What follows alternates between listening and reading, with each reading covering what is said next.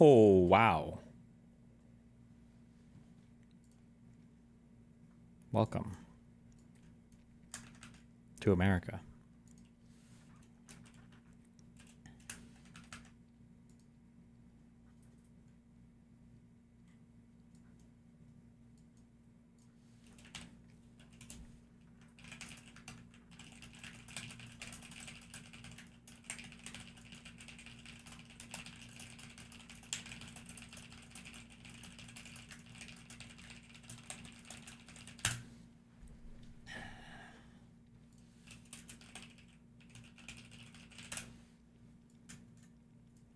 Is the background for my Destiny GG chat, is this black?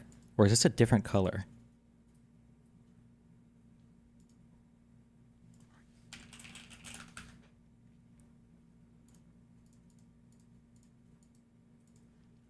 I noticed for my, oh no, wait. I don't know how this HDR bullshit works.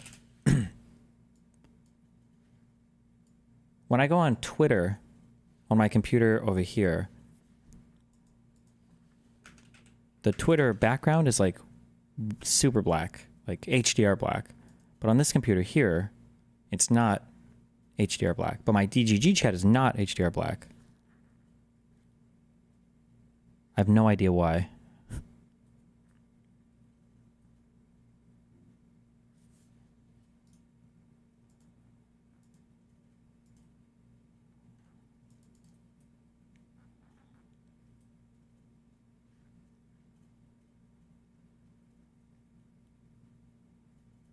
It's lighter than the black on Twitter. Oh, okay. That makes sense then. Okay, that's all I wanted to know.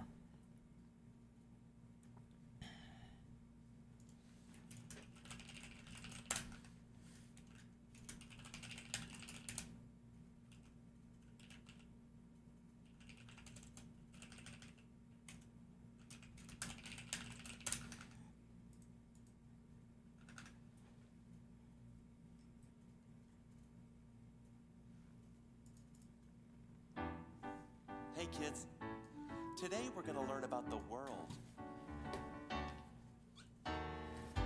Is this making fun of liberals or leftists? It's Bo Burnham. I don't think he's like a ultra heavily political guy. It's more like social-ish commentary.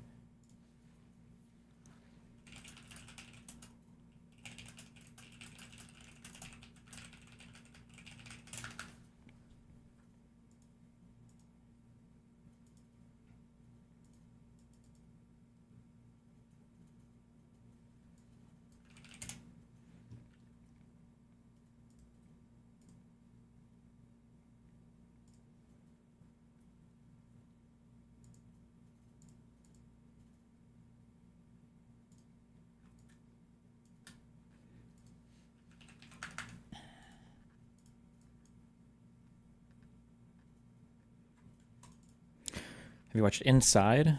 No, I don't know what that is. What does that mean? Uh-oh.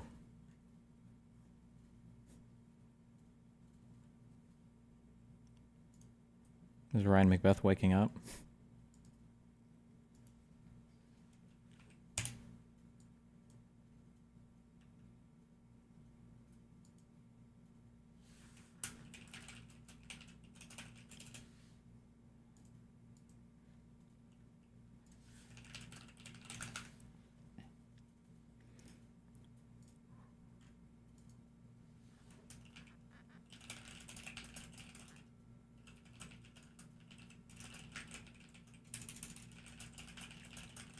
Oh my fucking god. Okay, quick random meme question that no one will be able to answer. Except maybe somebody will be able to answer.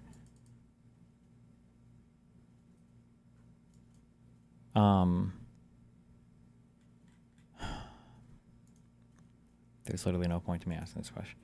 On Just Works, if you hire somebody and then you send out the email, but then you realize that it's like a different email, you need to do something different. Is there a way to just like cancel this without having to like schedule like a termination and all this bullshit? Is that possible? Does anybody have any idea? It's so fucking annoying.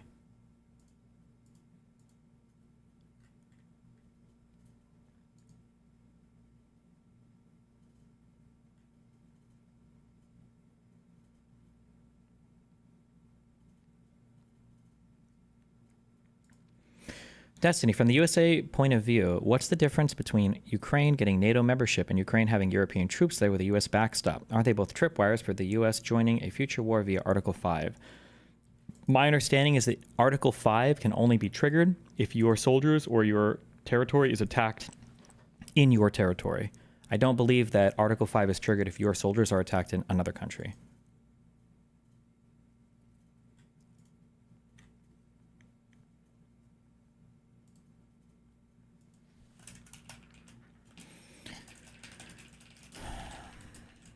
Hold on. Wait, we can watch this while I do this. Fuck. A lot of people asked me to comment on President Zelensky's meeting with President Trump on Friday, February 28th, 2025 at the White House. Look, right now I'm sick. I went to urgent care yesterday. They said it's not the flu and it's not COVID. I'm stuffy, I've been coughing, I have a fever, so maybe I have some advanced genetically engineered Romanian freaking rhinovirus that I brought back to me from Europe. Right now I feel like I've been run over by a dump truck. And the fact is that my latest novel, The Last Republic, is on deadline. It has to get sent to the editor, so I need to get that done. So I'm going to make this quick because I need to get back in bed and die. I titled this video, Are We the Baddies?, after a sketch from that British show, That Michael and Webb Look. Our caps. The badges on our caps. They've got skulls on them. Are we the baddies? And this comes at an interesting time because I was just in Poland and Romania visiting NATO sites and talking with NATO members. One of the sites that I visited was JTEC, or the Joint Analysis and Education Center. Or Joint Analysis Training and Education Center, sorry, I'm still messed up. It is basically a schoolhouse that's founded by NATO, administered by Poland, and run by Ukraine. The whole idea is that Ukraine has learned a lot over the last 3 years from their war with Russia, and their instructors come to Poland to help teach NATO members what they've learned, things about drone warfare, robotics, unmanned systems. It's a really neat school. It's a great idea for a school, and NATO is learning a lot from these Ukrainian instructors. All right. While I was in Poland, I attended an exercise where I watched dudes in ghillie suits attack a trench line. And that seemed to me like one of the stupidest ideas I've ever heard. Like, why are you wearing some hot-ass ghillie suit to attack a trench line? But what the Ukrainians have found is that wearing a ghillie suit not only breaks up your outline while you're moving across the field to hit the trench, it also lowers your thermal profile, so it makes it harder for drones to spot you. And that's something that Ukraine learned the hard way, and that they're sharing with us now that they have this school, this JTEC. Ukraine never really asked for anything more than weapons and ammunition.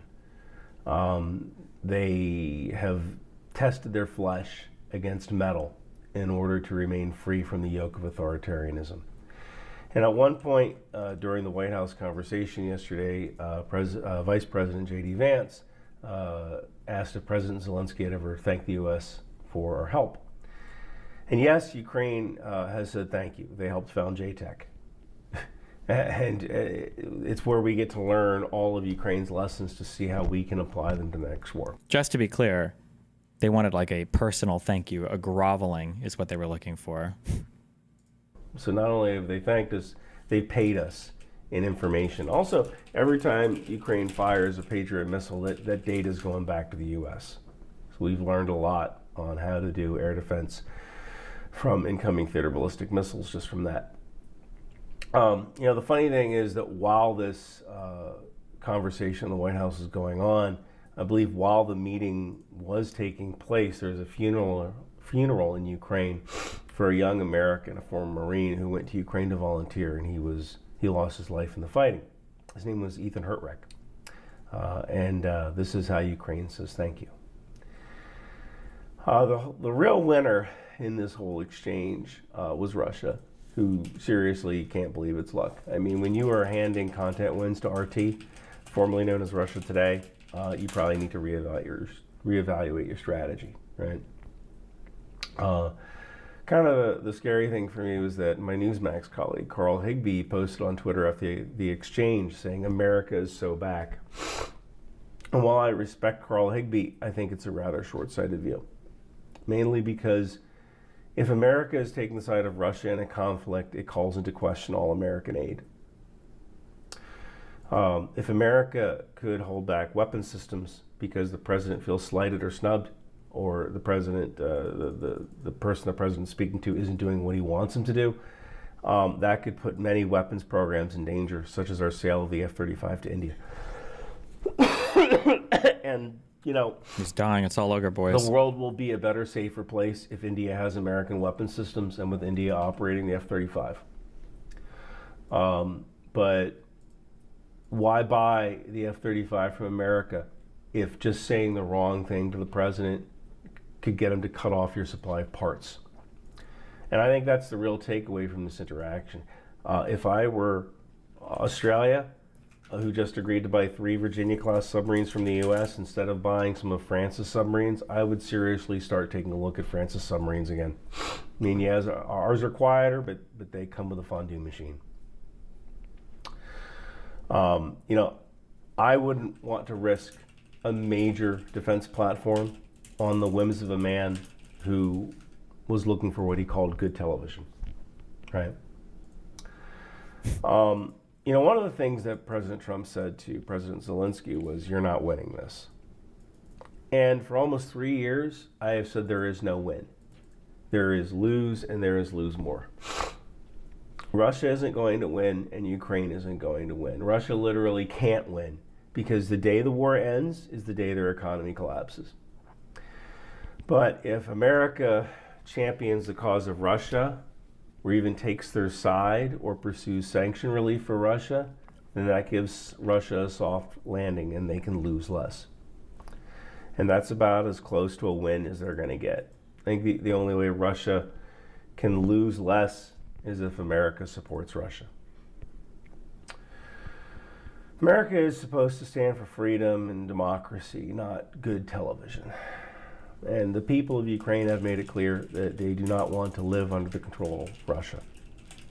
And yet we just handed Russia a victory essentially for free.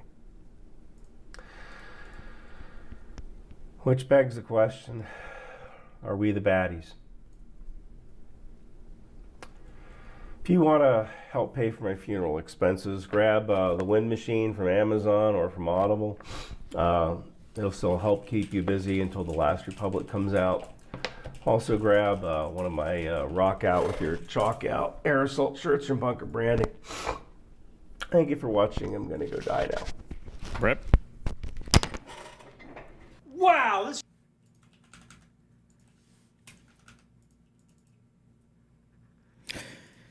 One of the challenges for the next few years is we have to convince the American public, because the administration, it doesn't matter anymore. So like somebody linked this in chat.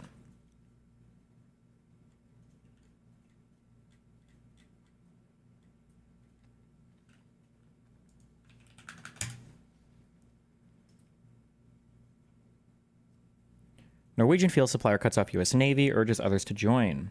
Haltback Bunkers. Haltbach Bunkers, a major Norwegian field company, has stopped refueling U.S. Navy vessels and is urging European firms to do the same.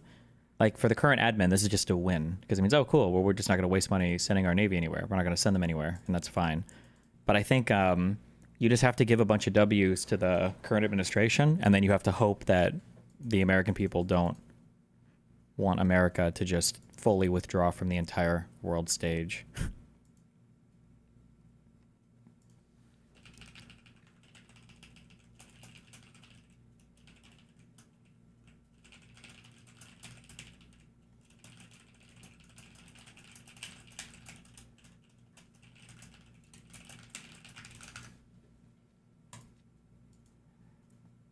Did I watch the Warren Smith video yet? The one that the short one he made about me, the one yesterday? Yeah, we did.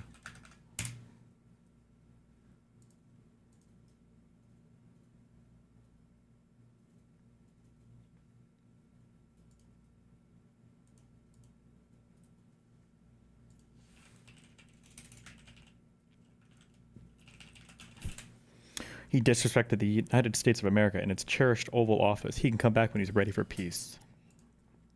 And they shot a fucking video? Why does Trump want to increase defense spending when he's pursuing detent? Detent? With China and Russia? I don't know. You're not asking the right, or you're not oriented in the right direction. I don't think there's like a coherent thing. I think we just like say things and then we'll do things. Like we want to, like they want to cut the Pentagon because smaller budget good, but they want to boost the military because big military good. Even though these things are contradictory, it doesn't matter. At the end of the day, it's not about like what is real or what exists in reality. It's just kind of like saying the things that make people feel good in the moment, and then you just move on to the next thing. So I think that it's probably detente. It's probably a waste of time trying to appeal to the current administration, and you just have to appeal, I guess, to the American people, hopefully. You only need like a few percentage points of people to make the party unviable, right? The Republican Party, that's all you have to do. You don't have to like convince like 50% of them, so.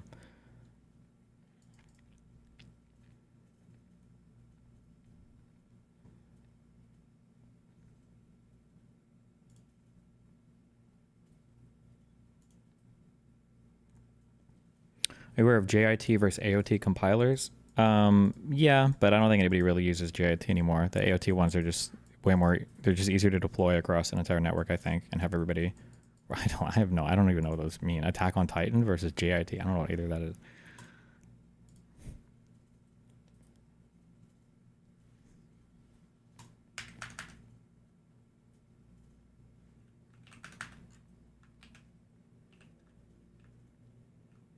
Just in time versus ahead of time. Okay. But convincing the general public means going against all news everywhere at this point. True. We need state governors to step the fuck up. Where's Gavin Newsom? Yeah, I don't know, man. There's a lot of like big things that have to change, and I just don't see. I don't even know if the will to change some of these things exists, so it's hard. Like, I think that Democrats, but like this is so hard because they love this messaging so much, or at least the ones that I see, or the progressive. The Democrats need to drop all the weird shit about like the billionaires and the donors. Like, it's not time to cut potential funders out of the party that might align with you in interests. Like, this is so stupid, the fixation on that. And the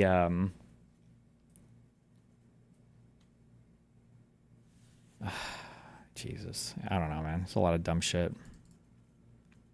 All the left media that doesn't care about actual elections is fucking stupid. The silence from past presidents is the worst. It makes it seem way more normalized. Past presidents typically don't speak on current things. I believe, did Bush not support Trump in 2016 or was it 2020? And that was considered, I think, a pretty big deal that he said that. Like, I think past presidents just typically aren't involved in current politics. It's just like a norm, basically. But I mean, yeah, they should be now for sure.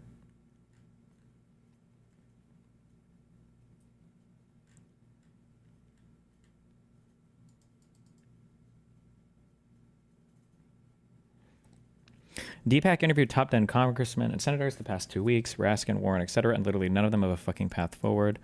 I like the Raskin guy. I don't know if he's like a good politician or whatever. I mean, he wins elections, but I just like him because he seems like he knows his shit. But nobody cares about that anymore, so.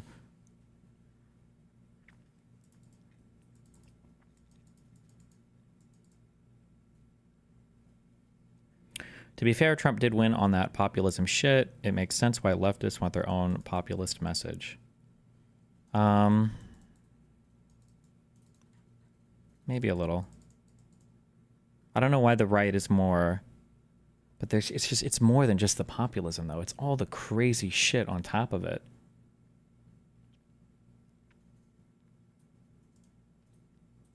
Watch this guy.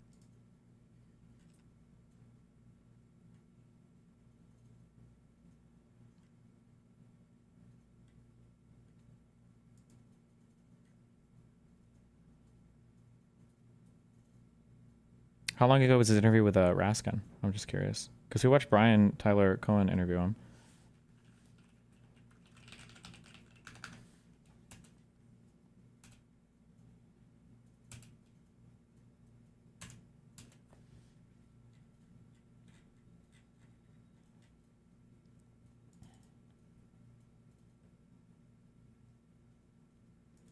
Leftists have much better propaganda than center-left liberals, and they can harness populism much like Trump does. Yeah, but they don't like... It doesn't translate electorally, like anywhere. Like where are all of our communist socialist fucking candidates winning elections?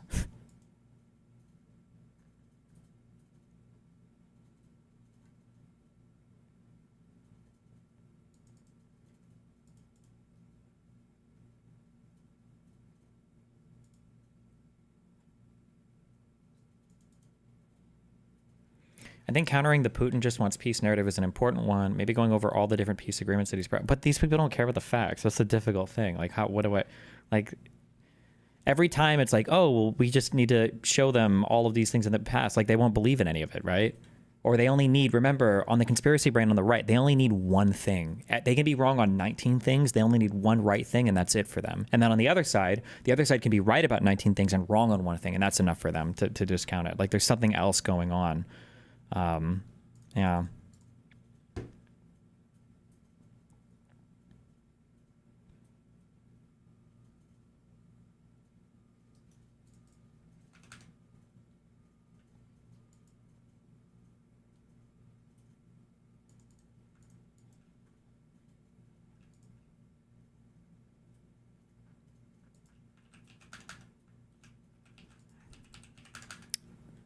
What is this?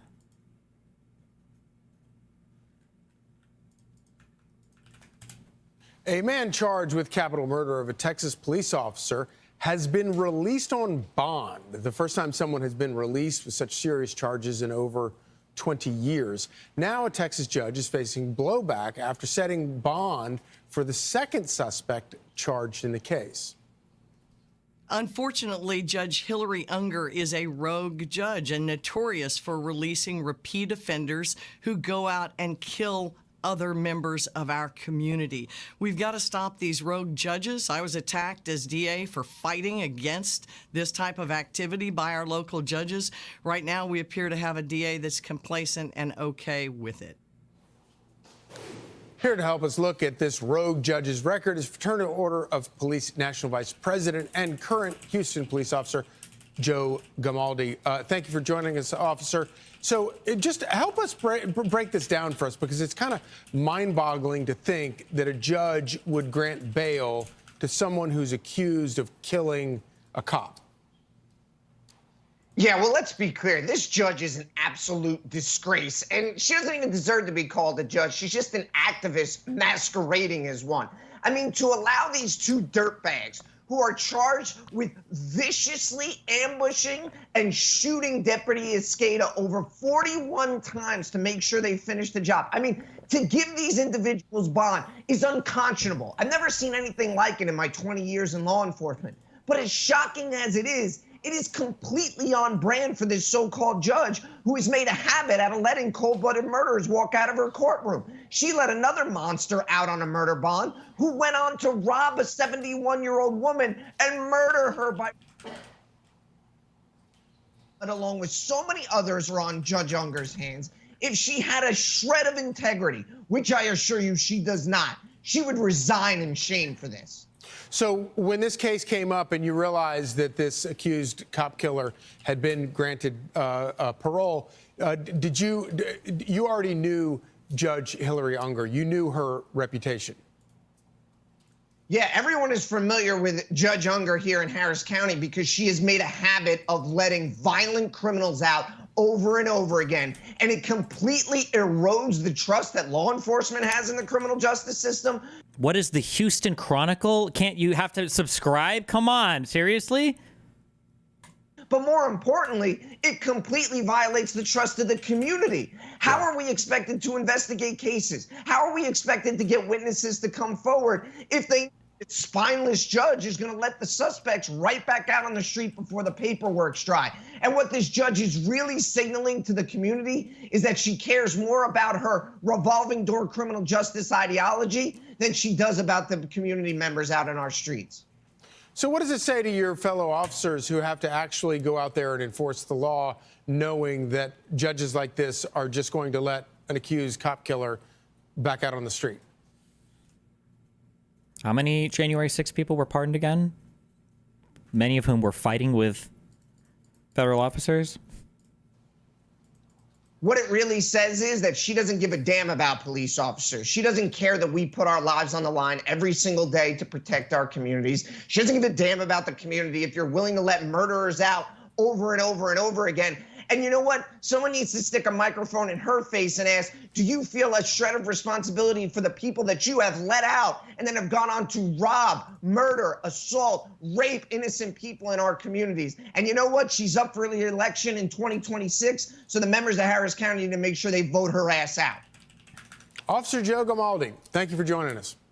Okay, somebody wanted me to go over this. I linked it in chat, but I can't access the fucking article, and I'm not subscribing to a random city's fucking media thing.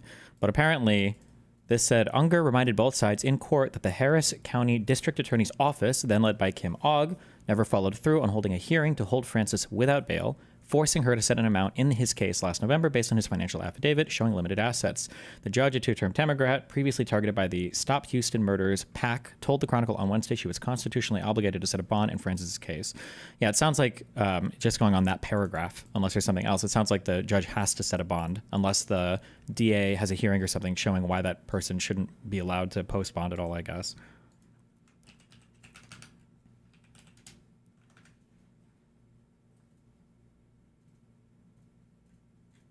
Wait, this says Judge Hillary Unger declined a no bond request from the former district attorney.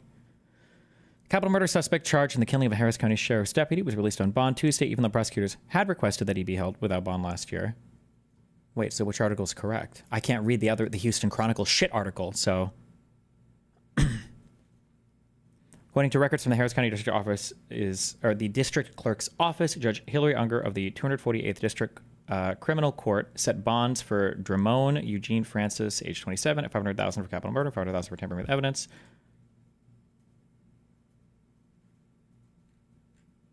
One of two suspects in this murder.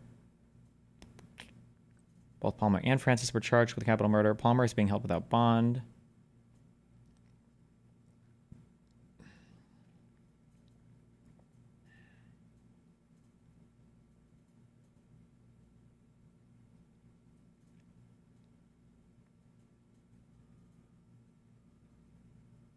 Oh, wait. So, Raphael Lemaitre, a spokesperson for new Harris County District Attorney Sean Terre, and formerly employed by Harris County Judge Lena Hidalgo. What the fuck are these names? Blamed former DA Kim Ogg. He said that prosecutors had failed to follow through on a request for no bond with a hearing, so the court could not lawfully hold him on no bond. Ogg told the Texan that her office always filed motions asking for a hearing, but that it was up to the judge to set the hearing and a trial. Harris County's bail bond practices were featured in a recent Texas Senate committee hearing on bail reform measures.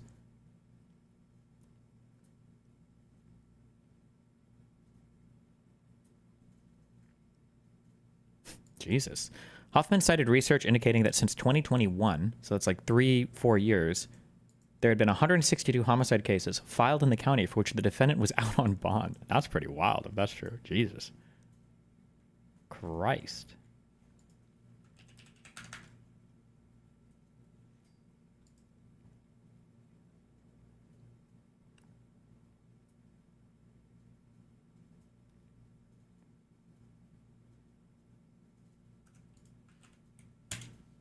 Here's the PDF.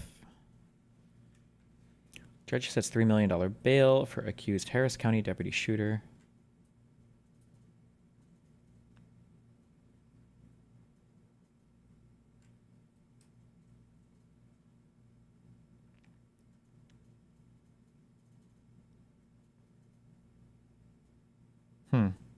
Well, I feel like the DA can probably request a hearing, and then it's up to the court to schedule it. I don't know if the judge schedules things or if there are other people that do it, but I don't know I don't know whose fault it is. I guess you'd have to just post receipts.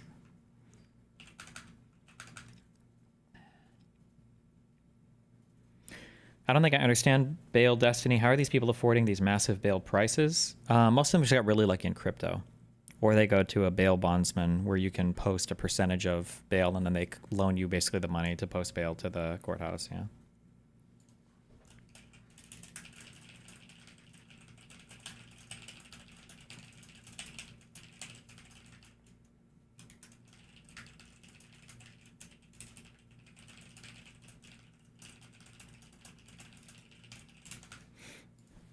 Ugh.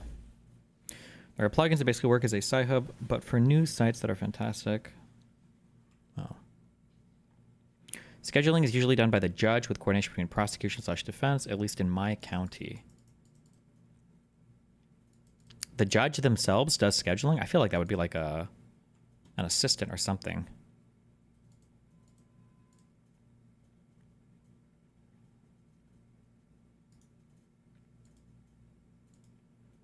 Didn't conservative judges keep saying that norms and decorum are so important for the judicial branch? Exactly, because that branch holds no way to enforce its will. Do you think they will come out and defend the branch's authority, or will they roll over? Good one. What is the what's our next deadline for this TRO shit?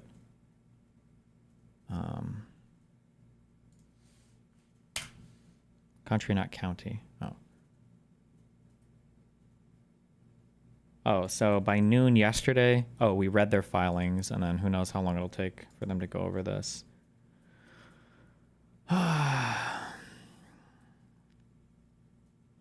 March 10th.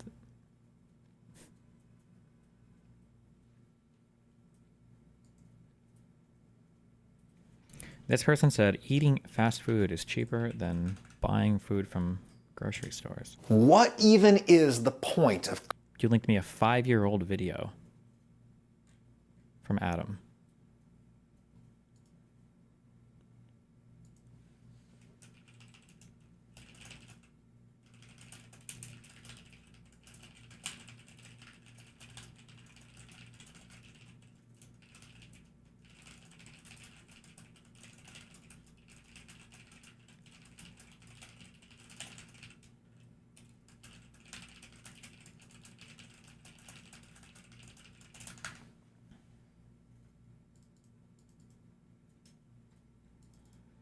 If the Supreme Court blocks the TRO, I just don't know why you would follow any law in this country. I don't know why the fuck you would ever do anything. Well, as long as you're being loyal to Trump. Like, if you're going to commit crime or do something, you should just wear a MAGA hat, right?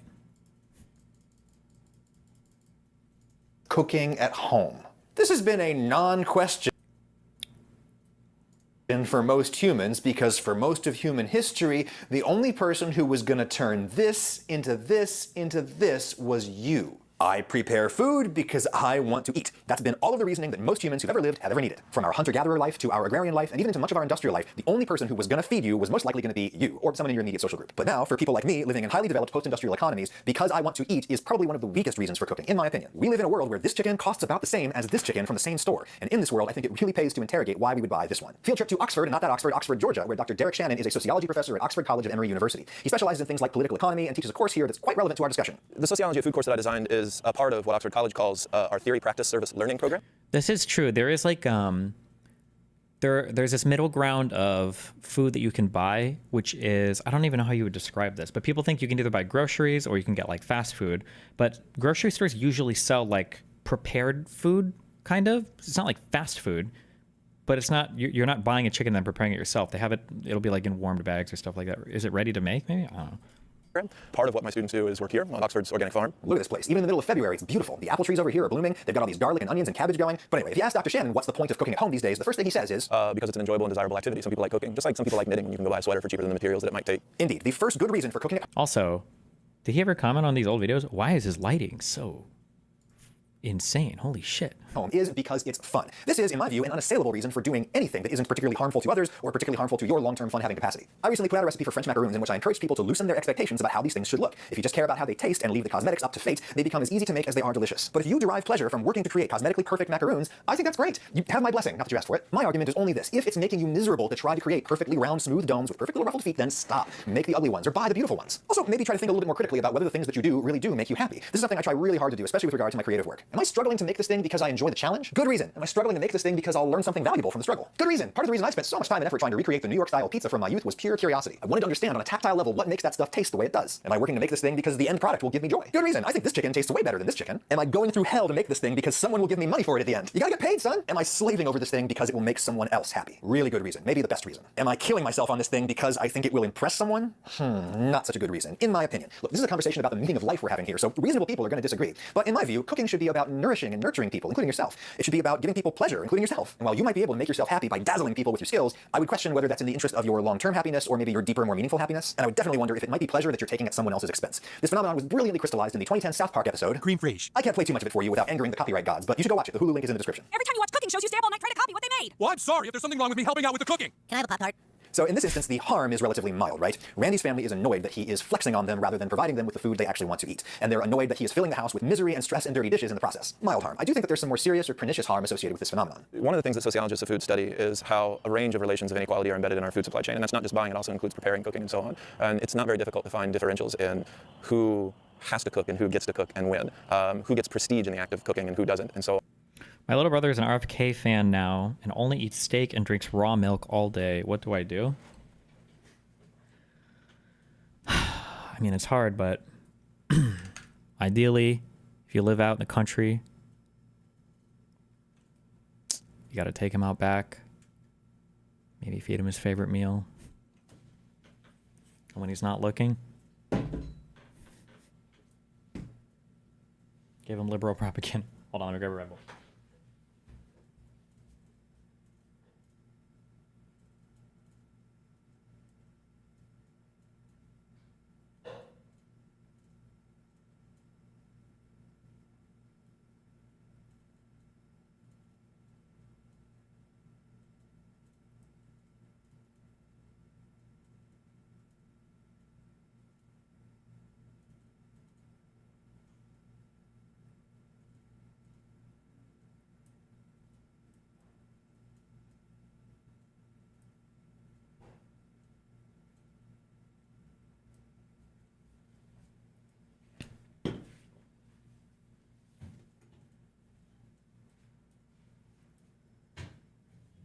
Fuck, it gets cold in this room.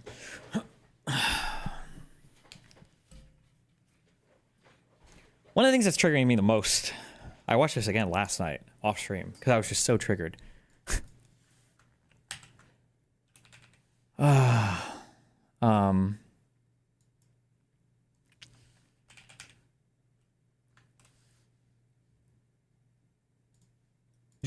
the Elon Musk.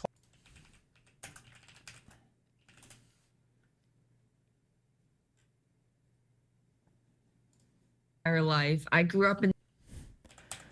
I listen to this again and again. It's more annoying to me that was it Milo or was it Flint? One of the two archaeologist guys, I think it was Flint.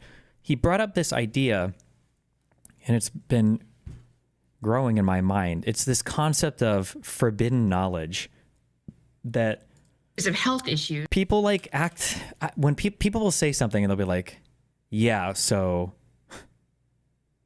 my sometimes my zipper when I zip up my jacket, sometimes it's really hard to like start it like at the very bottom, like it gets stuck and it's so annoying, and you're not allowed to talk about this."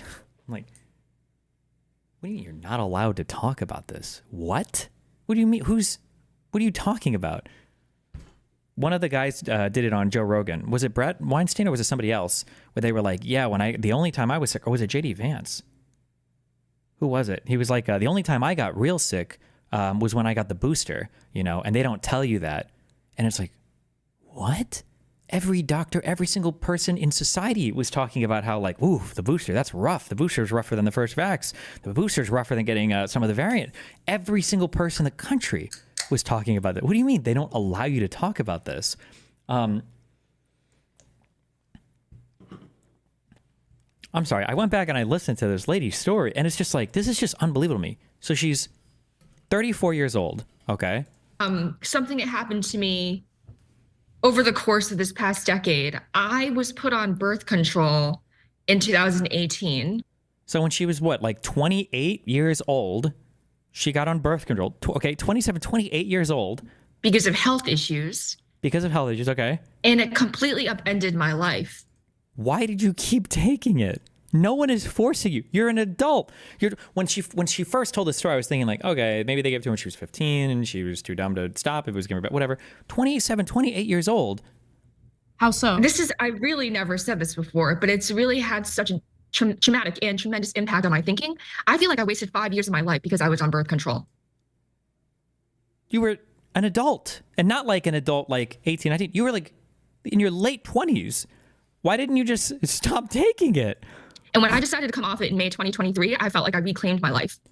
Why is this so dramatic? Well, how did you decide? Did you escape the man force feeding you every morning? Like, and realize that conservatives were right about birth control.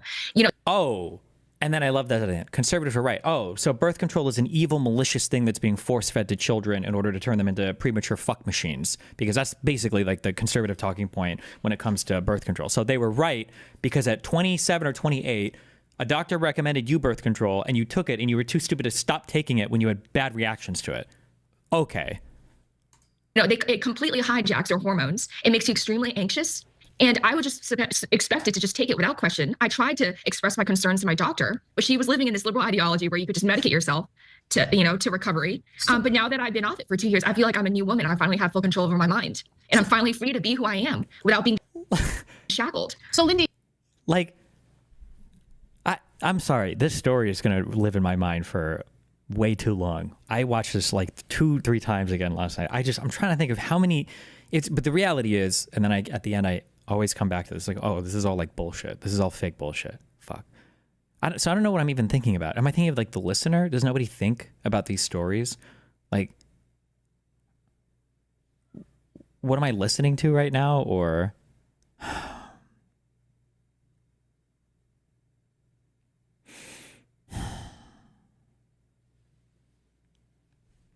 have you watched the Neil Ferguson and Sam Harrison new episode from yesterday? No.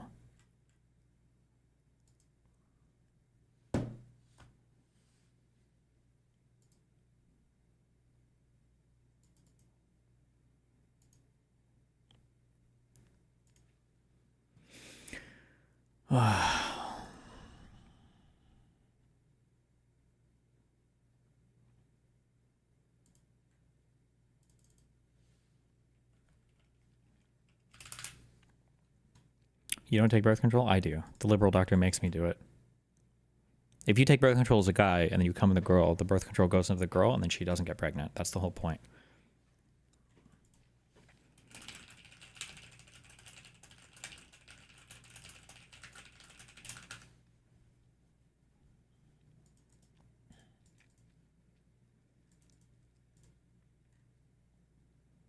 Do you think IQ or EQ is more important? I don't even know if EQ is a real thing. It feels like a meme thing. Theo Von deleted his post shitting on Zelensky. Good sign? Is it? He probably just got some pushback and stopped, but the fact that he even has that opinion is fucking crazy.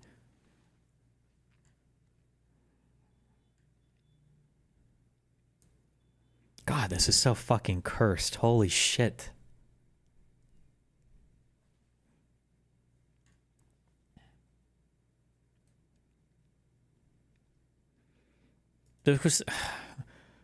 What if Putin breaks the ceasefire? Whoa! What if a bomb drops on your head? Like, what a crazy, stupid.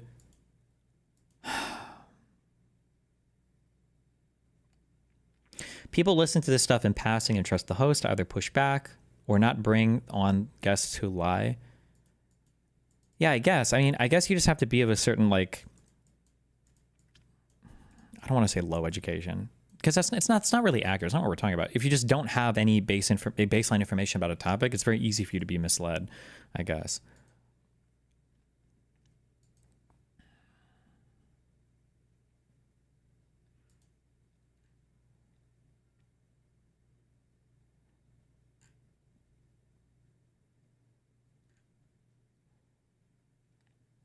When you see JD Vance's tweets and fully understand why his mom traded him for some perk 30s. Was his mom a crackhead or something?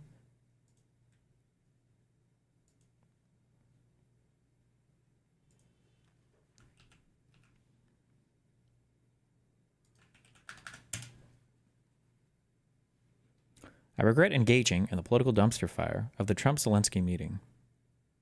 I simply want to do my small part in building bridges and pushing for long-lasting peace. I'll try to focus on that through long-formed, nuanced conversation with people on all sides.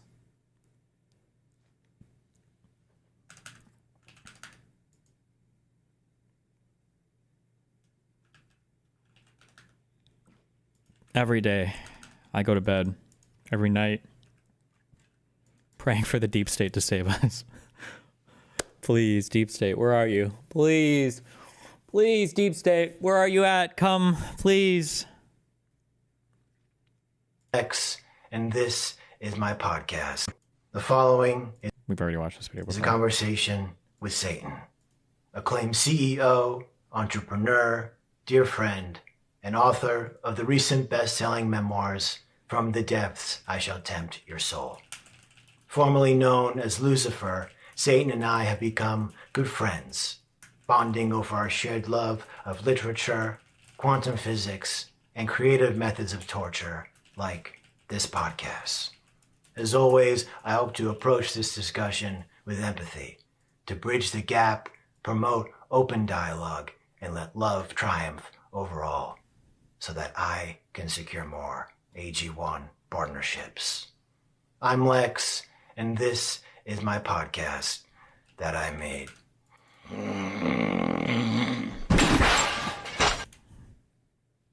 I'll start talking.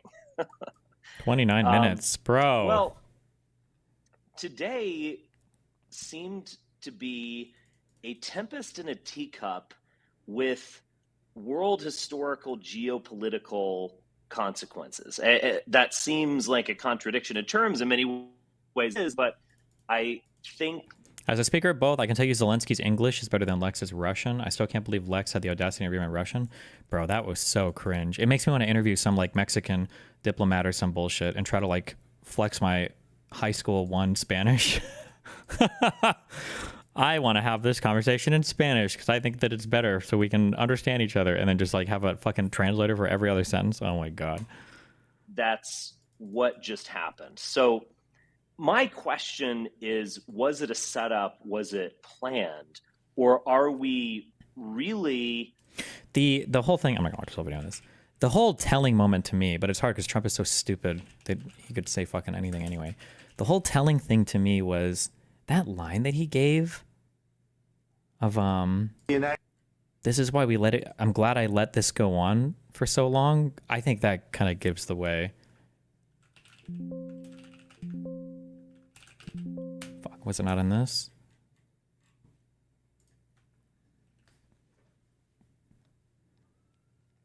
The United States of Can America. I reiterate for the 7 millionth time, although it doesn't matter and I'm just a boomer screaming into the wind, how much I hate searching on the internet these days. We have all the advanced technology and so much shit. 10 years ago, if I would have searched for like Trump Zelensky interview or whatever, or meeting, I would have gotten the full video and like my top 5 results. Okay, here we get this. I just needed one more word, I guess. And now it's like clips and all this other stupid shit and what the and reactions and fucking Christ. But okay, we needed to add meeting here, I guess. All the LLMs and AI in the world couldn't figure out what I was looking for. Thank you.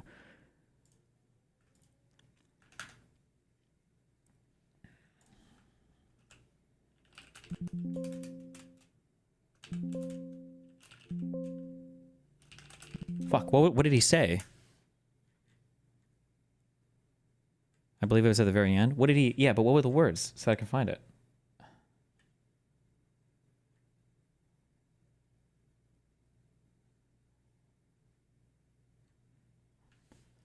Yeah, I thought it was like glad. I'm glad I let this go on.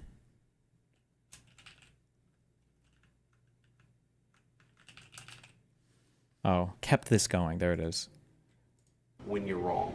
We know that you're wrong. But you see, I think it's good for the American people to see what's going on. I understand, sir. I think it's very important. That's why I kept this going so long. You have to be thankful. Like, for him to say that after this blow up is like, feels so malicious. That's an insanely malicious statement. Which makes me feel like this was... I don't know, man. Would they really have like planned the whole thing out? I wouldn't put it past them.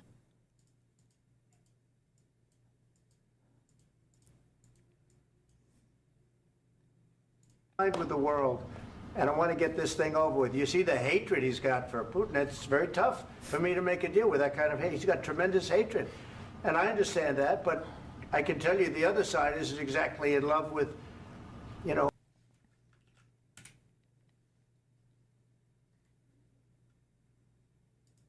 I'd be so tough, but you're never going to get a deal that way. So that's the way it goes. All right, one more question. Hey, I will respond to this. So look, For 4 years in the United States of America, we had a president who stood up at press conferences and talked tough about Vladimir Putin, and then Putin invaded Ukraine and destroyed a significant chunk of the country. The path to peace and the path to prosperity. Can you guys please stop saying they were ready to make the deal? Unless you can link me an article showing that Zelensky was ready to sign a deal with no security guarantees, you are wrong and retarded. I know that you want to link something that says, oh, Zelensky was going to Washington to sign the deal. Bullshit. There is no shot he was going to sign any deal that didn't have some kind of security guarantee baked in. I don't believe that. It would be pointless. It wouldn't be worth anything. I don't believe that that's the case, that he was probably going there with the hopes of signing one, but it was after getting some kind of security guarantee from the United States. Is maybe engaging in diplomacy. We tried the pathway of Joe Biden of thumping our chest and pretending that the President of the United States' words mattered more than the President of the United States' actions. What makes America a good country is America engaging in diplomacy. That's what President Trump is doing. Can I ask? This is ridiculous, dude.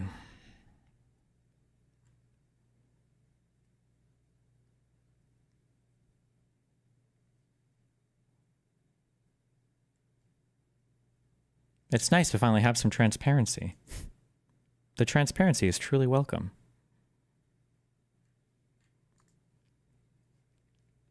What do you think explains the liberal media refusing to hold Trump accountable? I think that, I don't know. I think that they're still a little bit traumatized from being accused of like having Trump derangement syndrome over and over again.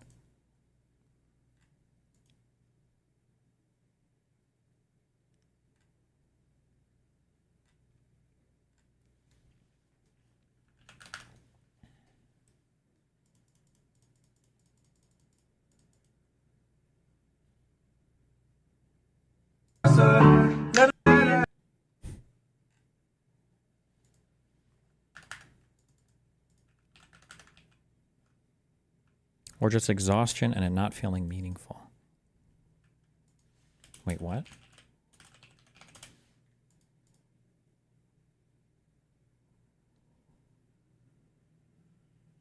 You should watch that Sam Harris video. The other dude's takes are crazy.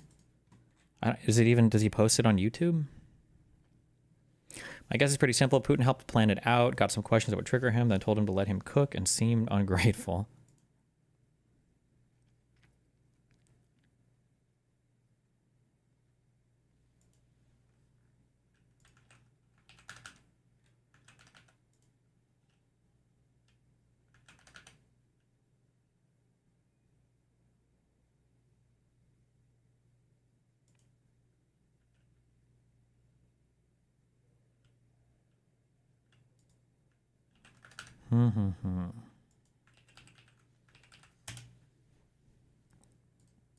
Country, and I think it's ridiculous that we're focused on this border in Ukraine.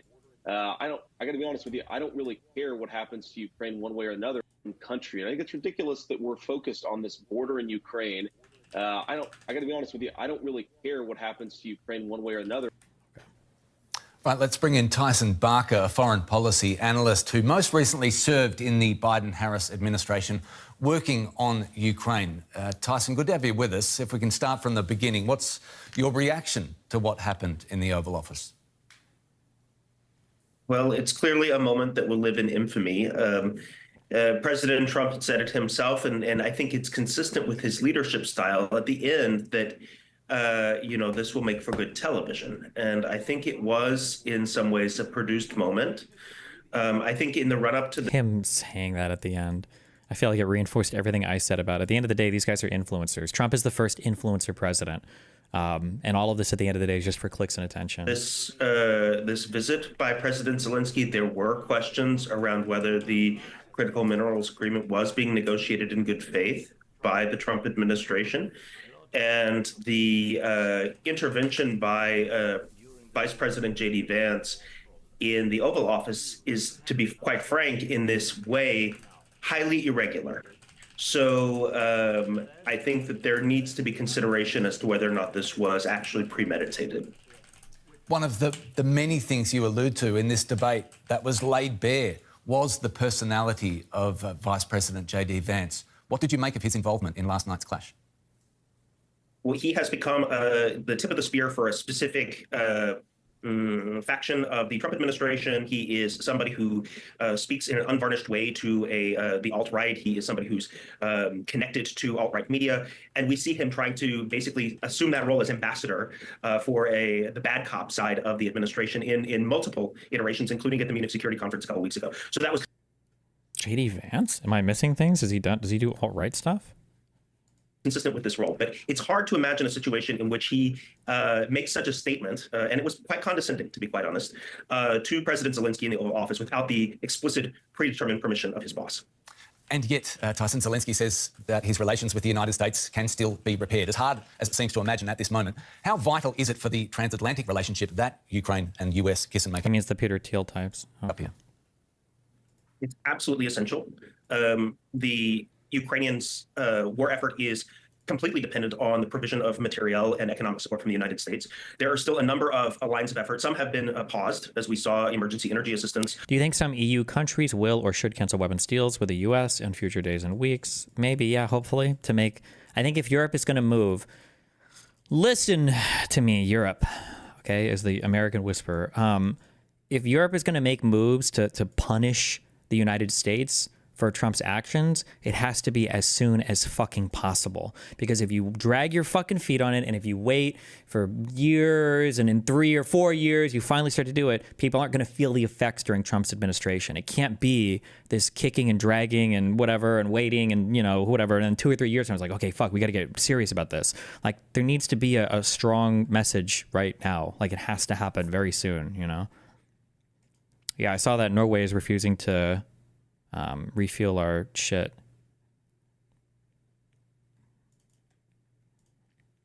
I think there should also be a huge boycott of everything having to do with like Tesla and shit. I think people should boycott the fuck out of that. Although I guess it's hard because if you already have a car, I mean, if you have a Tesla, you can trade it in anyway. Fuck it. You're probably wealthy enough to do it. Do you think that the average American cares about the suffering and deaths over there? Like, is this a possible valid attack in the midterms, or will it just not matter? I think in a way, Ukraine doesn't really matter at all to people in the United States. And I think in another way, it's like the most important thing to people in the United States. I think that the actual factual matters of things don't matter. Nobody really cares. Nobody knows what's going on. But the story and the narrative of what America is, or what America should be, or what America represents to the world, I think Americans do care about that. But again, the issue is that the concept of America has taken such a beating.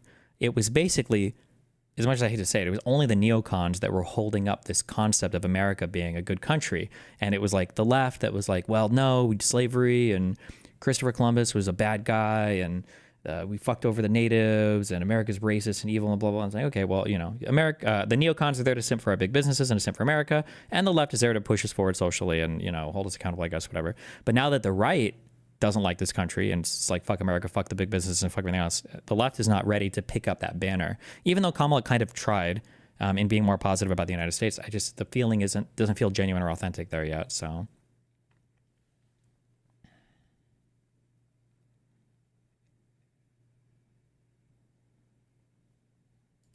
Was paused yesterday. The provision of future weapons is under consideration to be paused. This would have an extremely deleterious effect on Ukraine's war effort. But I have to say, and this is where Zelensky has a unique brand of leadership, and the man has stared death in the face and has a spine of steel, that they are not going to do everything to win the U.S. support. What the Trump administration has done in this case, and what President Trump has said, is basically, you are now at an asymmetric and weakened negotiating position. You are not in a position to ask for concessions in any kind of ceasefire. Do you just reject the idea of the mineral rights leading to this administration's desire for security of Ukraine? I don't think mineral rights are a big deal at all. It's just some random retarded negotiating chip that they can use to bargain for whatever. I don't think it matters that much. And it's not like there are that many. Like, Ukraine doesn't even have that much in terms of exploitable resources for how much Trump seems to be making a big deal out of it. It's just not. Position. You are not in a position to ask for concessions in any kind of ceasefire. And that seems to indicate that Trump is biasing himself in any peace negotiations on the side of Vladimir Putin. And that is obviously very worrying for not only Ukraine, but also Ukraine's European allies, who came out in force in the media yesterday after this event to reaffirm their support for Ukraine. Yeah, Trump said Ukraine didn't have the cards to play. It did feel like he was also talking to Europe. Does Europe have any cards to play? If not, how does Europe arm itself with those cards to play in these negotiations?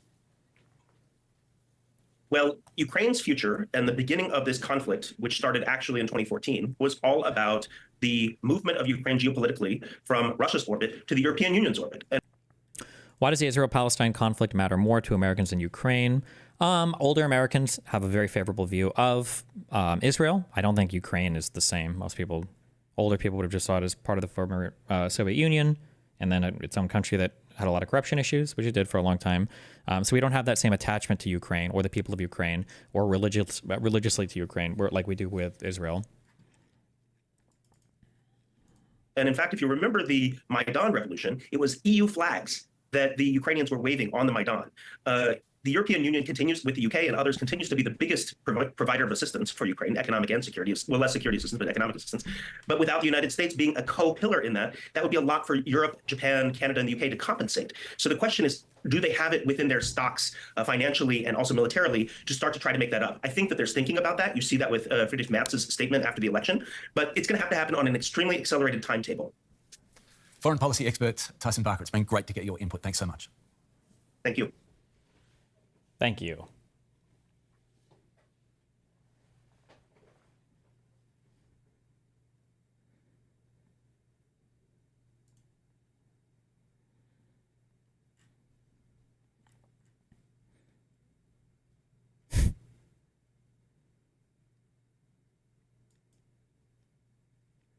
Is anybody else having a thing where in DGG chat, I don't know if this is in other places, Google Chrome doesn't make your link purple after you click it? Why? The fuck? A very good chat question, because you guys make everything sound so simple, sound so like to face value. It's like back in the days when there was COVID and the vaccines. A lot of the vaccines went to fucking waste. You know that? A lot of the vaccines went to fucking nothing because they just expired. They went to nothing. Why? Because they had to give our their own people, right? Do you think the mineral deal is more to do with Trump needing to be seen as a win? Like it's something to accept purely for optics and Zelensky wasn't properly clued in about this? I just don't know. I think Trump is just trying to extract as much from any situation ever. Like, don't let a good crisis go to waste, like that saying, except on steroids. I think that's just what it feels like. The vaccinated themselves, right? The U.S. people, right? They have certain supplies, certain predictions, and a lot of it was superfluous, right? But that's fine, right? That's just the cost of business, right? That is just. But then, of course, you're gonna come across people are saying, "Yo, dude, why do we have like 3 times the amount that we need? A lot of it goes to waste. Just send it to other country." Yeah, that's fucking brain dead. That's a minus IQ dumbass shit. That's because that's just the way it is. Like, oh man, if people say question mark, okay. Wait, nobody said that. If you guys completely forgotten. How is this relating to this? Dude. I don't know how much it's gonna cost exactly to go out and eat dinner. I'm gonna bring $60. Okay. Oh wow. Guys, you bought a steak because you're very hungry. Oh my god, dude. It's too much food. You didn't eat the whole thing. There's 20% left of the steak. Dude, you should have gotten a smaller steak. Dude, dumbass. You should have ordered, obviously, the smaller one. No, sometimes there's a little bit over, and you can't send it. My coworkers are all 3 flavors of Trump supporters. I went really hard on them before the election. Do you think I should change tact and try to be softer? I waffle back and forth a lot. For people in your personal life, you should always be soft, unless you don't care about their opinion. You'll never change somebody's mind in real life by being like super brutal. You always have to just kind of be soft, ask questions, poke and prod like very gently, and try to appeal to their values.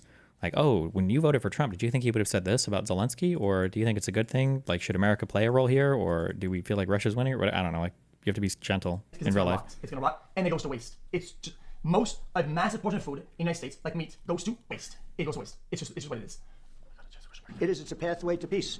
It's a pathway to getting something solved. And I feel that as the head of this country, I have an obligation to do that. Plus, we're very much involved. We got involved. It's too bad we got involved. Because there should have been no involvement, because there should have been no war. And there shouldn't have been October 7th. That would have never happened. As you know, Iran was... This is minutes. I don't know what you want me to watch this for. What? You know, it's actually crazy. I love when people say, "Oh, dude, too much money in military. Put $0 in what's my $10 goal going to military? The same people that say that are like, dude, send 1,000 trillion to every nation to help with the wars going on. Brother, you cannot have it both ways. It's not something you can have both ways. But I can see how maybe the rock's gone to your brain. It's gone inside. This is what you told me back then. Will Ukrainians survive without Congress support? Of course. How many? Oh, explain. Not all of us. It will be tragic. I'm not wrong. Explain. Okay.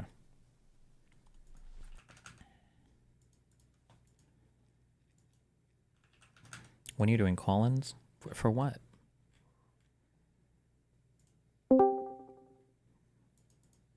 There, I'm in my Discord.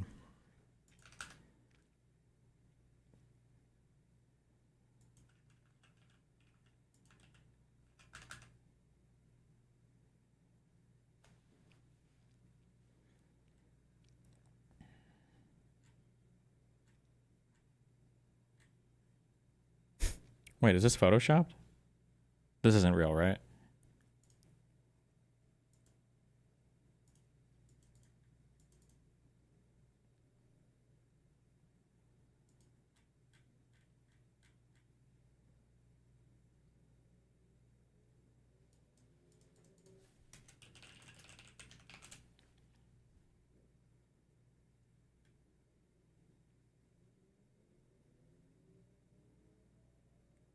Your link issue is solved by disabling this Chrome flag. What the fuck?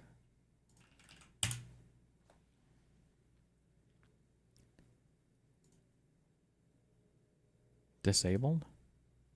Relaunch.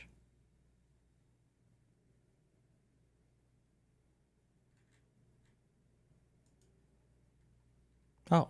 Oh my god. He did it. What a god.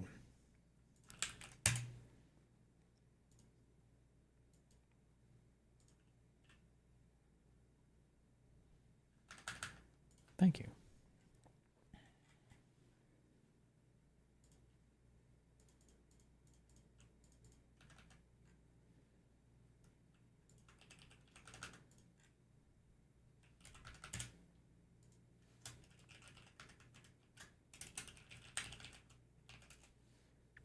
All of America.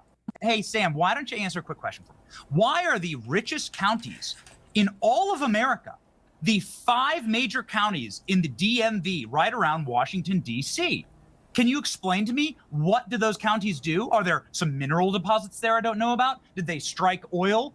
Is there some type of rich industry that's created around Washington? Maybe you can answer me that question. Why are those people so filthy rich? You don't seem to like rich people, so maybe explain why. I can answer that question. What does D.C. Do you want me to make, answer it? Sam? It's lobbyists. It's lobbyists like all of the ones that have been appointed to Donald Trump's cabinet and to political positions. Rich lobbyists for all sorts of these industries that you supposedly have a problem with. I mean, that's where all the money is being made. It's not being made by federal workers. It's being made by lobbyists. And those are sent by corporations. If you will join me as... What is the average salary of a lobbyist? I feel like there's no way these guys make like millions and millions of dollars, no? Aren't there a lot of like... Am I making this up? Aren't there a lot of tech and defense jobs around the DC area? I know that I lived with at least one person who worked for a private military contractor up there. Like, I feel like there are a lot of... It's part of my campaign that you're interested in me running the Democratic Party, in calling for Donald Trump to fire all of the lobbyists he's hired so far. It wouldn't leave many people left in the government, but... Is there a better line of attack against Benny Johnson in this case, though?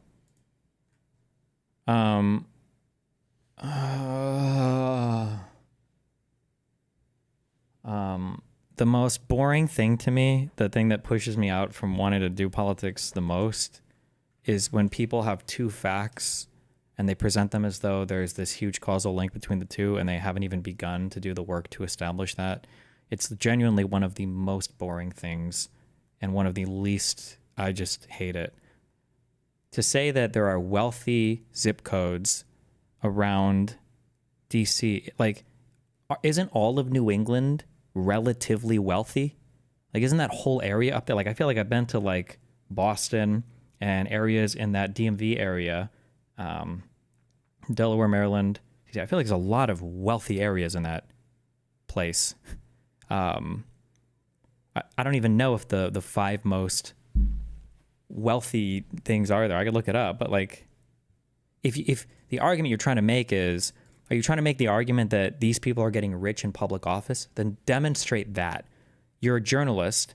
Wipe the smug, shit-eating fucking retard grin off of your Russian-compensated face, because that's what he got paid for, was to do Russian propaganda, which is what he does in the United States, and do some fucking homework for once in your life. Treat your job like an actual serious endeavor and do some research and actually demonstrate with some sort of proof that people are getting paid a disproportionate amount of money for working in DC, instead of just tying in 2 facts together that my 13-year-old son could find during recess. It's fucking retarded. So I don't know. What would my response be? It's the dumbest, most like, on January 20th, you guys said the world was going to end, and then Trump was elected and the sun rose. Like, explain that one, liberal. How did the sun come up when Trump was elected, if not because of Trump? It's just like, I'd rather honestly just kill myself than try to have that conversation. Like, ugh.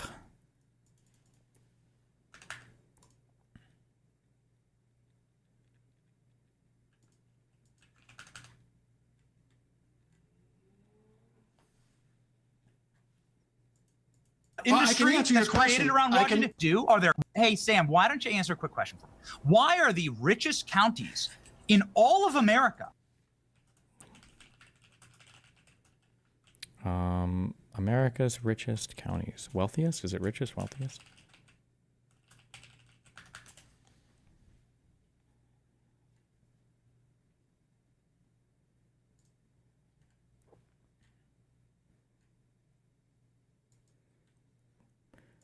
Yeah, how about we not do the one at a time cancer bullshit?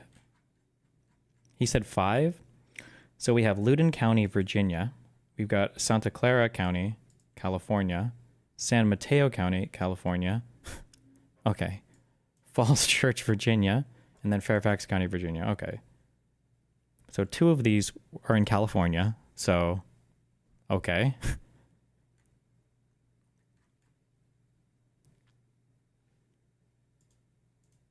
What was the claim? Hey, Sam, why don't you answer a quick question for me? Why are the richest counties in all of America, the 5 major counties in the DMV right around Washington, D.C.? Okay, so the claim is wrong. I would just say, oh, your claim is wrong, and then I would just stop there. I wouldn't even waste my fucking time. But then afterwards, I don't know, why are people in Loudoun County so rich? I mean, you can look it up. My guess is going to be there's probably a fuck ton of generational wealth here. It's a New England area. Families that have lived here since probably the founding of the fucking country. But they're not even like so filthy rich that you would think that like, did you know that Loudoun County is the richest county in the country? Oh my God, really? Yeah, bro. What do you think their median income is? I don't know, man. Like $1 million probably? No, it's $178,000. Oh. Like, okay. Not New England, brother. What counts as New England again? New England. Honest to God, I just say all 13 original fucking states. I call them all New England. Connecticut, Maine, Massachusetts, New Hampshire, Rhode Island, and Vermont. Oh, okay. Whatever. Fuck you. Damn. Okay, not even whatever. No one cares. East Coast, okay.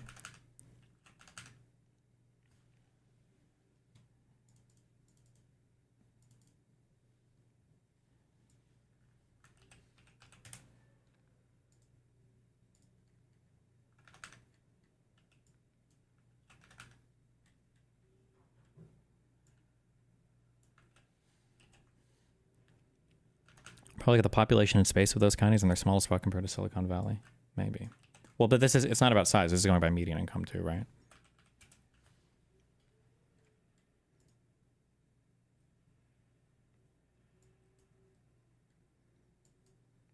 Is there an easy way to bring up the median income of all the districts around DC?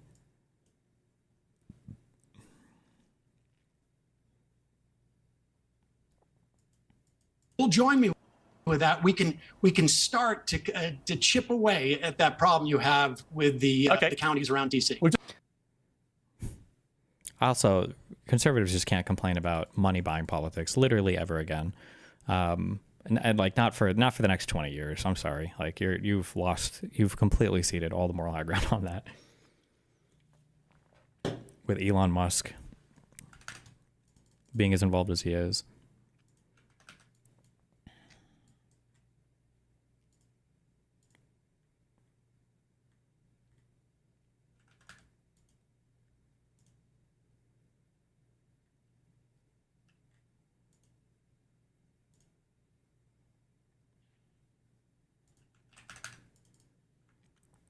How does Benny Johnson still have a career? I think he's tapped into like the normie MAGA audience and he does content for them.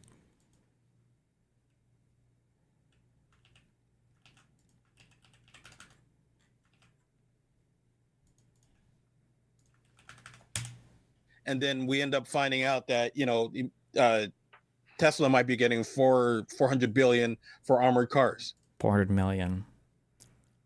Billion would be an insane amount of money, but or we find out they're not doing that. or they might or that they might be using Starlink.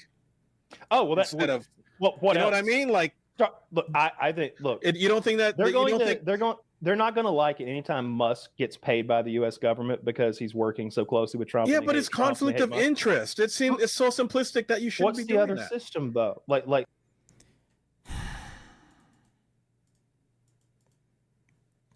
Do we even know like what conflict of interest means anymore?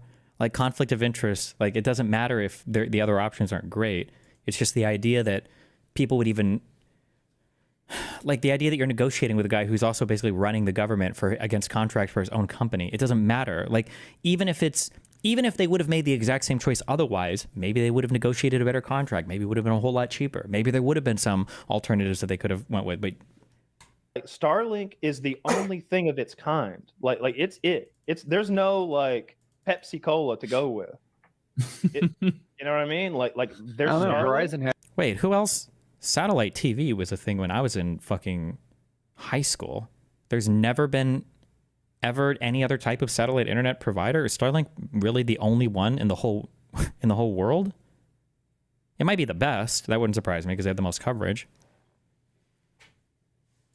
You don't think there's something wrong with the guy in charge of the budget making money from the budget? Well, he's not in charge of the budget. He has no. He's in charge of cutting the budget. You don't think that there's a conflict of interest of what he's doing? Like this is like this should be a 14.5-minute conversation just on this topic because like you're clearly not in the proper headspace to even have a real conversation if you can't admit this, right? Remember, Hunter Biden, who wasn't even in office and had no influence whatsoever on any policy at all, him being on the board of an energy company in Ukraine was enough to investigate fucking Joe Biden, okay, for 350 centuries, okay? But now when it comes to the U.S. government negotiating its own contracts against a guy who is auditing every single department who's best friends with the president, well, I mean, like, get the fuck out of here. Oh, my God, get the fuck out of here. This is so disingenuous. Waste in presenting that to the president of the United States that we elected.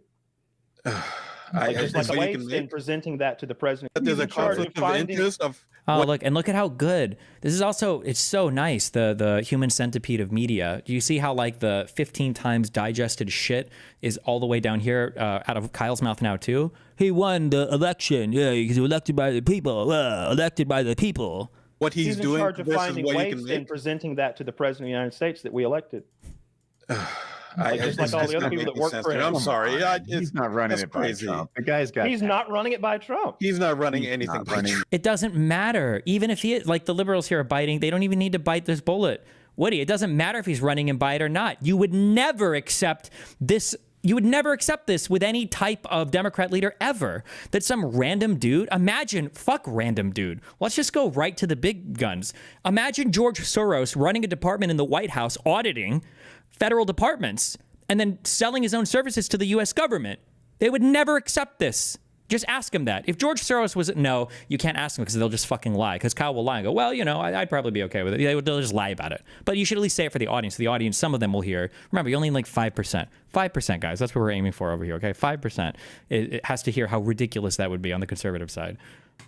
Trump. No, Trump is a handler. Trump is sleeping during the press conferences, bro. So you think that Musk finds the waste, and then he goes and writes an executive order to stop it himself? Like obviously. And then look at how like Kyle phrases it in the most retarded way possible. Woody's response should be, this is what Woody's response should be.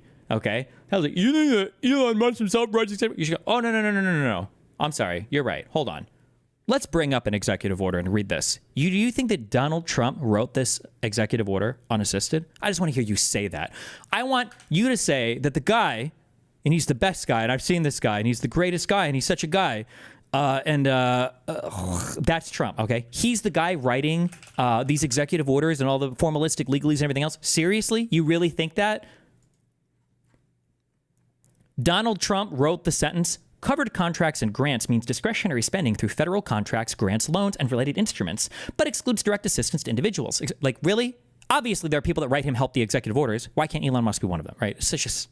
He goes and writes an executive order to stop it himself. Like obviously. You think there's an executive order for these things? That's what you're saying. You're saying that Trump is signing an executive order to cut Sesame Street. That's what you're saying? I don't know how. Well, you made it up, I think. Like, I really think... Oh! How did Kyle go from, you really think this is how it works? To then Woody asking him a question, I was like, well, I mean, I don't know how it works. Oh, well, thanks for clarifying now that you've been called on your bullshit.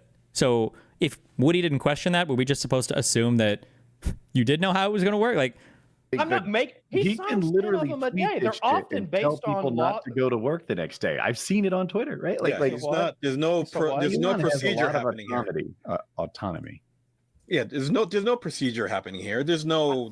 Also, keep in mind that while we are dooming on Trump, okay, so in a way, this last month has been both absolutely horrifying, but he's also been absolutely ineffective as a leader as well. Trump has not done anything in terms of agenda setting for Congress. Trump, like nothing is there. The budget stuff, I think, is in mayhem right now. I don't know if Trump's provided any guidance whatsoever.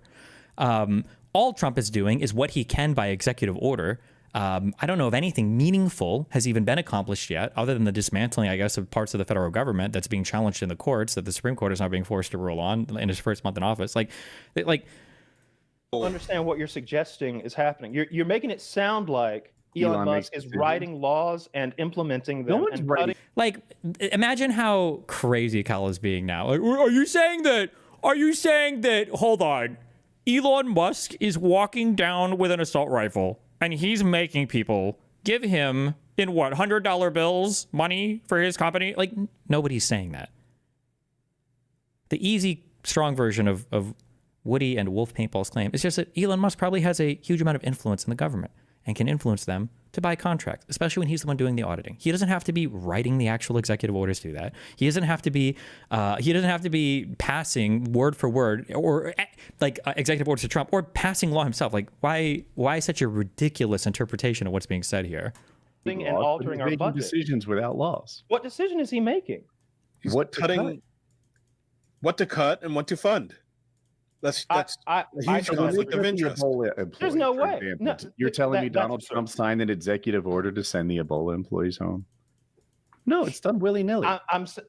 Whoever sent the Ebola employees home, it wasn't Musk. He didn't order them home. So USAID did it for fun? How do you think this stuff happens? Like, did they get bored? It wasn't his. It wasn't. But it's under his watch. It's his people doing it. He should ask him, how do you think that happened? What do you think was the chain of events that led to them going home? Yeah. It's his organization doing it. Yes, it is. Thankfully. So it is Musk. That's like saying the Secretary of State is working autonomously, or the Secretary of Defense. Because they follow there's a judicial. That's why you have three separate forms of government to watch over the other. You have the judicial. Fuck, he missed it. I thought he was going to say it, but no. When the Secretary of State or the Treasury Secretary, when these guys do things, he was saying it, and then he switched to this three branches thing. I don't know why he did that. They have procedures that they follow. I'm sorry. What department is Elon Musk a part of? Elon Musk wasn't even named the head of the own fucking Doge department. So that should have been the question. What department is Elon Musk a part of to be cutting anything from USAID or the Treasury? or the SSA or anything. How our government system works. It's our system. Okay, What I'm saying to you is the president is perfectly within his power to hire someone to go to work for him. Then why are TROs being issued in multiple federal courts stopping exactly this type of behavior? This is, why am I? You make it sound like he needs the president needs to be in there hacking through, like running through code. No. I think he's saying I that said you make the president has no idea what's being. As if the president has to have complete control and he has to have his hand in every pocket. You're making it sound that way. I said no. Listen, no. He said that Elon's doing it without the president, and you're like, no, the president is signing executive orders, making sure that like the checks and balances on everything Elon does. I'm like, no, I think Elon's working with a lot of autonomy. A word I don't know. Autonomy. I don't think that anything is happening. I don't think any changes are happening without Trump's okay.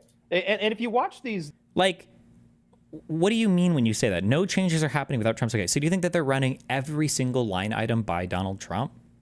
Did you watch the meeting yesterday? The cabinet meeting thing where Elon spoke the whole time and Trump was Elon's up there. He's like, Trump's the boss. What Trump says is what I do. I work for the president. And then you laugh at that. He's like, oh, he's lying when he says that. He's really in charge. Who's in charge? I wasn't laughing. Oh my God. But you guys laugh at fucking everything. Obviously, Elon is saying that. But like, so I just want to hear him say it then. You think that Donald Trump is the one going line by line? So then are we not supposed to believe that Doge is doing anything? Did Donald Trump okay the Doge website? Is Donald Trump writing memos to the Office of Personnel Management and the Office of the OMB is the is it monetary budget, management and budget? Is Donald Trump passing memos to them? Like, I was laughing. I was laughing because I don't think Trump. Why would you think that? You didn't laugh. I don't think Trump has any inkling of what Elon's doing. Okay. Well, you've probably got more insight than I do on the issue. So keep in mind, I guarantee you, I would bet $100, and by $100 I mean $100 million, that if we were to go back through all the PKA episodes, Kyle has probably accused the White House of being not run by Biden during his 4 years over 100 times. We all know Biden's not in charge. We know Biden's not doing it. We know Biden's not doing fuck all. No, Biden's not doing it. But the idea that Musk, the guy who runs Doge, the guy who talks about Doge, the guy who's tweeting about Doge, the guy who is talking about all the things Doge is doing, that's not the guy running Doge and then effectively the rest of the federal government. It's actually Trump doing it while he's out golfing, or like it's so disingenuous. Like it's such a, and then conservatives can always just laugh it off because of what Elon's doing. Okay. Well, you've probably got more insight than I do on the issue. But I don't think it's a matter of insight. It's more of a matter of I don't think that Trump is signing off on what Elon is doing. I think Elon's just doing stuff and sending out emails and give us 5 points or you're fired. And Trump. Oh, I love that. I love that. But no one's doing it. Well, even the new head of the FBI told his people to ignore that nonsense. Well, yeah. The guy Trump just appointed. Well, yeah. Obviously, yeah. And it's like, it's the all roads lead to Rome. Hold on. Okay. The president did an executive order and then giving basically Elon Musk the power to do all these things. Elon sent an email out to every single person. Okay. How do we make this make sense? That half the departments were literally like, ignore that fucking email because that dude is crazy. Okay. How do we make this make sense? Okay. We got it. Hold on. I don't even know if I can guess the answer here. I actually don't even know if I can guess what he's going to say. Well, yeah, they told him to ignore it because it's got to be a gift that it's a muscle you exercise for MAGA. I actually can't even guess what he's going to say. What is he going to? How could he possibly explain away this? Well, yeah, because wait, hold on. There's one way out. Well, yeah, because the email was sent by Musk and Musk doesn't actually have any power at all, and that actually proves my point. The fact that they weren't willing to respond to that email shows that Musk doesn't have anywhere near as much power as you say he does. Maybe that's my one out. Okay, let's see what he says. He fired a bunch of and the reason you can ignore it is because he doesn't have any real power. Oh, I got it. I live in the MAGA mind. I exist in the MAGA mind right here. Okay, I got it. And that just proves your point even more that Musk has no power. Oh my God, we're there. Okay, we're there. Right? Well, but yet people are being sent home in other departments. So yeah, they asked for a list of all the. A lot of it is just like the facts too. There's just so many underlying facts, and I don't blame any of these guys for not being able to keep up with all of them because there's so much shit. But it's like, oh, they have no power. So when they tried to go into the Treasury building and they're firing every single person that gets in their way. Oh, we can't get in security. Fired. Oh, deputy security. Fired. Oh, the HR person fired. That's no power. Okay, gotcha. Okay. the people who didn't reply. So apparently, not everybody's standing up to Elon. We need that list. We need to look. Bro, it's unwinnable. This is an unwinnable argument. It's like you're fighting like a clown that exists in like 5 dimensions of Shadow Warriors, and it's like, holy Look at fuck. that list and see how many of them are live. Yeah, I don't see what's wrong with like asking IRS agents to be like, hey, what are you working on? Because like I hate these arguments too. Like all of a sudden, the guys who are the most anti-bureaucracy, the most anti-anything, like all these middle managers, we need to be efficient. And it's like, well, I don't see what's so wrong about some random knuckle-dragging Neanderthal dipshit coming in and having you email saying, what are 5 things that you worked on in your job? I don't see the big problem with that. Like, how many hundreds of thousands of how big is the federal government? How many tens of thousands, 100,000 man hours are wasted responding to bullshit-ass fucking emails? Like, is Elon going to come around your offices and do stand-up with you in the morning to ask, like, what everybody's working on? Like, what? It's so, now we're pro-bureaucracy? The fuck? We all just admit, like, we all know there's a huge amount of bloat and waste. Like, we fund this. Like, every government employee who's sitting there on their ass doing nothing all day, like, we this is what we're talking about with the left. You say, oh, the left likes finding the waste. I love that. But they're not finding, you're not finding waste. Just as a reminder, to date, 0 proof of any waste, fraud, or abuse being found so far. How many weeks have they been there? Now, I almost can't believe it, because the federal government, there has to be some, I imagine. There's probably some waste, fraud, or abuse, I'm sure. But maybe you need somebody who actually knows how to do auditing, or somebody who actually knows how to find waste, fraud, and abuse. The only thing they've cut so far are just programs they don't like. That's not waste, fraud, and abuse. I'm sorry. Just because you don't like something, it can be the most trans drag queen storybook reading hour in the world. It could be a drag queen reading trans Harry Potter fanfic to pure black community children who are all being brainwashed at the same time. It doesn't matter. That's not waste, fraud, or abuse. It's a program that you don't like. You know, they don't like who's looking for it. That's the problem. I don't think either side likes finding it. Yeah, I agree with what Kyle said. They like waste more than they like the guy who's looking for it. And it's especially sad because Kyle should know how bullshit these arguments are, right? This is like for all the trouble that he had with the investigations and the weed and all that bullshit, this is like the equivalent of like, oh, well, if you don't have anything to hide, you shouldn't be worried about people digging into it. I'm more worried about the fact that an ideologically possessed man who has no legal authority to audit these departments and no experience or history being able to competently audit departments is now running through every single federal department on an executive order that says that he's allowed to cut things that don't align with the president's agenda, who is now unilaterally hacking away at our federal programs. That's the issue. It doesn't. Elon Musk could be anybody. You could replace anybody in there. I wouldn't want anybody in that position. It's an insane position to even expect to be filled in. And there's a reason, again, why these temporary restraining orders, which are exceptional things, TROs are an exceptional thing from a court to issue, are being granted. Finding it. Yeah, I agree with what Kyle said. They like waste more than they like the guy who's looking for it. They'd rather have their money wasted than have Elon be proven right. Like, for example, they got rid of basically every probational employee, I think. You know, there were 6,700 IRS employees that got fired for being probational. And I'm like, man, that's like firing your sales force. This is the most obvious. I'm going to get triggered. It's too early, guys.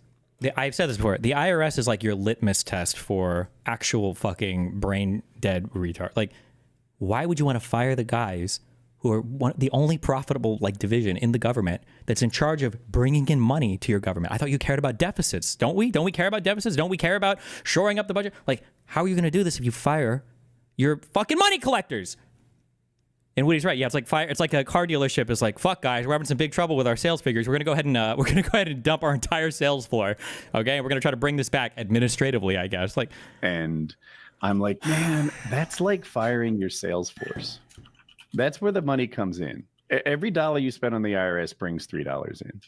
Why did they get rid of all the probational IRS employees? Okay, I need like a Who Wants to Be a Millionaire, like TikTok. Are we going to answer that prompt honestly? Are we going to pivot to how much we don't like paying taxes? Or are we going to make a stupid joke? Those three options. Answer the question honestly for why the fuck would we fire probation officers? Maybe we don't need probation officers. Or are we going to say, well, I don't like them coming after my tax money anyway. Trump's tax cutting, so yeah. Or make a stupid joke and not answer at all. Let's find out. It feels like they're hacking and slashing without enough thought involved. I like that though, because I think it's the only way they're going to get to the bottom. I think that when you're looking for a blown fuse, you turn everything off and see what lights up. You know. No, first of all, that's not how you find a blown fuse at all. That's that's like the dumbest analogy in the fucking world. Okay. Sorry. I mean, like, I think that by turning vast areas off, cutting vast areas, sending bunches of people home, the things that actually matter are going to pop up and get attention. This is, I guess, yeah, it's like like if a patient comes in and they have a headache, drain all their blood, suffocate them, and crush their fucking dick, and then we'll see what, I don't even know how to, I don't even know like what world, in order to find the problem, we're going to shut every single thing up. Like, how does it even make sense? I want to hear him speak. I want one of these people, please. Wait, Kyle, could you just talk through that a little bit more? Okay, so you're saying that, so let's say, hypothetically, what could be a problem with government? Let's say some IRS agents are not doing their job correctly. Okay, so let's shut it all down. Can you talk me through the process of how you figure out who wasn't doing their job correctly now? I just want to hear that, please. Like, cutting vast areas, sending bunches of people home, the things that actually matter are going to pop up and get attention and get money sent to them. And the things that didn't matter so much, the people that turned out not to be real, they won't speak up because they're not real, and their places those money are being spent aren't worthwhile. I do think there's a lot of employees who don't work very hard in the government. I agree with that totally. That is true, but if you ever make that concession, right before or right after, you have to say it's true in private industry as well. And anybody that has worked in any job ever in a large environment or not a large environment, small business, big business, all employees suck. And by all, I mean like 80%. That's just a reality of the world, okay? There is no, people act like private industry is like, oh shit, this guy, all of our software devs showed up 8 a.m. today. They got their coffee. They clocked in and went right to work. They timed their shits for 5 o'clock, so they're off the clock. They never do it on company time, and they're the most ruthless, cutthroat, efficient people. Like, oh, my friend John, like, oh yeah, it's real rough. We can never get a hold of him from 8 to 6 Monday through Friday because he's so locked the fuck in on his job. He's so ruthlessly efficient. It's actually insane. These guys are like fucking T-1000s. They go in like Terminator machines, and they're just so efficient. And they're like, bro, what industry do you work in where this is the case? Please, the fuck out of here. Friends that work there, and that's what they tell me. Yeah, it's worse than the private sector. We've all heard. No, I would never grant that concession. I wouldn't grant that concession at all. Jobs are a joke of asking the government to be leaner and meaner. Yes, I just don't think Elon is looking carefully enough to get the right people. Things like send me an email or you're fired, like. That's reminiscent. Has anyone else had a really bad boss before? Yes. You know, like a boss that makes you feel like you're about to lose your job for bad reasons. Yep. Like that's what Elon. That's what I want for government employees, though. They I work would for us. rather have a boss that accurately measures the workforce and gets rid of the underperformers than one who sent like, hey, let's base it on this 5 bullet point email. Like, this is the issue. Auditing is a skill in and of itself. There's a reason why auditing, like sometimes you bring in external companies to do the auditing for you. It's difficult to measure, to do all of your different performance metrics, to figure out who's working and who's not well. You know, can some employees be empowered to work better? Do some need to be, you know, pipped and then kicked? Do some, you know, they just need to go, it just doesn't work? Do we need to, you know, figure out a different way to organize departments? Like, these are difficult things to do.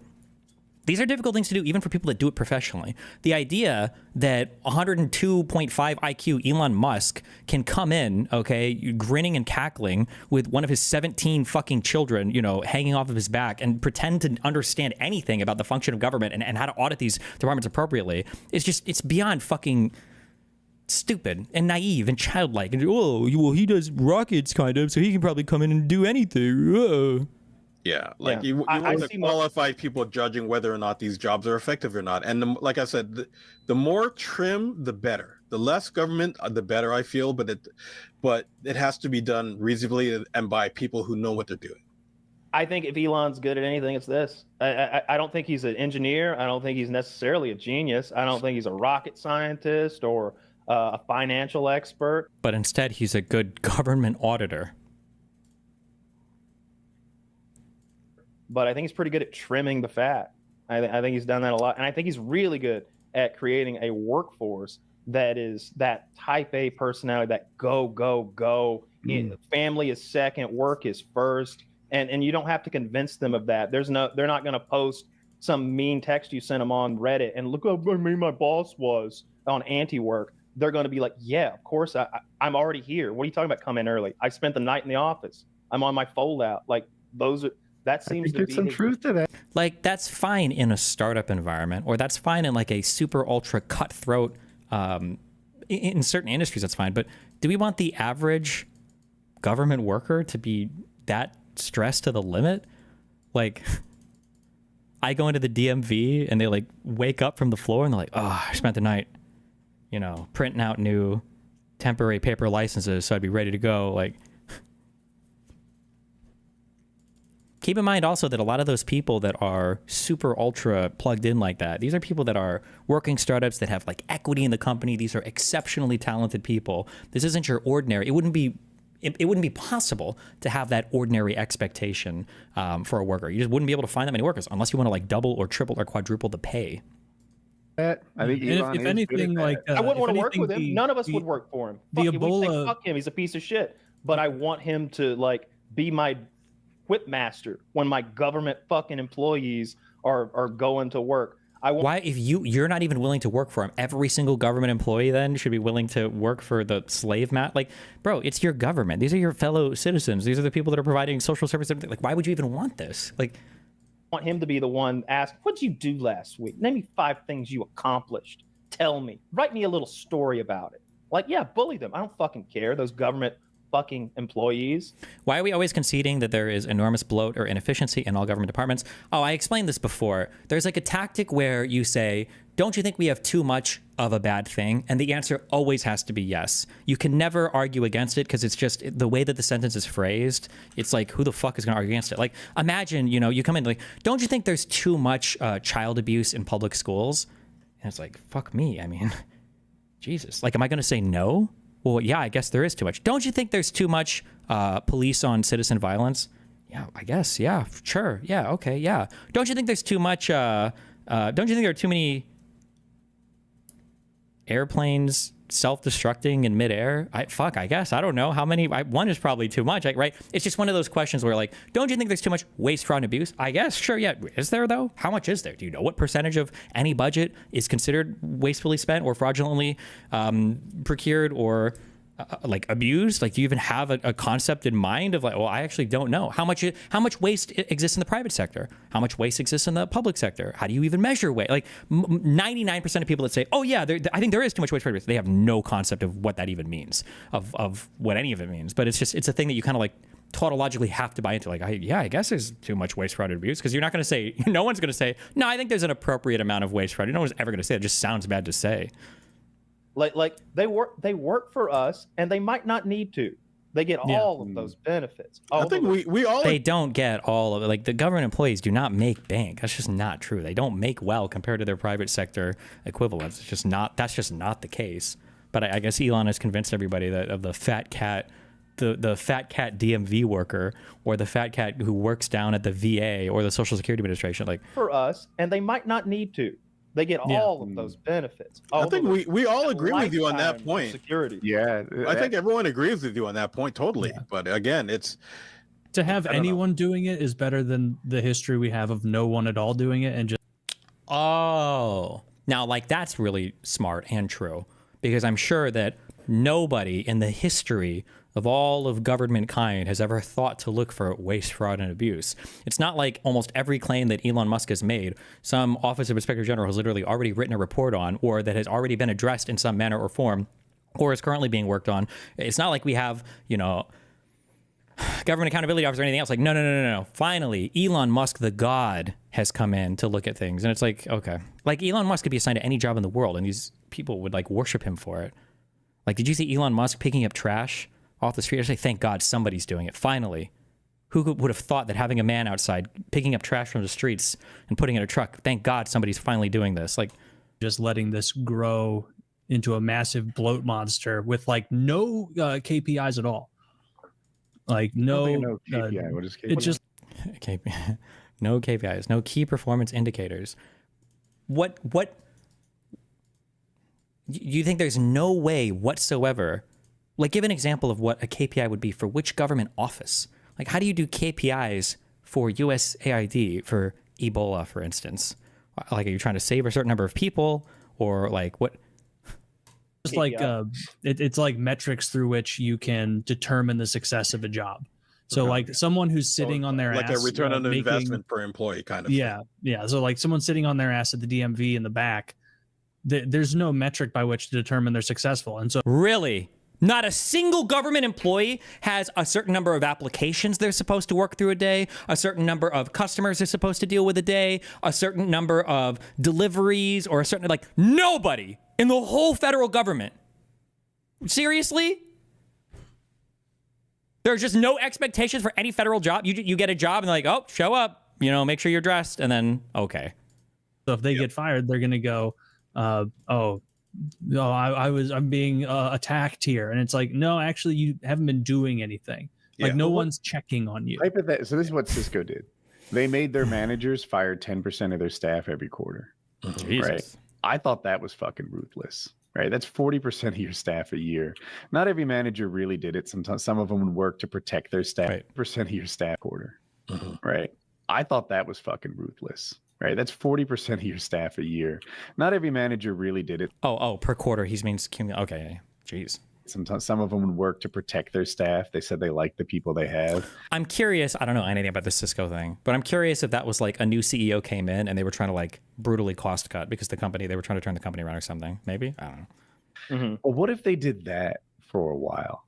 You know, hey, 10% of your staff gets cut, and then instead of Elon from 10,000 feet, 30,000 feet in the air. Do we even know that the government is even bloated at all, or is it just a baseless truism that we all intuited because that's right? No, it's just what I said as a truism. It's just like, oh yeah, like is there too much violence from cops to citizens? Yeah, there must be. Is there too much child abuse in schools? Yeah, there must be. Are there too many priests raping kids? Yeah, there must be. Is there too much doesn't mean anything. What you're really saying is like, is this thing bad? And the answer is always going to be yes. That's really all you're emoting there, and people have to say yes because you're never going to say no to any of those questions. You know.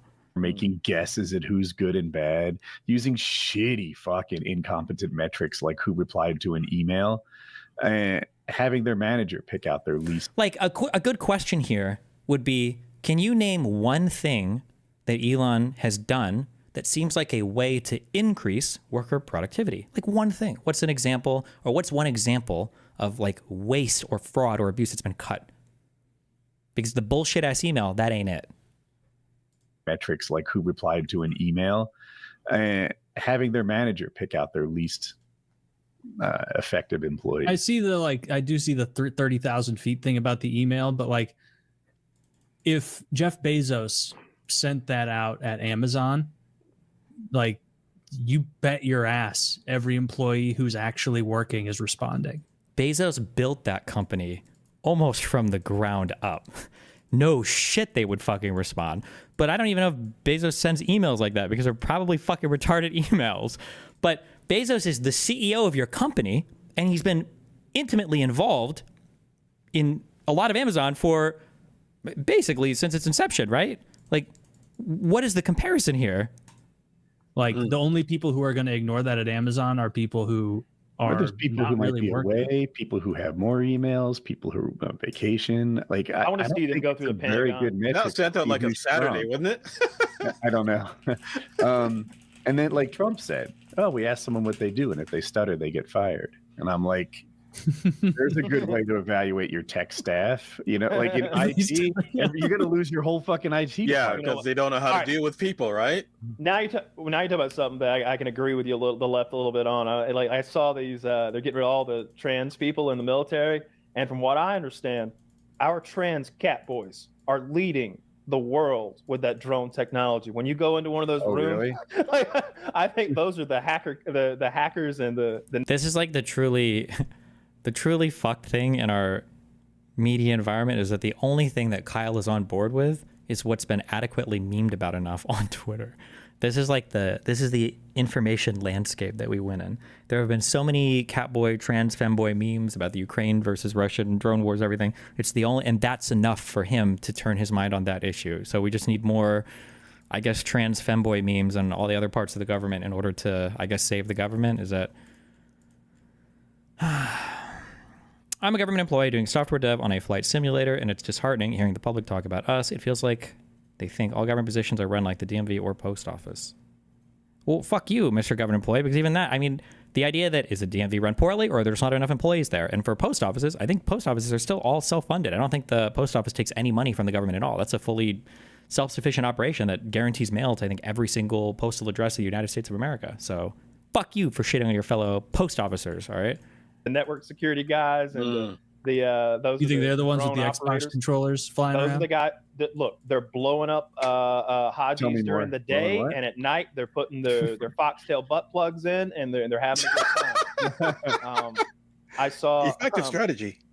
But what's interesting though, there's always an addendum, which I think is smart from him. It's never a closed door. It's I don't know. It's putting a guy by the door. He said all of them have to leave the military, et cetera, but they're not going to hunt them down or identify them necessarily. And they also added this thing at the end. It was like, also, if we really need you, we'll just keep you, basically, in other language. And they were like, if you've got a General Catboy, you don't have a damn thing to worry about. Sergeant at ease. And he starts licking his hand.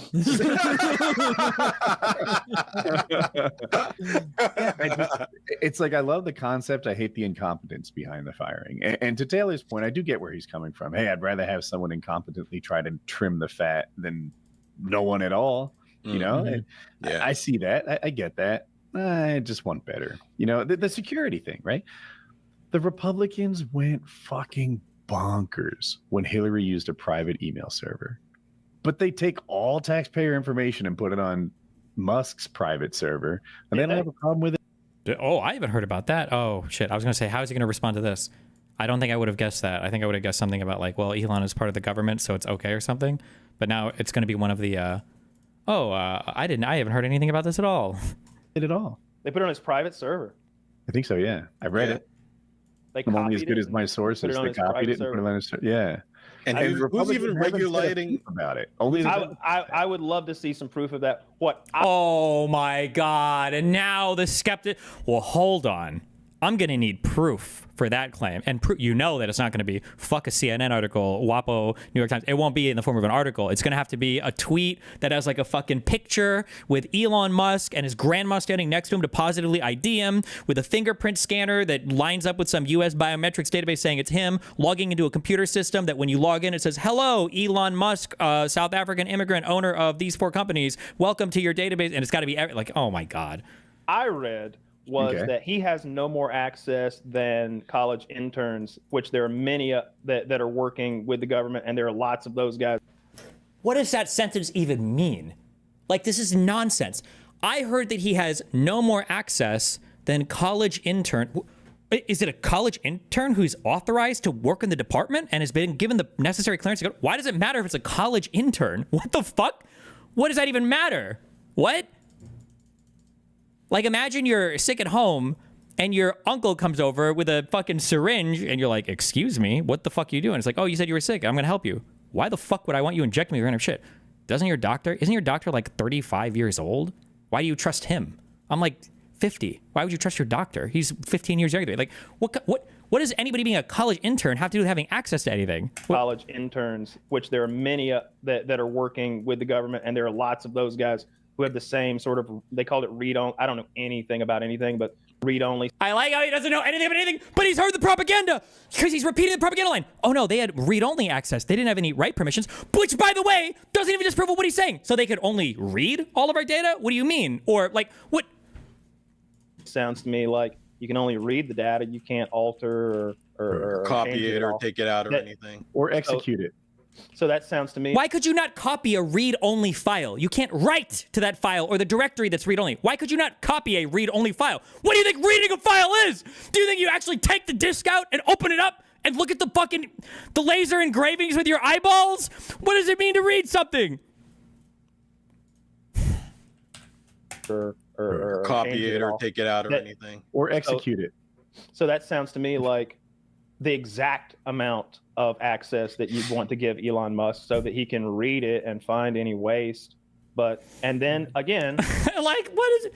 Elon opens the hard drive. Yes. Let me scroll through the JSON, the config, the SQL database. Let me read all this data and find the fraud. Like, what? This is what I want.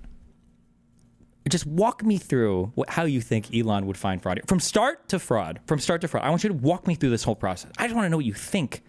I want to know what you think it sounds like. That's what I want to know. Just what do you think it is? Like, so Elon wakes up, he logs into his email, he gets a bunch of lines of code, and then he looks at it and he's like, well, that looks fraudulent to me, I guess. Like, what do you think he does?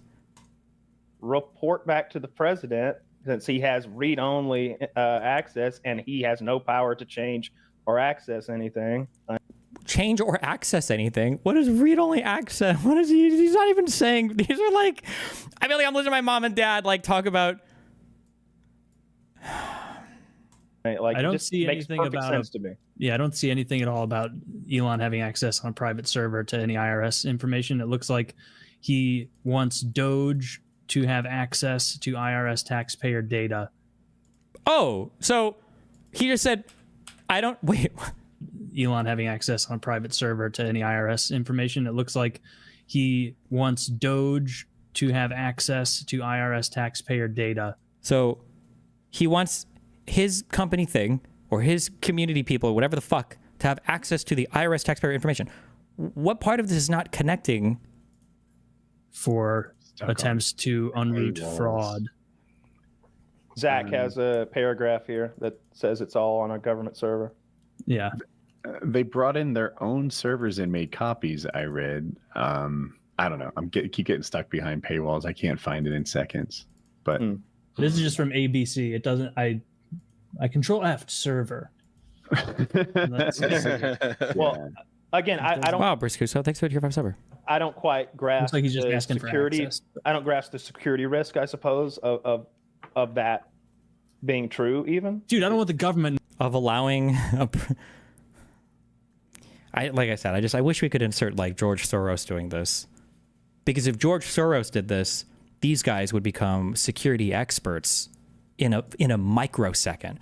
As soon as you say, so George Soros has, they'd be like, excuse me, isn't this data stored at a SCIF?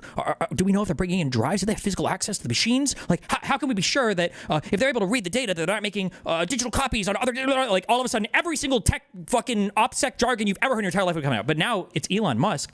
Well, I mean, it's like college interns, bro. Like, I don't know. Aren't they just like on Windows, bro? No, my social security number. Ray, tell him, Taylor. That's between me and God. And then it's a joke. Oh, it's just my social security. True, even? Dude, I don't want the government knowing my social security number. Oh, it's just the government knowing. And then it's a joke. And then it's always a joke. But if it was Hunter Biden and Burisma, oh my God, bro. The machetes would be coming out for how deadly serious is. Or Hillary, the buttery emails. Okay, buttery emails. Hillary's email. Oh my God. Ray, tell him, Taylor. That's between me and God. If Kamala Harris would have won the election and George Soros was the one auditing the federal government, this podcast would be dead, because Kyle and Taylor would have already joined the fucking revolutionary MAGA guard, and they would be armed up in DC, like trying to fight back against the federal government. That's how crazy this world is. But when it's Elon Musk, it's a mean joke. But and the men's warehouse. That's between me and God and my Quick Trip credit card.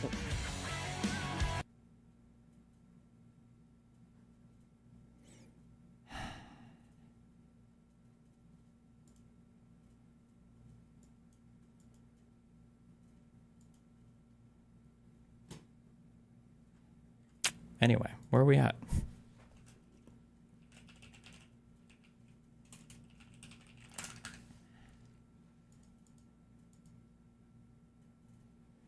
Warning, Kino. Sorry if it smells. I stepped in dog poop yesterday with both feet, and I have not had the chance to clean my shoes yet. It somehow got through my shoes and onto my socks, so it would be pointless to take my shoes off.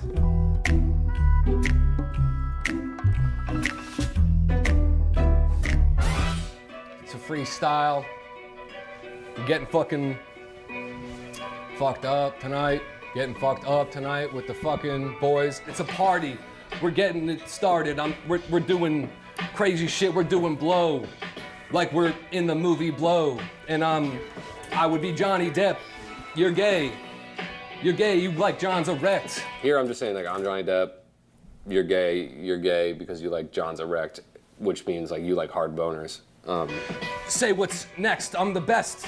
You can't object. I'm huffing queefs for the effects. Yeah. I'm famous. If there was I'm going off. I'm jacking off. If there was a Hall of Fame for jacking off, I'd be in it. First ballot, give me the gold jacket. Can't come when I'm having sex, only from jacking off because I'm a porn addict. I hump like a rabbit. Did you go in my bedroom and go through all my stuff? What? All my drawers are open. My prescription bottles are empty. You're not gonna say anything? Empty your pockets. I didn't go in your room. Angus said he saw you go in. Dude, never fucking talk to me again. Empty your pockets. Yeah, so this is when Angus completely fucked me. He went behind my back and he told Elise that I went into her room, which I did, but he just betrayed me. He betrayed my trust and he ruined our friendship. And I continued lying after this because I was embarrassed. There's nothing in my pockets. There's nothing in my pockets. Gum and... I mean, can you tell There's me? nothing in my pockets. Your jacket pocket. Fuck you. Can you empty your pockets? Judas. We're not friends Got anymore, it. by the way. Great. Yeah. Okay. Empty your jacket pockets, please.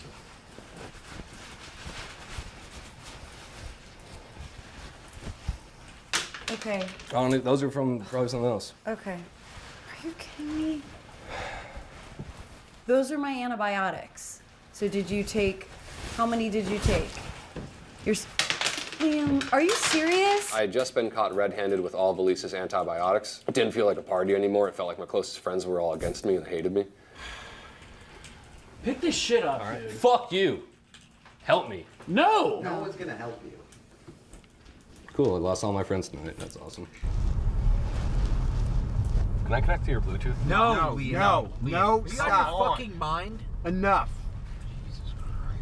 I'd have to pull over if you want to connect to Bluetooth. Whoa. Happy birthday, dear Elise. Elise, could you turn your Bluetooth off so I can connect this? Liam, you need to leave, dude. Oh, what's up, Judas? Hey, catch. Did you know that after Judas betrayed Jesus, he killed himself? He couldn't live with himself. He couldn't live with the guilt. So he hung himself with a rope. I'm gonna keep breaking shit. I can't connect to this Bluetooth. I think you're connected. He was cracking bottles and rapping a lot. And Elise, I'm just like, I'm not saying anyone stole it. I can't find my phone. That's the guy. Sure. I'm not. That's the guy. Right where you are Yeah, right now. why? There's no problem. Okay. No problem. No problem. No problem. That's good. Whoa, was she have a knife or All right, something? hands behind your back. What the fuck? Stop. All right, look, you're. No. You have the right to remain silent. No, kill me. I give up. Just kill me. I give up. Anything you Kill me say now. can and will be used against you. Kill Just let me finish now. the- Kill me let now. finish Come the on, thing I have to say. come I read the suspect his Miranda rights. I repeatedly asked him to stop resisting. He did not comply. I had to use physical force to subdue and restrain him. Yeah, pretty much. I assaulted one of the officers, tried to sprint away, tripped on the front doorstep, fell, tried to crawl away. Cop got on me. I was like, kill me, because I knew it was over. I was like, I'm worthless, kill me. I'm nothing, kill me. Nobody would care if I died, kill me. Yeah, I mean, I was just begging them to kill me.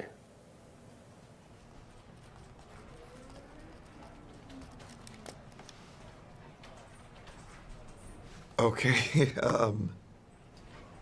thanks for all of that. Yeah, I think we're good. Cool. When does this come out? Yeah, this is me checking out some new products from our new favorite sponsor, Dollar Shave Club. Not gonna lie, I thought Dollar Shave Club just made razors, but they don't. They make a ton of really, really awesome items, products and items. Personally, I always keep some extra razor blades on me. You never know. Boom, right there. Fits my pockets. Double bearded, clean shaven, mountain man. Dollar Shave Club is for every type of body, for every type of shave. Whatever you shave, welcome to the club. You're in the club. You're in the Dollar Shave Club. Congratulations. Congrats. It's the best day of your life. You just hit the lottery. But don't just take our word for it. Try it yourself, okay? Dollar Shave Club products are available at Amazon, your favorite retailer near you. Also, you can visit their site right now to get 20% off an order of $20 or more shipped right to your door. Visit dollarshaveclub/almostfridaytv and use promo code FRIDAY for 20% off an order of $20 or more. Welcome to the club. Welcome. This is 6 years old.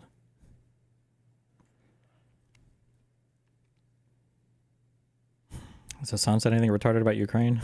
I don't know if my heart can handle it. Oh, hold on. We have other Hassan hate watch clips. Off Left's ideal relationship is with Hassan Piker. The relationship fair. Off Left actually gets is with Hassan Piker's chair. Lib Left's ideal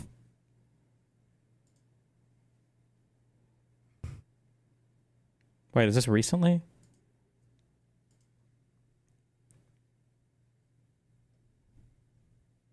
You know what's really funny about this? He's really gonna get that mad over that? Holy shit.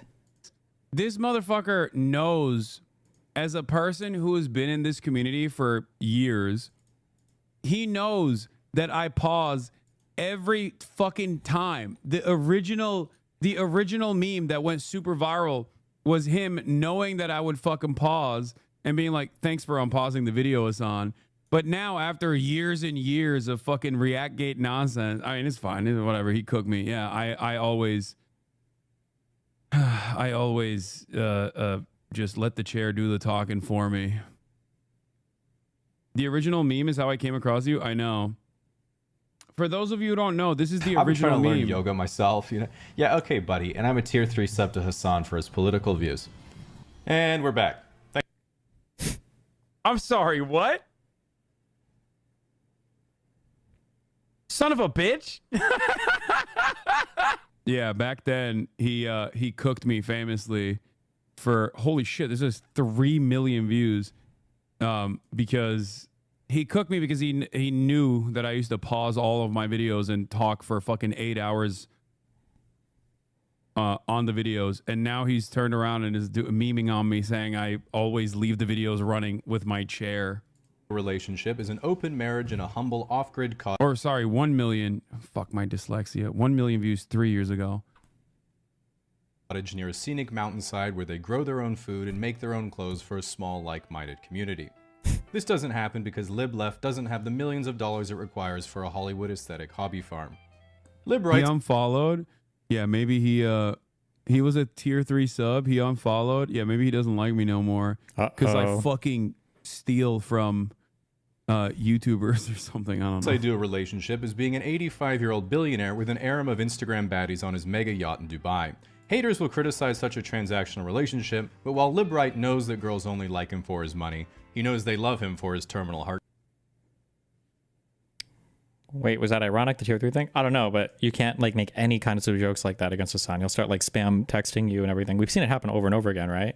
Where he was texting, I think he did it to Nick Pollum. He did it to Ludwig. He made him take down a video when he made a joke and rehost it without the joke.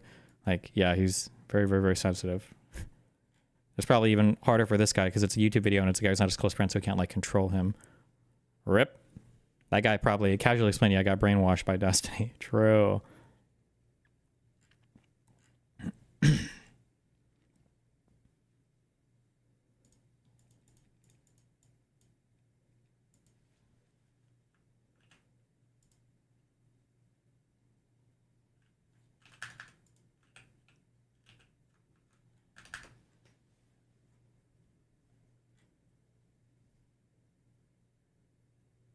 Why is it? Oh, I thought these were rocks.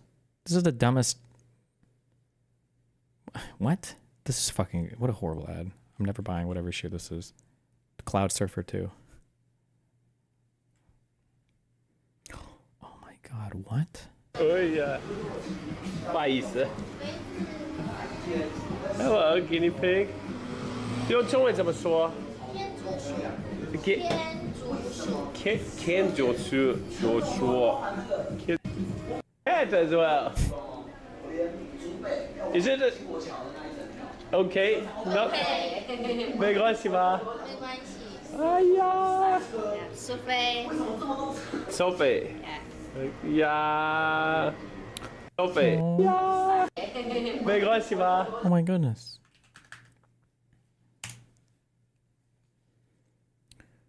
TSLA, Tesla showrooms assaulted.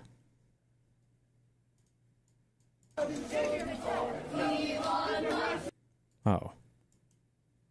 Wait, am I crazy? The intro to this video, it looked like an FPS where this is like a pistol and the guy's like coming into Jesus. But okay, I see.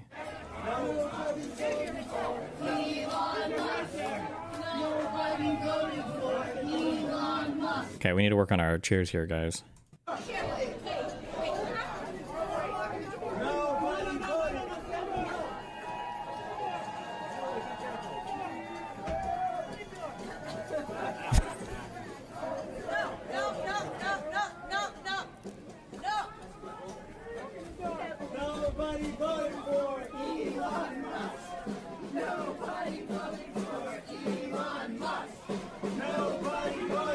Oh, they even brought a snare drummer? Oh my goodness.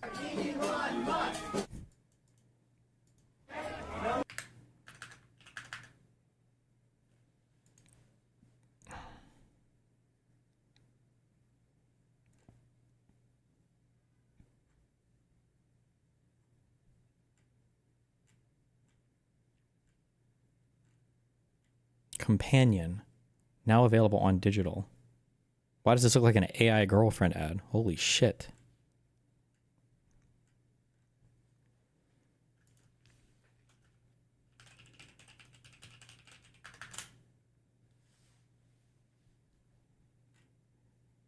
It probably is true.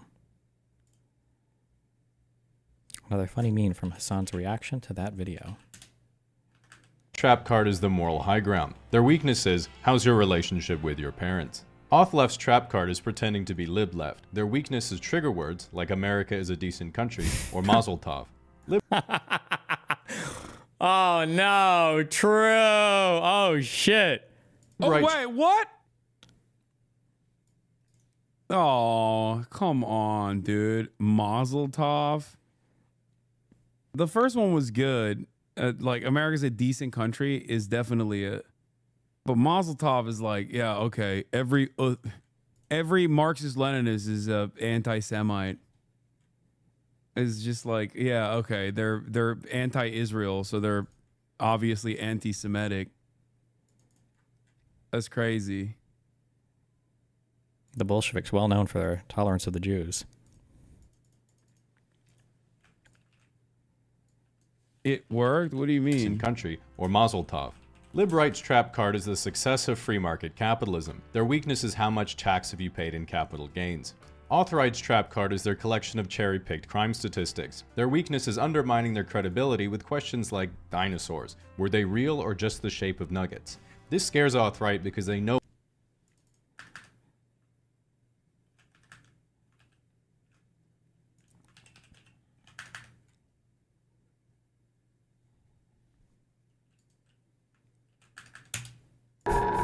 I need to go to the restroom. And then we'll watch this Ethan Klein thing. Here, one sec.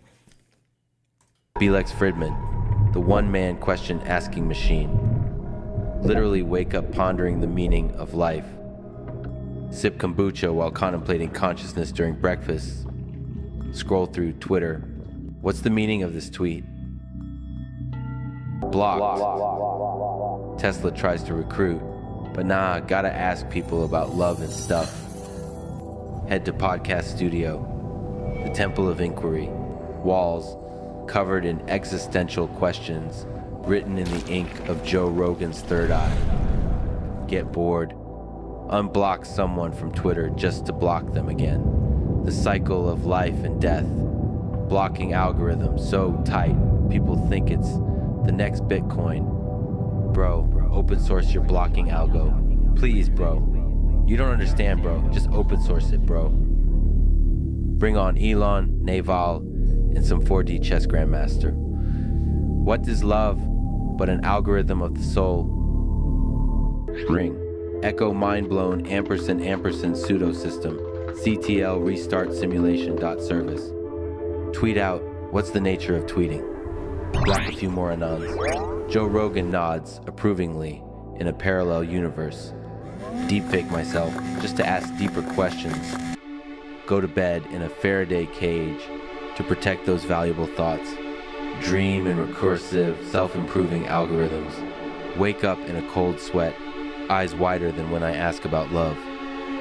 My feel when just had an existential nightmare about the universe being a neural net trained by Elon. Dreams are now blocked. 403 forbidden. Yeet on a 10K run at 4 a.m., chased by philosophical dilemmas.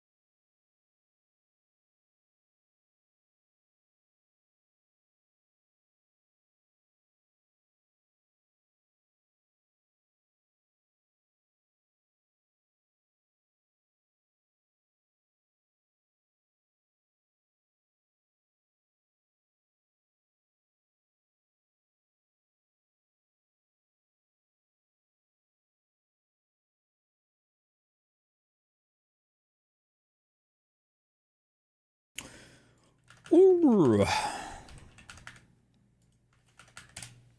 What is the Donald Trump doctrine? I don't like how this guy's always leaning forward. It makes me uncomfortable. Okay. What is Donald Trump's foreign policy? I think the place to begin to try to... Do you think he uses a digital blurring around here, or do you think his f-stop is set so low that he's actually like just focusing the front of his face so that his and leaning forward enough that he's blurry behind him? Tangle what we've actually seen here is to listen to the way Donald Trump and Vice President Vance speak about our allies. The threat that I worry the most about vis-a-vis Europe is not Russia, it's not China, it's not any other external actor. And what I worry about is the threat from within. The retreat of Europe from some of its most fundamental values, values shared with the United States of America. I mean, look, let's be honest. The European Union was formed in order to screw the United States. That's the purpose of it. And they've done a good job of it, but now I'm president. I've had very good talks with Putin, and I've had not such good talks with Ukraine. They don't have any cards, but they play it tough. Something is new here. This is not even what Donald Trump's first term was like. There were hints of it. But something is new here. I wanted to have a bigger picture conversation about what this Trump doctrine is and the way it's going to reshape the world.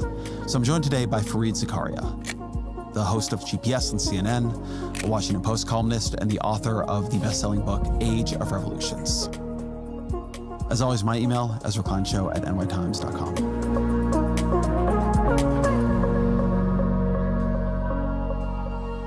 Fareed Zakaria, welcome back to the show. Always a pleasure, Ezra. So, to the extent you feel you can define it, what's the Trump doctrine?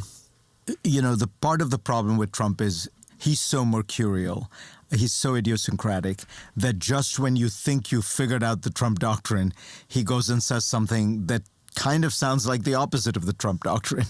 But I do think that there's one coherent worldview that Trump seems to espouse and has espoused for a long time. The first ad he took out when he was a real estate developer, I think it was in 1985, was an ad about how Japan was ripping us off economically and Europe was ripping us off by free riding on security. And what that represents, I think, fundamentally is a kind of rejection of the open international system that the United States and Europe has built over the last 8 decades. If you think about it for a minute, it really is a remarkable achievement. You go back to international relations before 1945, and it's just constant war, mercantilism, protectionism. The 2 Yale scholars who tabulate... Maybe they'll get into this, but I feel like he's reading this at way too high of a level. I feel like the most basic explanation for how Trump views the world is that there is a winner and a loser on every side of a deal. 2 people cannot mutually benefit from any economic agreement. So if they're winning, we must be losing. That's what it feels like. Trump's that fundamental misunderstanding of economics and everything seems to inform every decision that Trump makes, or at least all of the conversations he has. But in the 100 years before World War II, there's about 150 territorial conquests, aggression, taking... we'll do the cabinet meeting next, sure. And then I'll probably try to read a lot today. Maybe we could do 2 chapters, because I've been of territory, legitimization of that. Since 1945, there have been practically none. You have an open international economy. You have free trade. You have taking of territory, legitimization of that. Since 1945, there have been practically none. You have an open international economy. You have free trade. You have rules. You have trade and travel and, patents. I mean, there's a huge area of kind of international cooperation that people don't think about, but that happens all the time, every day, when you fly, when goods go from one place to another. And what Trump, I think, has taken from that whole world is the U.S. has been the sucker. The U.S. has been the country that's had to underwrite it. The U.S. is the country that's opened itself up to the world, and everyone takes advantage of the U.S. So I don't know that he wants to tear it down, but he wants to seriously renegotiate or perhaps even redo that system. Let me try to reflect what his people tell me. Picking up on something you said. There is this, as people call it, rules-based international order. And the thing that Joe Biden says, and Jake Sullivan says, and Fareed Zakaria says, is that America benefits from that order and benefits from being part of that order. And there's long been a critique from the left that America, in fact, dominates that order and doesn't play by its rules. We break international law. We do the things we want to do and then use those rules on others when we don't like what they're doing. But the critique from Trump is that that's not true. That of every country, America, as the strongest, is harmed the most by these restraints, by these rules, by these laws, because we have so much leverage we could be using. We could stop tariffs on anybody for any reason and get them to do what we want. We have the strongest military of all of the militaries. Everybody wants to be on our side and everybody fears being on our bad side.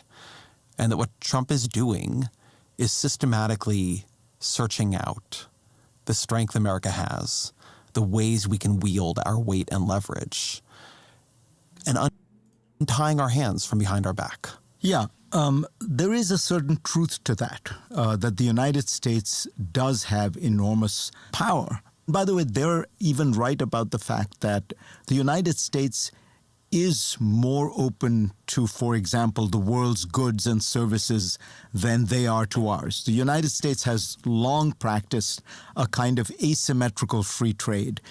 So after World War II, we decided we would open up our markets to Europe and East Asia, to Japan and South Korea.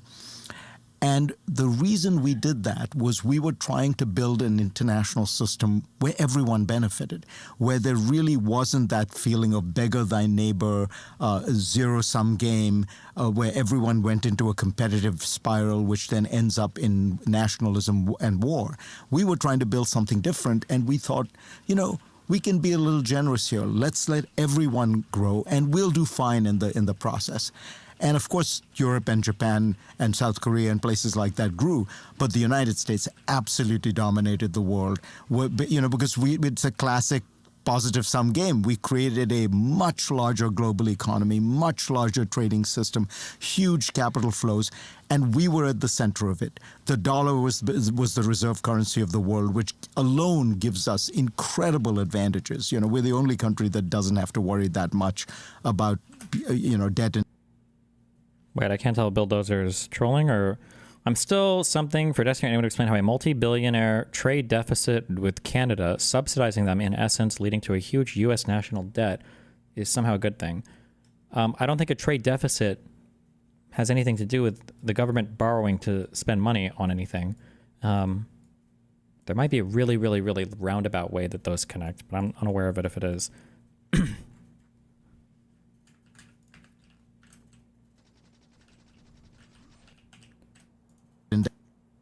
deficits because we know that at the end of the day, the dollar is the reserve currency. And my feeling is if you take that system and say, okay, we're going to look at each bilateral relationship and see if we can squeeze this country for a slightly better deal, you probably will get a better deal. But two things will happen. The first thing is you will end up fracturing your alliances because the people with whom you have the most leverage are your allies. You know, we have more leverage with Canada than we have with Russia because Canada depends on us for security. Canada trades with us a lot. Its economy is intricately tied to the U.S. economy. So you can bully Canada. You can't really bully Russia that much because we don't do much trade with them. You can't bully China. Even China, it's another vast continental economy that can survive just fine. So the result of Trump in action, the Trump doctrine in action, has been a war on America's allies. But the second more important part is, yeah, you'll gain a little bit here and there by getting slightly better tariff deals. And just so people understand, tariffs in the industrialized world are around 3%. They're very, very low.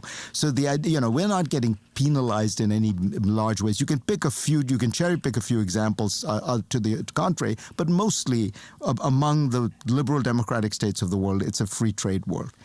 But what you will do by squeezing each of these individual countries, humiliating them, making them, forcing them to accept renegotiation of terms, you lose the kind of relationships that you had built over 8 decades that created this extraordinary anchor of stability in the world, which was the Western Alliance. And, the gains are not that great.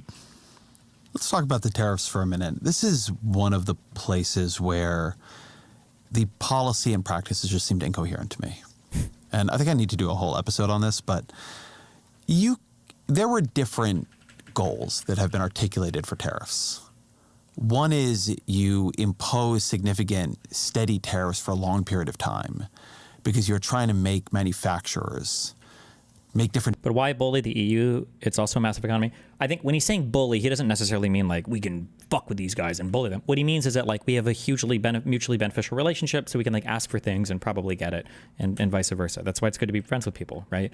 Like I could get, my mom or my dad or a brother or a sister or a friend or a girlfriend, like to do more things mutually beneficial than I could a person who I fucking hate that I've made like my mortal enemy, right? There's no leverage there. You have no pre-existing healthy relationship. You have no pre-existing healthy business. It's always good to have friends because you have more leverage over them. This is one of the reasons why it was so stupid for the United Kingdom to leave the European Union. They lost all their leverage. They have no vote now. Now, if Great Britain, if the United Kingdom doesn't like something the European Union is doing, they can kick rocks. They have no influence anymore except for whatever they negotiate in a trade deal. Whereas before, they were a member of the European Parliament and had a seat on the European Commission, right? Commission. And now they have that they have none of that anymore. Same thing with the U.S. leaving the WHO. Decisions about where to locate factories, right? You're trying to onshore supply chains. To do that, you have to have these corporations expecting tariffs for quite a while, and then you hope that they will respond to those tariffs by insourcing into America. Another is that we're going to use the tariffs to raise a lot of revenue. That too requires the imposition over a long period of time of significant tariffs. Another is we're just going to bully small nations and just bully kind of anybody we might feel like bullying, right? The tariffs are an all-purpose tool to get other countries to do anything we want them to do. We've sort of been using them that way, but not for very significant concessions. We're on the cusp of maybe they're about to reintroduce them to Canada and Mexico, so we'll see where we are in a couple of weeks. But what are they doing, man? So there are two things I think are going on. One is, as I've said, Trump, if he has a worldview, he's a protectionist. He's always felt that, you want to protect American industries. These foreigners come in and they take advantage of us, et cetera, et cetera. The second, I think, is that, I think he discovered as president, the president has Why is our audio fucked up? Too many old people. Incredible power in the area of tariffs. Technically, it's meant to be Congress that imposes tariffs, but long ago, Congress delegated that power to the president. And I think Trump loves that. It is an extraordinary unilateral... Fuck, I'd have to go and look up that more. I don't think that Congress delegated tariffs to the president. I think that what happened was was that there was either a Supreme Court interpretation or Congress gave the president the ability to do tariffs for like national security reasons. But now the president can just declare anything a national security and then tariff. I think that's more what happened. Although in effect, he's kind of right. Like it's easy or arbitrary to declare anything a national emergency and then tariff afterwards. But exercise of huge American power, the power of the American market, to say, I will just block you from being able to participate in the American market. And you saw him do that in the case of the Colombian president. So I think, he's not sure. At one hand, he loves wielding this weapon. On the other hand, he is something of a protectionist. But as you say, he notices that markets don't seem to like it. So where will it all end up? My gut is that what happens is, tariffs in the industrialized world, as I said, have roughly been about 3%. If you assume all of Trump's tariffs are actually put in place, I think it goes up to about 6%. And if that stays, which is a big if, other countries will all retaliate. This is an area where I think, we do live in it's not even a bipolar world, it's a tripolar world. The Europeans and the Chinese are very powerful, and the Europeans on this issue speak with one voice. So they will put on reciprocal tariffs. The Chinese will put on reciprocal tariffs. We end up in a world with more tariffs, more protection. Look, I'm an old-fashioned free trader. I think the whole thing is a disaster. I think that it is a complete misreading of the last 30 or 40 years of economics. J.E. Vance, when he was in Germany, in Europe, one of the few backhanded compliments he paid to Germany was, he said, at least the Germans didn't go along with this Washington consensus nonsense and they protected their manufacturing, which is partly true. They didn't protect it through tariffs, by the way. They protected it by just having very strong apprenticeship programs and what we would call, community college type stuff. But look at where Germany... Does that count as protectionism? Yes. Germany, the third, fourth largest economy in the world, is stuck in the second industrial revolution. What do they make? Cars, chemicals, machine tools. They don't have any industry in the digital economy. The entire digital economy is totally dominated by the U.S. Why is that? Because we allowed ourselves to transition to where the frontiers of the economy were. This whole idea of trying to hold on to, the 19th century or the 1920s, it doesn't work. It's incredibly expensive. This is so true, but it's impossible to communicate this without people thinking you're being an elitist, I guess, or you're being derogatory towards blue-collar labor, which I don't know, is childish. But I feel like people took that, I've never read the book, but the bullshit jobs thing, and I feel like people think that every job that doesn't involve building an actual physical thing is like a bullshit job. And that's why I hear people saying this, America needs to go back to manufacturing things again. We need to make real stuff again. And it's like, I'm sorry, you think digital stuff like isn't real? Like that doesn't have, like that's not like the most in-demand shit in the entire fucking world? What do you like our lives are centered around digital stuff right now, and you'd rather just go back to manufacturing widgets? Why? Like, it's stupid, childlike. Nobody has been able to do it. Manufacturing employment today, after Donald Trump's 4 years and Joe Biden's 4 years, is the same as it was roughly 10, 15 years ago.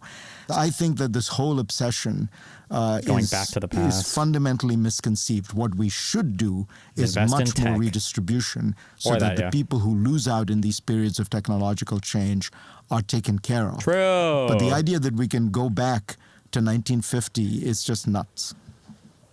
This gets to me, one of the real obfuscations of the Trump presidency, of MAGA as a movement.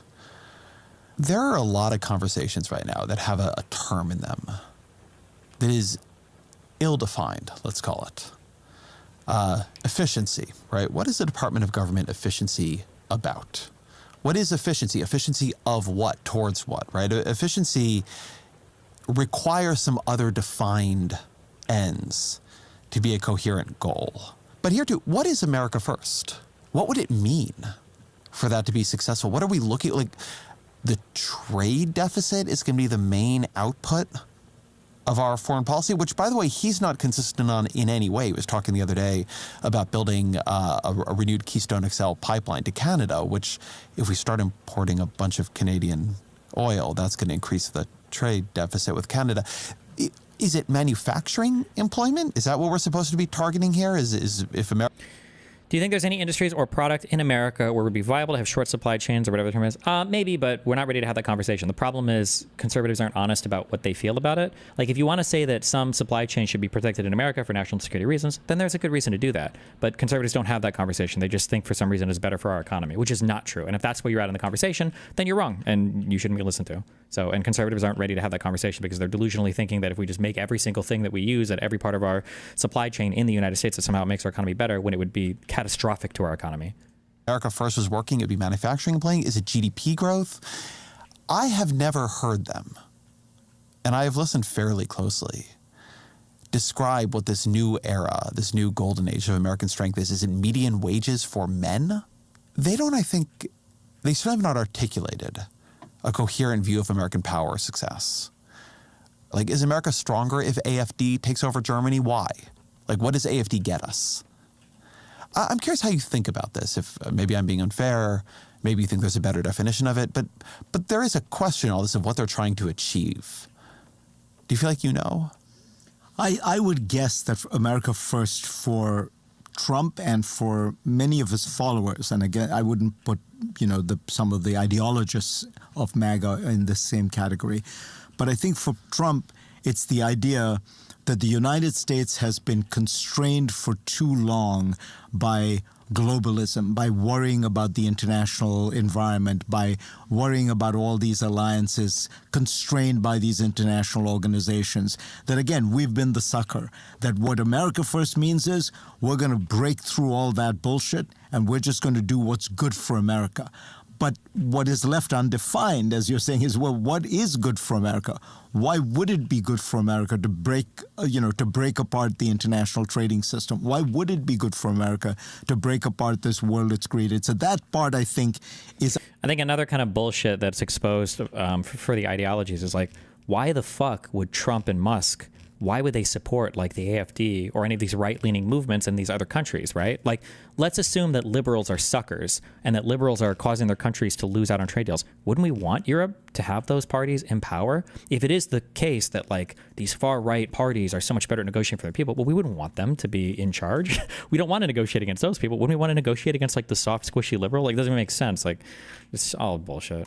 Undefined, but you can see the impulse and what the attraction is to a lot of people. A lot of people who have always felt that the United States, by the way, run by this elite cabal of urban, liberals, overeducated urban liberals in places like New York and Washington, has been selling America out. This was basically, if you think of the 1950s, this was the McCarthy attack in many ways. So I think in some ways it's a hearkening back to that idea.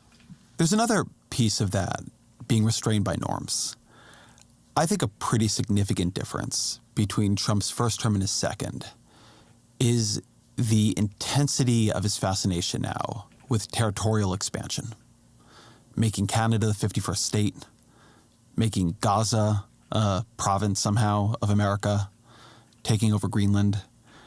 But I think Trump believes, and the people around him believe, that the norms of the world turned against territorial expansion in a way that was bad for America.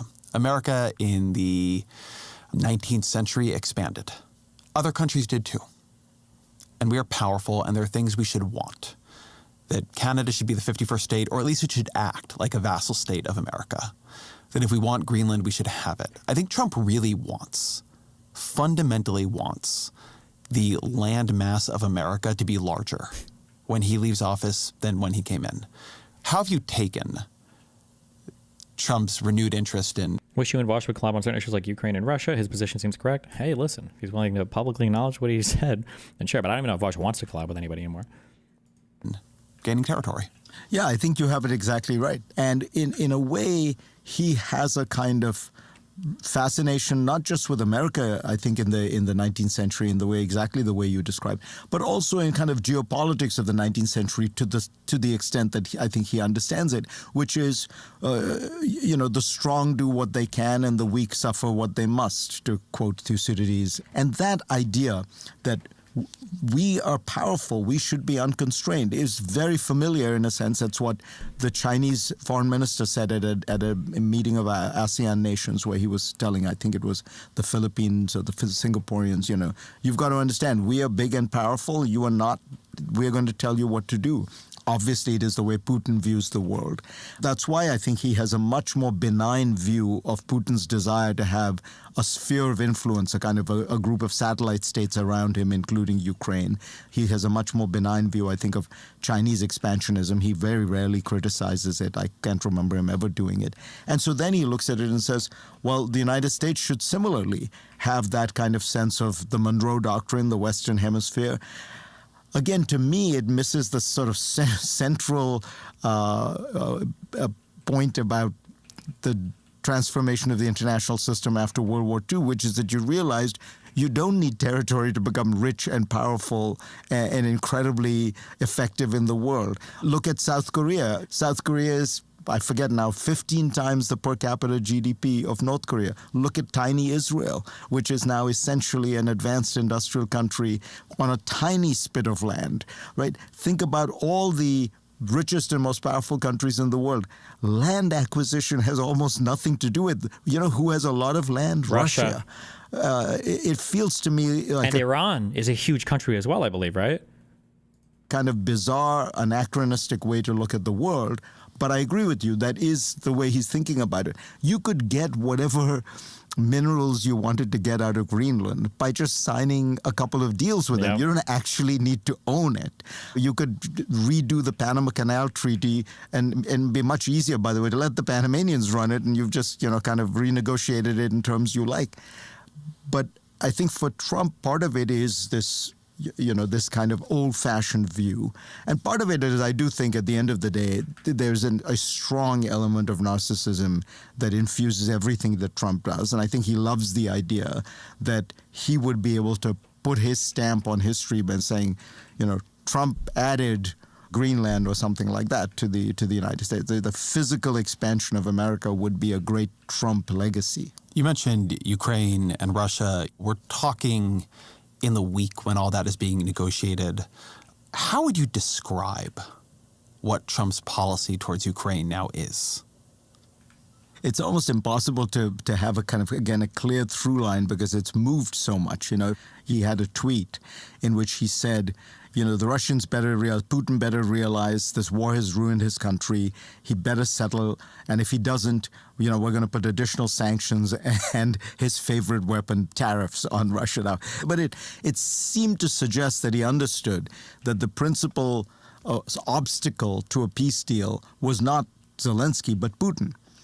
But then he's shifted entirely and enormously in the last few weeks, where he's called Zelensky a dictator. He said he started the war, all that stuff. I mean, the UN resolution where the United States sided with Russia and North Korea and Belarus. So, you could argue that, again, in Trump's case, so much of it is personal. He doesn't like Zelensky's. But if you step back from that, I think that Trump, in his heart, believes that Russia has legitimate claims over Ukraine, and so has a much softer line on Russia. I think he thinks that the Russians should keep the territory they've acquired. He thinks Ukraine should not be a part of NATO. He thinks that maybe Ukraine should have a kind of neutrality in foreign policy. These are all I super disagree with this. I don't think Trump has any strong opinions on it. I think he just doesn't want to deal with it. He doesn't give a fuck about it. I think in his mind, it's only negatives. It's probably, to some extent, it's probably really scary since he's so clueless on it and doesn't really understand any of it all. All he sees is a potential to make huge missteps. Therefore, fuck it, just try to be done with it as quickly as possible. That's what it feels like. Essentially the Russian demands. There's no way to read his mind, but my sense from listening to him and watching him is he thinks all those Russian claims are, kind of broadly legitimate. Let me push on this. You know all this much better than I do. I don't think he thinks anything about Ukraine and Russia. True! Whose claims are legitimate. I think he thinks Ukraine is worthless to the U.S. True. He's a DGGer at heart. Yeah, he doesn't see there's no value to it. Why the fuck would I waste any political capital, time, thought in my brain to like, it's just worthless. Who cares? And somebody at some point persuaded him there are mineral rights there. And he thinks Russia is not. That there is value for the U.S., for Trump personally, for the U.S. economy, in access to Russia, good relations with Russia. And that there's some part of him that genuinely doesn't understand why we give a shit about Ukraine, as opposed to cutting a deal with Putin and getting something out of that transaction. Yeah, if you think about the countries and the leaders he likes, it's either the country is very strong or the leader is very strong, right? It's Putin, Xi, Modi, the Crown Prince of Saudi Arabia, Orban, Erdogan. You know, those are the people he talks about with respect. The more muddled, compromised, weaker leaders of coalition governments in Europe, he finds feckless, he finds uninteresting. I think he likes these more old-fashioned countries. You know, I've thought about this once, and I don't know if it's a reasonable point to make, but the countries he seems fascinated by and respects are countries which you could imagine having lots of Trump towers. The countries he doesn't like, you know, Europe, you couldn't imagine a Trump But tower. in that way, is he picking up on something real? And I think you see this a bit with J.D. Vance is going out of his way to alienate the European governments of the moment. America is weighing in on behalf of the AfD in Germany. Their view is that there are regimes that they have affinity with, and that the proper nature of American alliance isn't some unchanging alliance between America and Europe because we're all quote-unquote liberal democracies. Trump doesn't want us to be a liberal democracy. The proper nature is between regimes of affinity. And in that way, Putin sees a world more like Trump does than Keir Starmer in the UK. Erdogan sees a world more like Trump does and Justin Trudeau does. That the nature of the alliances they are seeking is a nature of regimes that are like them, regimes that could actually support, you know, have a genuine ideological affinity for who Trump is and what he wants and the world that he wants to see. Yeah, I think you're raising something very important. I think that part of what's going on here, this new dynamic in international relations we're watching, is that it's not all about power. It's about ideology. So if you think about what is it that Putin is reacting to in the rise and hegemony of the West after the collapse of communism, some of it is Western power, the expansion of NATO, for sure. But a lot of what Putin has been obsessed by has been the expansion of Western liberal ideas and ideology. So if you notice, the things that he talks so much about are the rise of multiculturalism in the West, the rise of a kind of libertine gender ideology, the idea of gender fluidity. He even weighed in on the J.K. Rowling controversy.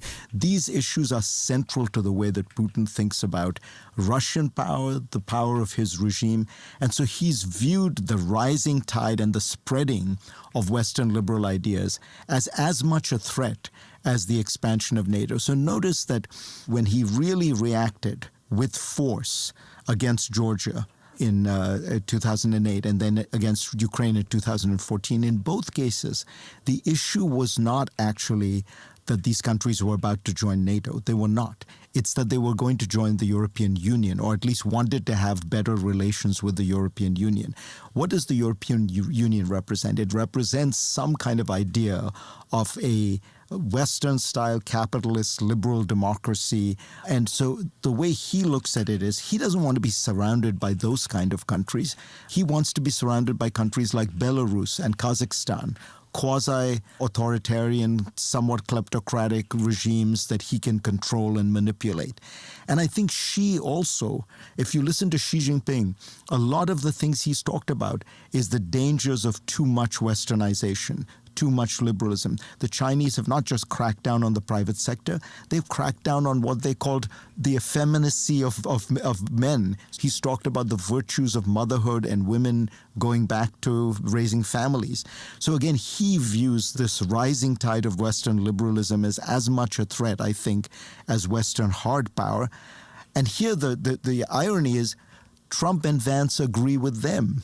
And so, for the first time now you have in America a party or an ideology that says, yes, that's right. And in a strange sense, and Steve Bannon would explicitly say this, our real allies should be Russia. And that becomes the new alliance system. Now that takes it further than we are right now, but it's those inclinations. But that's, I think, where this is really going. And I think the way you see it is in Vance and Musk. In Trump's first term, Trump is surrounded, particularly on the national security and foreign policy side, by members of the traditional Republican establishment.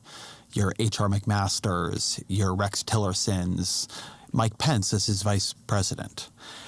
And none of them want this move, right? This is not why John Kelly got into politics. And so it doesn't really happen. What there is instead are these weird moments in interviews and elsewhere where Trump seems to talk about Putin with real affection in a way that he never talks about anybody in Europe that way. Fast forward, you have Trump's second term in which he is surrounded by people who have been spending the intervening years building the ideology for what Trump intuitively was moving towards. And it's not a complete purge in the Republican Party, but what's left is too weak, even if the Senate Republicans don't love it in every instance. And so now you see this, like the war between autocracy as an ideological phenomenon and liberal democracy as an ideological phenomenon isn't now between America and Europe and these other countries. It's inside America too. And now you really see it, right? These people who are more framework oriented going there and actively weighing in, as Elon Musk did on behalf of the AfD in Germany. J.D. Vance going to the Munich conference and really telling the Europeans that the great security threat is the way they run their governments. Not Russia, not climate change. It is the temperament and the policy of European liberalism. Yeah, many years ago I wrote an article called The Rise of Illiberal Democracy in Foreign Affairs. And I was trying to describe this phenomenon of countries where with majorities, with pluralities, we had elected leaders who then systematically degraded the rule of law and individual rights and individual liberties.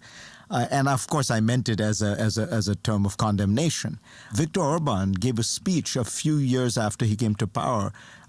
He didn't quote me, but he cited the phrase illiberal democracy and said, people have talked about illiberal democracy. That is what we want to achieve. That is our goal. We want to be an illiberal democracy because we don't believe in the tenets of Western liberalism.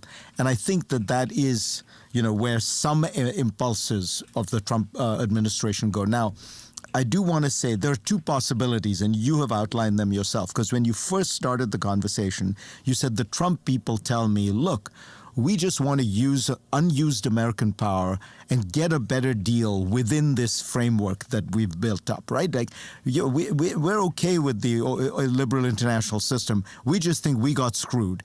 So that's one theory of where Trump is going. And I actually had a conversation with a very senior Republican this week who was hoping, and I would say was arguing, that that's where Trump is going. Yeah, there's a lot of noise. It's very messy.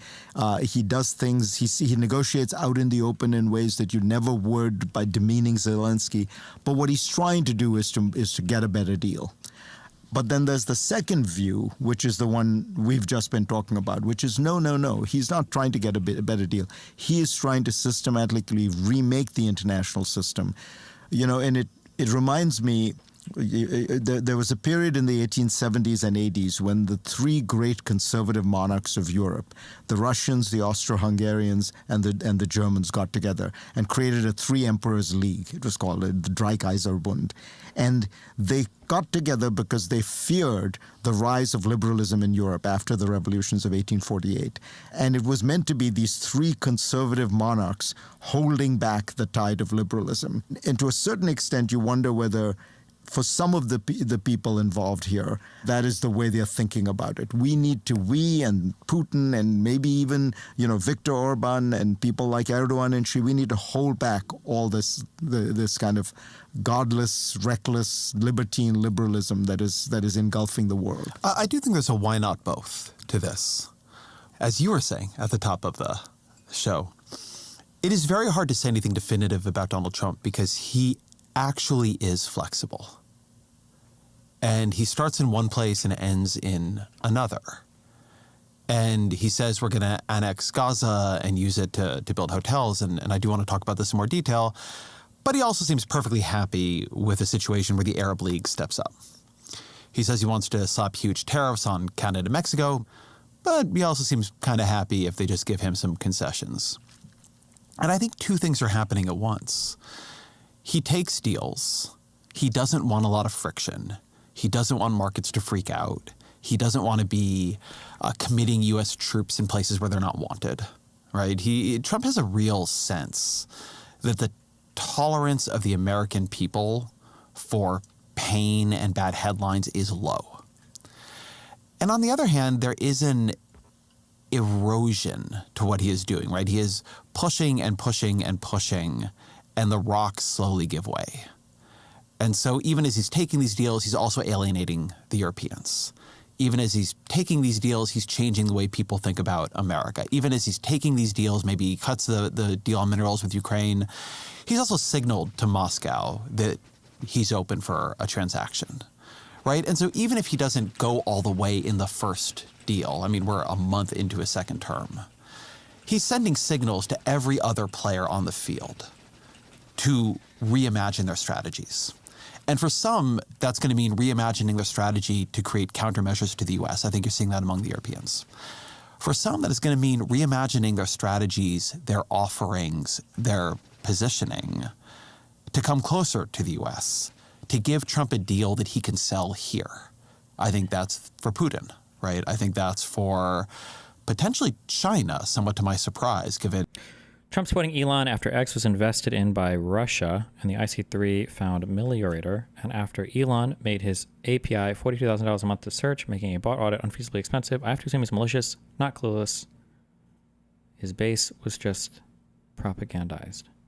Okay. And Trump's historic feeling that China is going to destroy the American economy. And, this game will be repeated again and again and again. And by the end of it, by the end of turn after turn after turn of this, the entire system is in a very different place.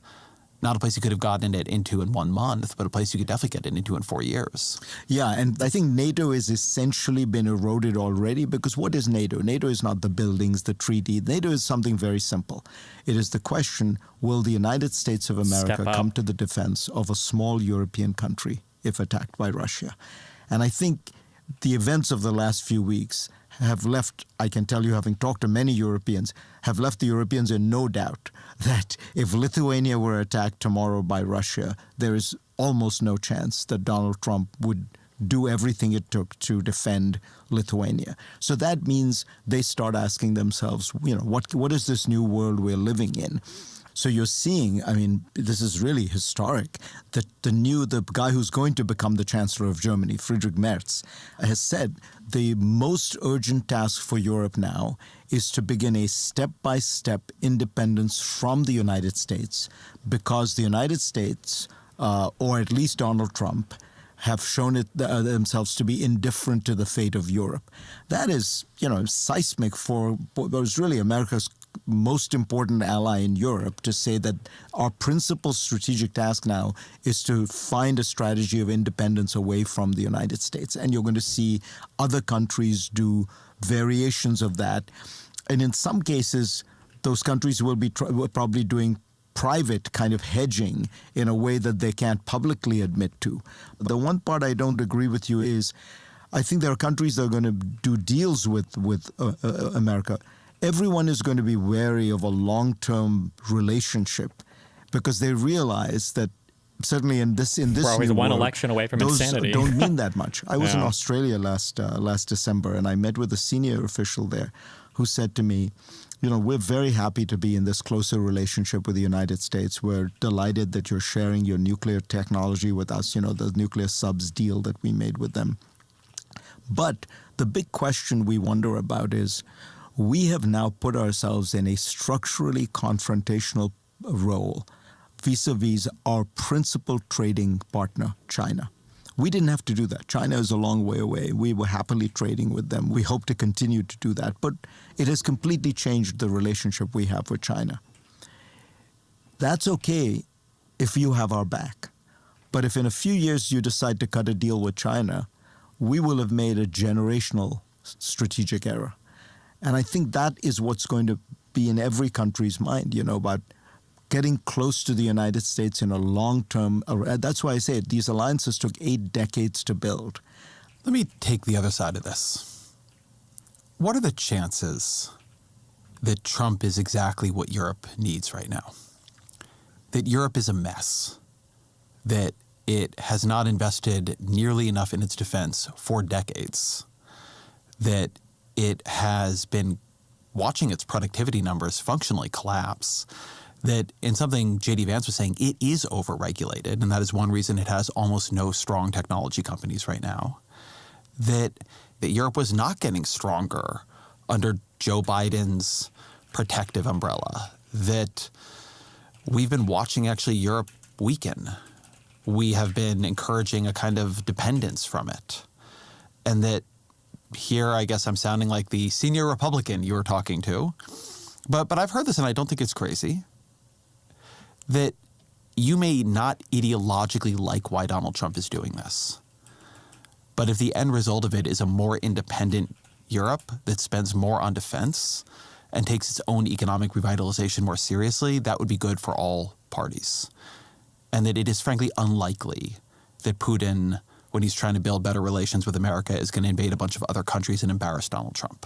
So the Moscow problem is not that big of a problem in the near term.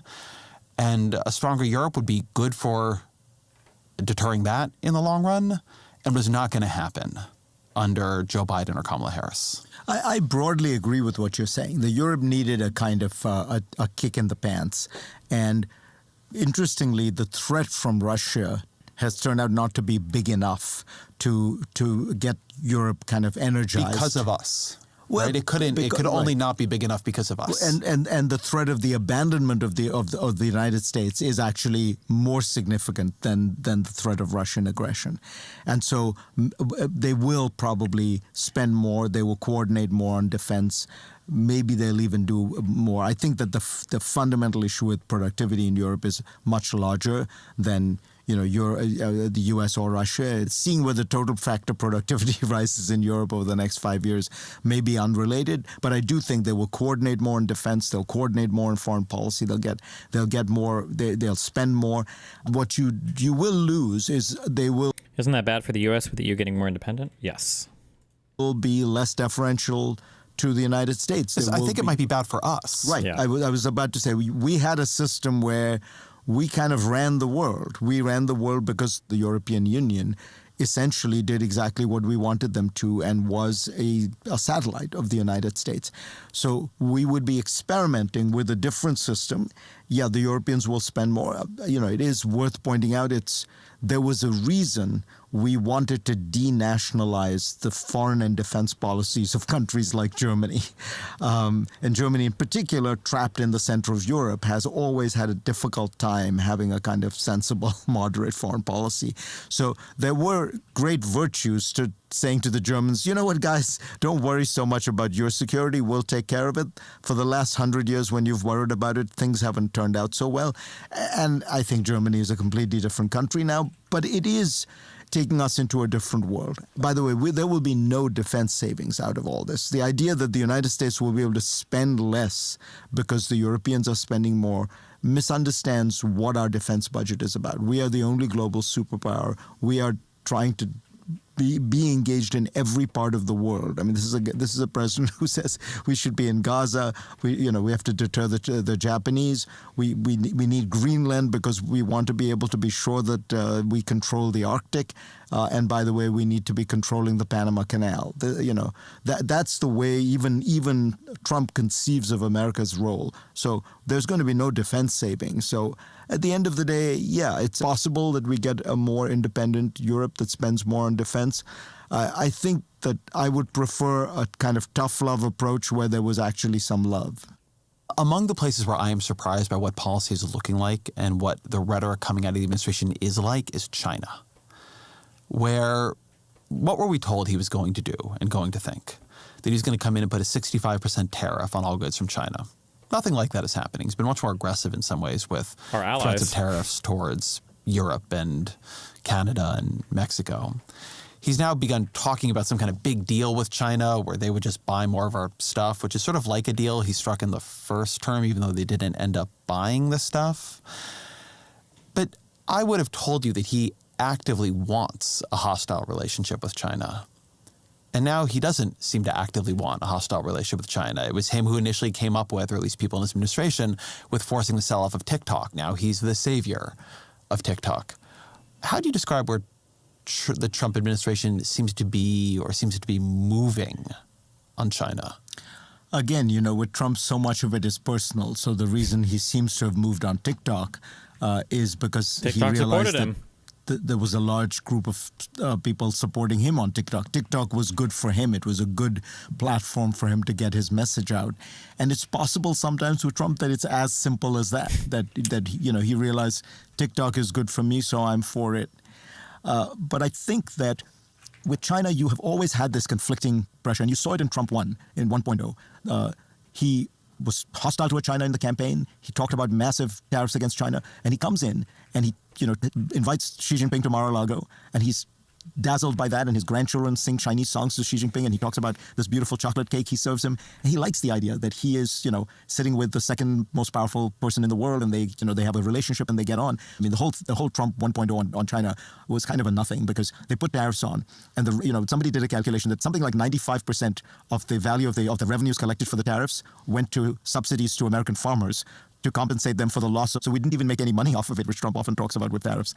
This time around, I think he seems to be much less, even rhetorically, hostile toward China. My inclination is to go where you're going. He wants to deal with China. He wants to have some kind of a better working relationship with China. I think to a large extent that could be a good thing. And I think that one of the things I worry about in the new world we're going into, China is embarking on a massive military buildup. China is probably going to quadruple the number of nuclear weapons it has in the next 10 years. That's all. And to a certain extent, I understand China's point of view, which is they are the second richest country in the world. Why should they not have an arsenal that's as big as Russia's? But it can be very destabilizing. That period when the Soviets expanded their nuclear arsenal in the late 50s and 60s, and the United States and the Soviets were going matching mano a mano, it was a very unstable period. I mean, think of the Berlin crisis, the Cuban Missile Crisis. So to have a better working relationship with China in this period, I think is a very good thing. And if for whatever reason Trump gets there, I'd be the first to applaud it.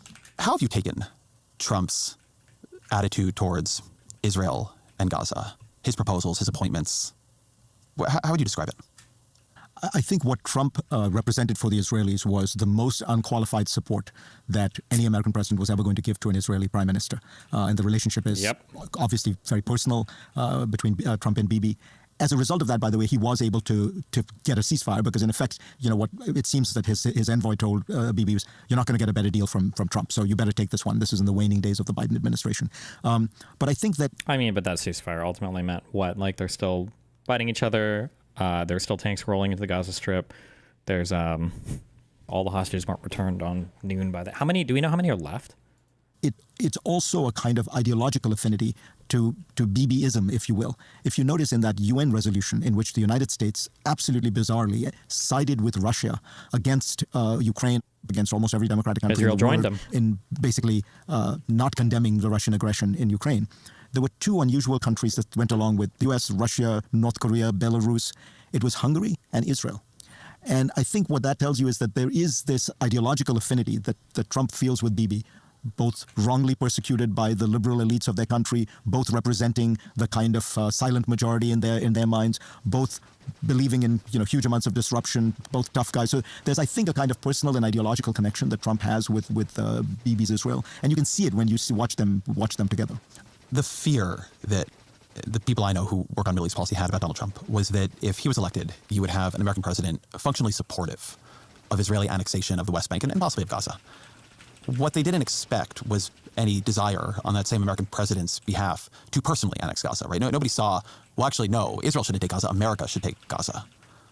But it's What not do you even think a that real. proposal is? Do you understand where it came from? It's not Do you even have a sense real. of There's no way that's how real. It's a meme. much he would actually risk to make it happen? Like, how have you read it? You know, we have tried to understand it, and most people, with a lot of what Trump says, it does appear to have come, almost out of nowhere, spontaneously. And so my guess is what happened is Bibi Netanyahu essentially expressed what has long been a kind of right-wing fantasy in Israel, which is if only we could clear these Palestinians out of Gaza, this would be a great place for us to, it was a big mistake for us to leave, and it's an amazing piece of land. We could think of the wonders we could do with Gaza. So it maybe came out of that. What it has done is it has, in some ways, given comfort to both the extremists on both sides. So right-wing Israelis now say, and I mean people to the right of Bibi Netanyahu, say, you see, this was not a fantasy. This was something real. The president of the United States is now advocating getting the Palestinians out of Gaza. So all those people have dug in and believe that this is really viable. And by the way, it's spreading to their views on the West Bank as well. Because the right-wing fantasy in Israel has always been make life so difficult for the Palestinians that effectively they will slowly but surely start moving away. They'll go to Jordan. They'll go to Egypt. The Egyptians and Jordanians will be forced to take them. But on the other hand, it does seem to have also reinforced among the hardline Palestinians the idea that, look, the Americans only mean bad things for us. Don't be very wary of any of this, American involvement, because what the Americans really want to do is ethnically cleanse all of us out of Gaza. So they're digging in. They're trying to figure out how do we maintain our presence? How do we make sure that if there is some kind of an American or Israeli suzerainty here, we would launch an insurgency? So I don't see it as having produced anything particularly good. And it has really reinforced this very strong element within the Israeli right that believes there is a solution to the Palestinian problem. And it is largely ethnic cleansing of Gaza and the West Bank. In Joe Biden, you had the apex of the liberal international order believers. Joe Biden's whole career in the Senate was devoted to this quite significantly. He was known for his commitment to these alliances, known for his belief in a sort of muscular liberal internationalism. It was always notable the way when he was deciding whether or not to stay in the race, the thing that seemed to animate him in that period was NATO, and if not for me, who's going to protect NATO and the alliances? And they had this vision of American strength through the alliance system. And it led to a world, or it coexisted with a world, that by the end of his term felt to many people like it had fallen into disorder.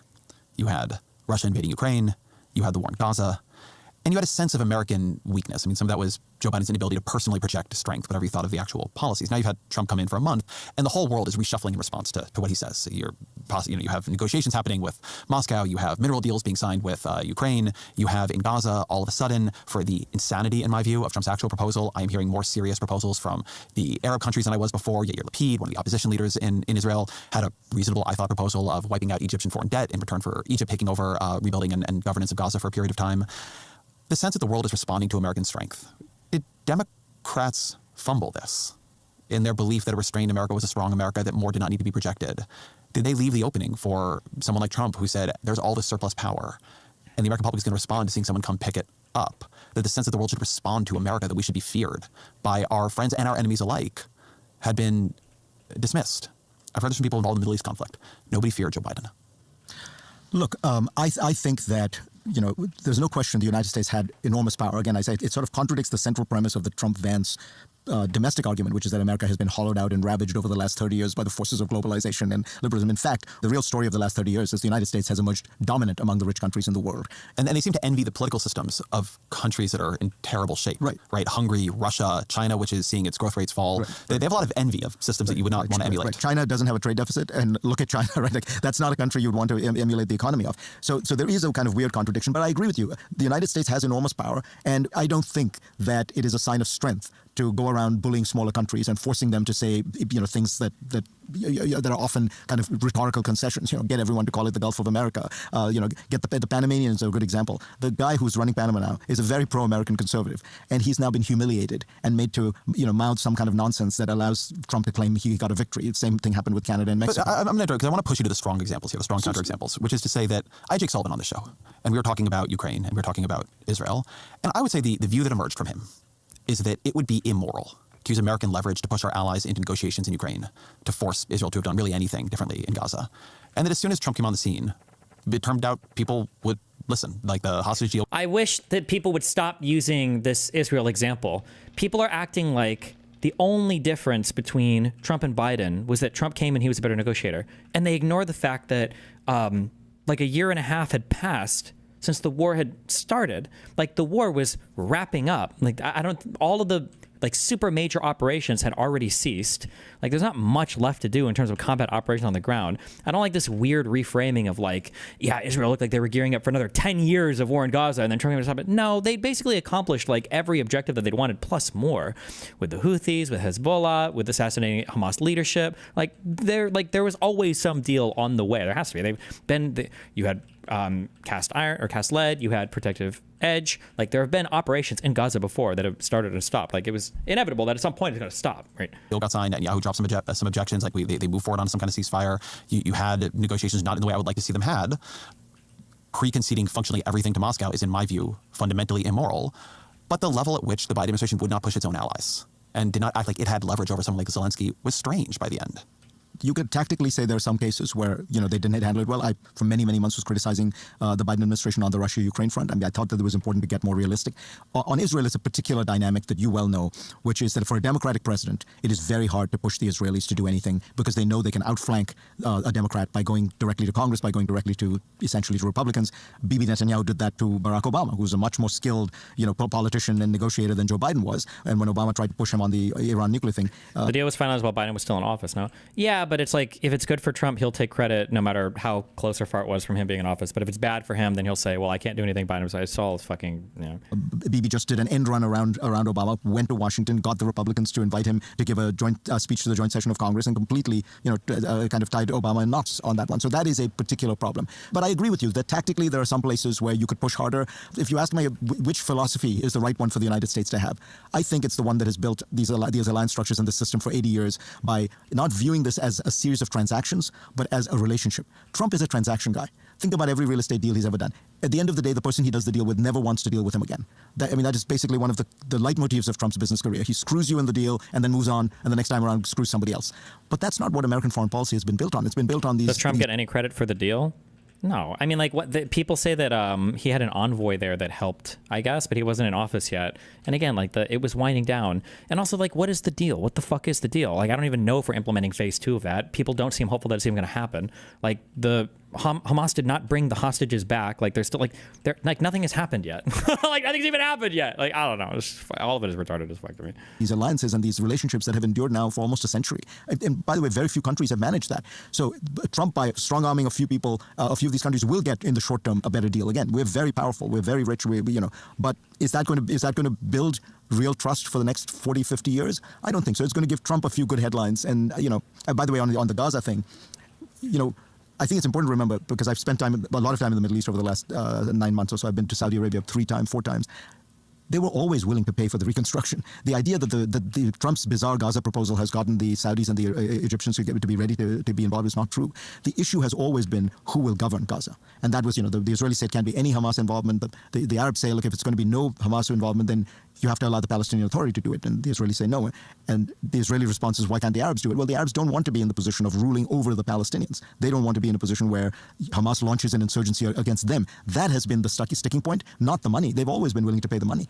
And by the way, that will continue to be the sticking point. That is the hard part of the Gaza business, not getting the Saudis and the UAE to pony up the cash. The thing that I think I'm pushing towards here is Trumpism the right long-term strategy for the U.S., but assuming the system survives the next couple of years, which in the range of possibilities, I don't think is 100%.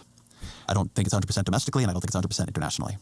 I think there's a question of there being sort of thesis, antithesis, synthesis dynamics to where things probably need to go. I think that with DOGE, where Democrats were accepting, I have a whole book on this coming up, but Democrats were accepting of huge levels of government proceduralism, obstruction, the inability of government to deliver or be responsive. They became defenders of government. Now you have a group heedlessly taking chainsaws, trying to actually wreck the thing in a way I consider immoral and genuinely dangerous. But I think to find some stable equilibrium, Democrats are going to have to take some lessons from this, right? Not just say we were right before, you guys should have listened to us. In the way I think we now understand that central left parties, kind of in Europe and in America, had adopted positions on immigration that were politically unstable. And they don't need to go all the way to where the far right is, but they can't be where they were if they're going to win power. Is there some ways in which lessons need to be learned here for there to be an effective center-left answer, or even left answer, or liberal answer to what this set of challenges represents? Is there some dissatisfaction with how the system is working, either from the American perspective or the international perspective, that needs to be integrated, even if you find, as many of us do, where Trump is going immoral? Yeah, look, the left has collapsed everywhere. I mean, if you look at Europe, the real story of the European elections over the last, 10 years is the collapse of the left. The French left has collapsed. The German left has collapsed. If you go look at, Holland, wherever you look, Sweden was run by the Swedish Social Democrats for 75 years, and they're in trouble. And I think it's principally over the issue of immigration. As you know, I've been hardline on immigration. I think the whole system the asylum system needs to be scrapped. And the fact that the left was not willing to frontally acknowledge that you had millions of people coming in who were obviously gaming the system, claiming to be asylum seekers when they were really economic migrants. I think the left is paying a huge price for that everywhere, and they will continue to pay a price for that, because even now it'll feel like catch up, when they do it. On the international side, I don't think there was any such deep dissatisfaction with the international system as it exists. I think it's, to a large extent, Trump's grievances around it that have exploited it. But he taps into a certain kind of American Jacksonianism that says, why are we entangled with these people? Why, the United States has always had two fundamental attitudes. One, we are too good to participate in the world, or we are so good that we should completely transform the world. But to actually engage in the world as it exists has always been difficult for the United States, because it's an ideological nation. It believes it is exceptional and all that. Is the problem now that whichever party has the vibe of everything is bad, everything is against you, all institutions are bad, will win for the foreseeable future? It seems like no one really wants to work hard and actually fix problems. I mean, as long as things are okay, then yeah, you have to say everything is bad. If things start to actually get bad, then people will start to look for actual solutions. But the reality is the average American is spoiled as fuck. They have no idea. They feel like things are bad, but they don't even know what that means. Like, remember, to the average American college student, like, a rough life is you can't buy a house by the time you graduate college. You're 24, 25. That's like American Zoomers think that their life is over because they can't buy their own house at 25. So if Trump starts doing things where things get actually bad and you start to actually run into huge issues where people are losing their homes or can't even afford to go to school or can't afford, transportation, or whatever, then I think people's opinions on things will start to reflect that. But right now, the negative opinions people have are largely just fed to them by the media. But it's unpopular to say, but it is what it is. That. And I think you see some of that in the Trump attitude. I think the point you made about Europe is the principal place where I would say there was a lesson to learn, that we had gotten too complacent about the Western alliance, and we had gotten too complacent about Europe's foreign policy dysfunctions. And I think, in some ways, Trump's willingness to sort of think the unthinkable and say the unsayable. Like, he's okay. He said, for example, maybe we should make a deal with Iran. He went in his first term and tried to make a deal with Kim Jong-un. Those things I actually do find refreshing, because why not try to see if there's a way you could make a deal with Kim Jong-un? Why not see if there's a way? I think all these things are low probabilities of success, but there is something to be said for kind of thinking out of the box in some way or the other. I feel like with Trump, the danger is not the thinking out of the box part. The danger is he doesn't value that the box we created is a pretty special box, and it's been very hard in human history to find an era of peace and prosperity and great power stability of the kind we have been able to create. So, before we have this kind of Maoist nihilism and say, let's burn the whole thing down and see where it goes, let's appreciate the box. How does the destruction of USAID fit into this in one way or another? I think it's been, because that got filed under Doge, I think it's been treated as less of a foreign policy move than it actually is. They seem to have successfully continued to keep the money pretty cut off in a lot of cases, even in places where, say, Marco Rubio seemed to want PEPFAR funding, which is funding for HIV/AIDS medication, particularly in Africa, turned on, and it seems to have not really turned back on. Is this foreign policy? Is this just a kind of internal jihadism against what they see as the liberal nonprofit industrial complex? What is the import of what they've done to USAID, and what is, to the best you believe they have it, or the rationale for it? So I've thought about this a lot, because why would you choose USAID? It's 1% of the federal budget. If you were able to change some of the uploading, mechanisms in Medicare Advantage, you'd probably save more money than in reforming USAID. Medicare is $1 trillion, Social Security is $1.5 trillion, USAID is about $40 billion. And they don't seem to be reforming it; they're annihilating it. So I think what happened is, if there's thought. What happened is it's a government program you can cut, and since it's foreign spending, Americans don't give a fuck about it because it's not impacting any voter, and as long as you're hurting people that are non-voters, then that type of pain is totally acceptable. Behind it, there must have been. Musk and company said, what is the least popular form of spending that the U.S. does? On other Marco Rubio people. alluded Yep, to this. foreign spending. It's obviously foreign aid. Sending money to foreigners. People feel like, why shouldn't we be spending it at home? It's easy, right? So I think that was the idea. Like, let's go for an easy win. Let's go for something where particularly our base, the MAGA base, and most Americans in general, think this is a waste of government spending. And they went at it with a brutality, I think, to send a signal to other government agencies.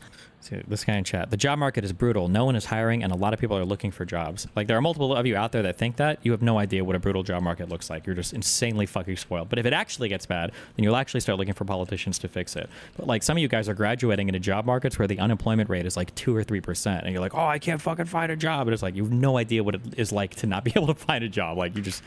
But whatever. Don't block us. This is how, this is what will happen to you if you try to, in some way or the other, do an end run around around what we're doing.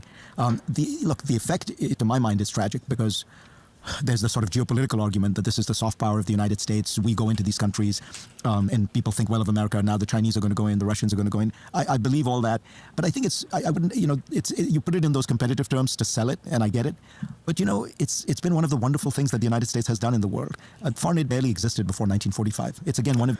I'm not a Trumper, but why should we be paying for random stuff around the world? Well, it's not random stuff. The United States has a massive economy. We can spend a lot of money in a lot of different areas, and for just a little bit of spending, 1% of our 1% of our budget, we can make massive gains in, 1, saving people's lives around the world, which I think everybody agrees is a good thing, and 2, building the U.S. reputation around the world without a way that involves conflict, right? Rather than, oh, let's go to war and defend this country. Well, that's going to create people that like us and dislike us. Why not just fund people to cure Ebola or cure tuberculosis or help people with HIV, right? It's just an easy way to spend money for free reputation, basically. Of these revolutions of foreign policy that America in large part initiated. And I think it is largely, the impulse comes from the idea we're the richest country in the history of the world. It's also be a great thing for us to be the most generous country in the history of the world. 4 out of every 10 humanitarian dollars spent in the world are spent by the United States. And most of USAID's budget is food and medicine. You're literally feeding the hungry, you're clothing sick people. I've seen this on the ground. The people who do work at USAID, these are people who move to Mozambique or Ghana to learn how to get water filtration systems in there. They're getting paid $60,000, $70,000 a year. They're not doing it for the money. They're not doing it for the glory. They're doing it because they believe that the United States can have a kind of positive impact on the world. And to see the agency got it, the funding pulled, and these people demeaned and demonized, called a criminal enterprise. It's so sad. I grew up in India, and I saw so much of the USAID funding, which was exactly the kind of stuff that Doge demonized. The job market is fine, but there's so many fake listings or AI bullshit filtering you out that it feels like there's no opportunities. You can apply to 100 jobs and hear back from none of them. Yeah, that's an issue, but like the issue, it's on both sides. It's like an arms race, right? Because I'm sure to some extent job recruiters are also responding to people that can send out 500 applications using Indeed or job listings or whatever, that also do all of their resumes as AI constructed shit. So it's like the AI versus the AI and like the bullshit on both sides. Like, I'm sure it's like a fucking nightmare to go through. Which was to say, there was a program where they'd show old American movies in the U.S. consulate. And a whole bunch of us would go there.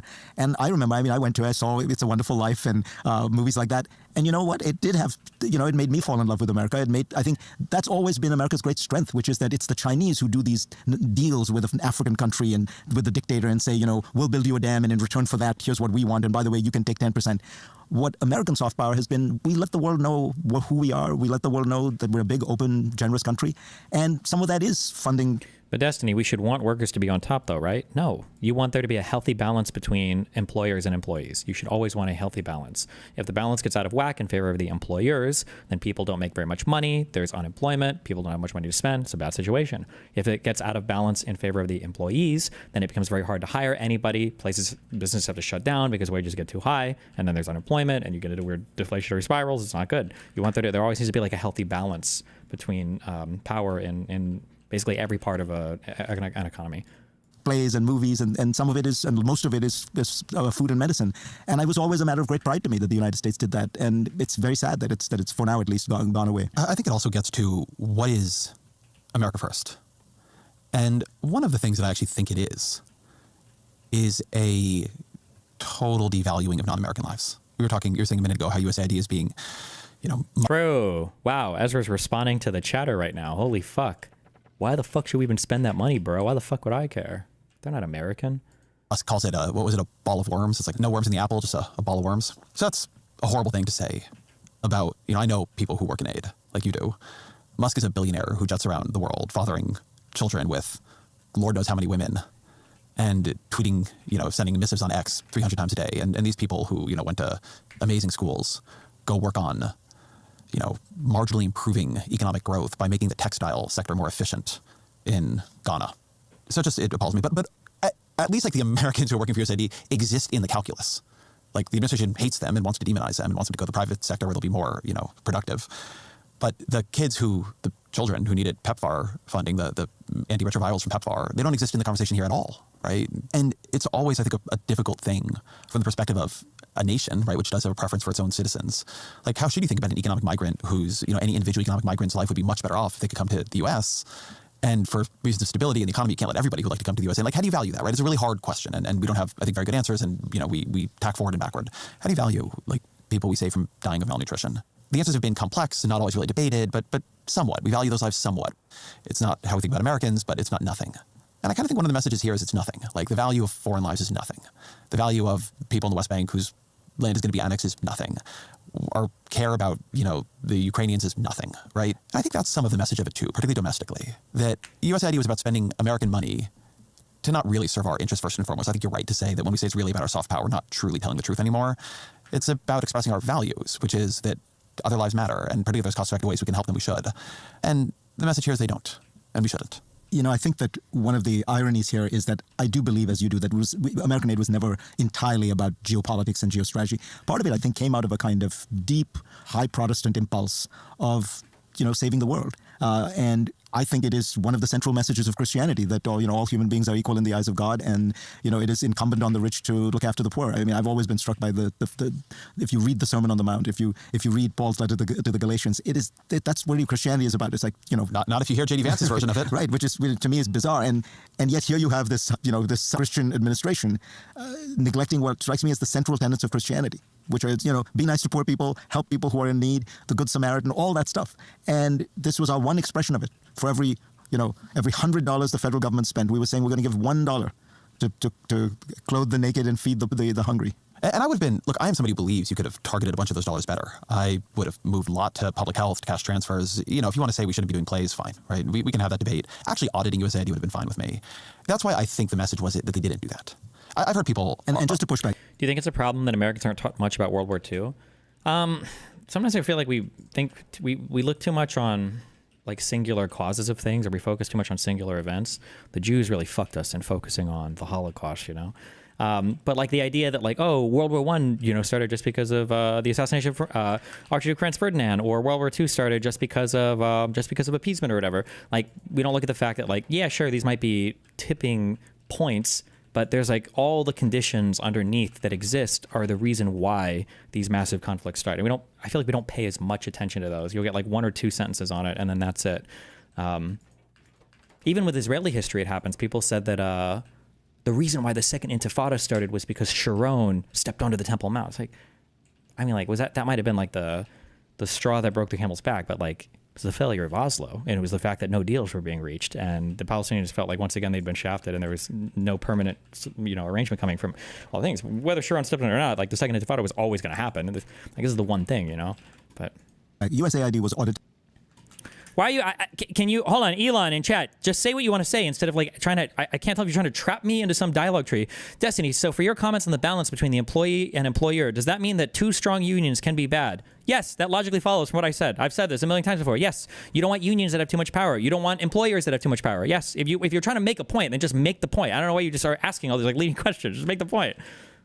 Did 60 times in Thank the last you, year. You could have audited from their perspective. Yeah, you could have, and as by the way, that play was not a USAID spend. It was an American ambassador who decided to help to fund a cultural festival in Ireland. So much of this is so there's been a lot of bullshit here, but it is. I know a lot of people who work in foreign aid, and a lot of people who work in making foreign aid more effective. Yeah, and there is a big bureaucracy, and there is waste, no question about it. And not only, and I don't even mean waste. I actually mean that from their perspective, I think it'd be reasonable for a Republican administration to come in and say, too much of this is cultural, too much.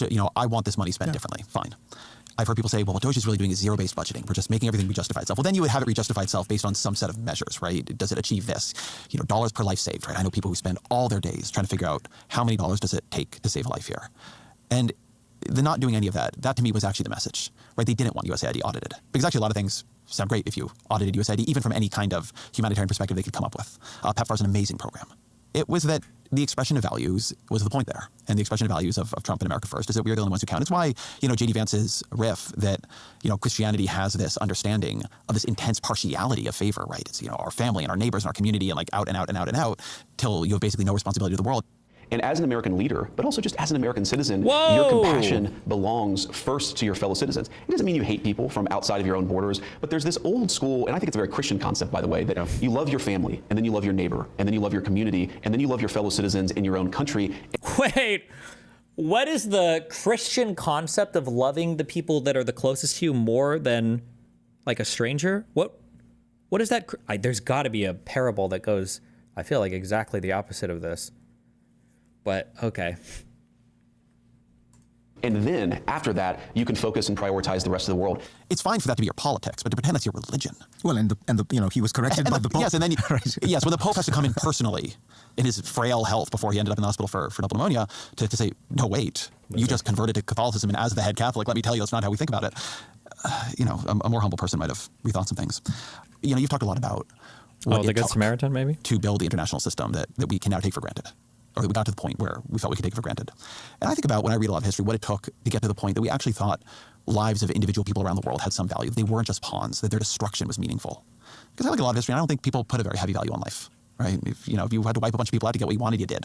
Love thy neighbors, you love yourself. Yeah, but my guess is Vance would say something like, yeah, he said love your neighbor, like the guy that lives right next to you. The poor suffered what they must. And with Trump, I see a return to that moral framework, among other things. And you can make a lot of criticisms of Democrats, of Republicans, of George W. Bush, of Joe Biden, right? Look at the destruction visited upon the Gazans in the past year.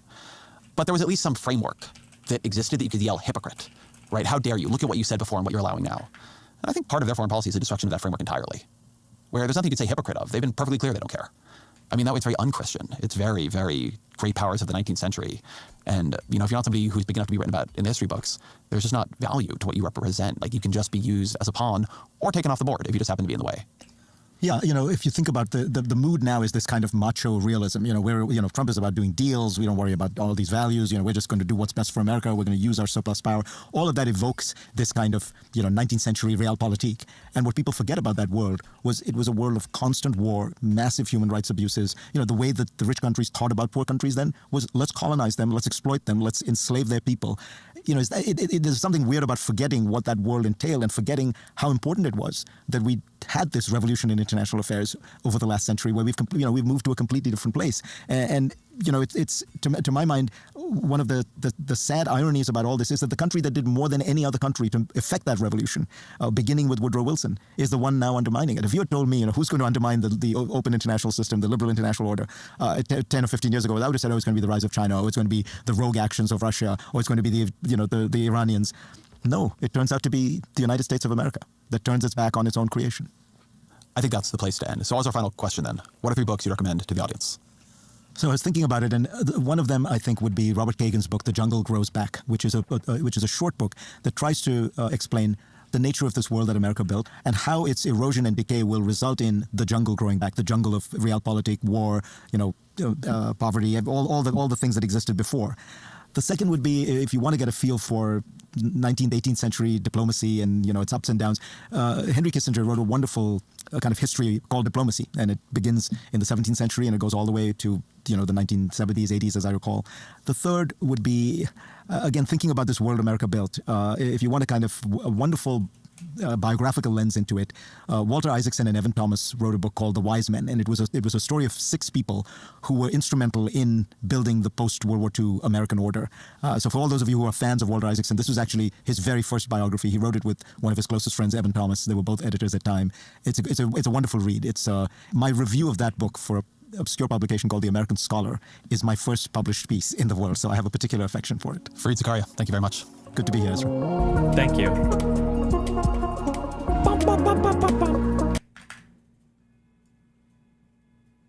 Damn, somebody's mad outside. They said honk.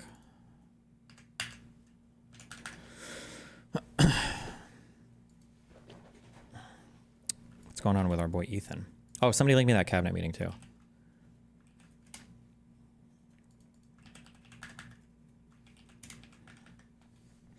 There is a great irony in iDubbbz former editor attacking me through Hila, blaming Hila for corrupting me. Wait. I'm quite convinced Hila has a lot of editorial control over Ethan's opinion on Israel, and thus repeated things on the pod. Why not give an example? Why not justify the argument?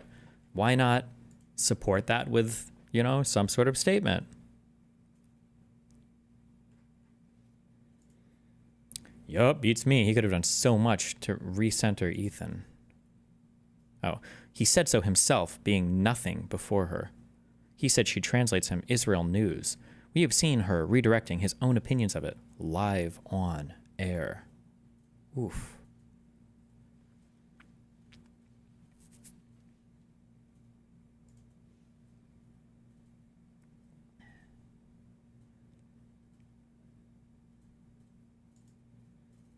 Yes, I have a loving family. I know what it takes to take care of infants and toddlers, and obsessing over a past coworker who doesn't give a flying fuck about you during the holidays ain't it. He had everything, but he had to let narcissism, or Hila, take a hold of his paradise.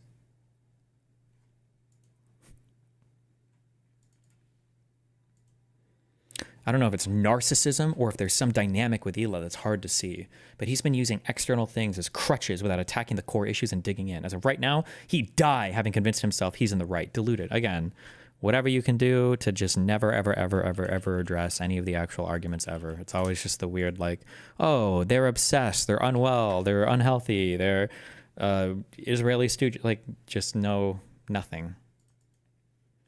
What I'm seeing is anxiety-driven tics ramping up. He's been saying his sleep is bad. He says he relies heavily on his antidepressant. I don't think ever tried to fix the root. His lifeboat appears to be Hila. Her truth is his truth type beat. Homie will only get worse. And then the psychoanalysis comes in.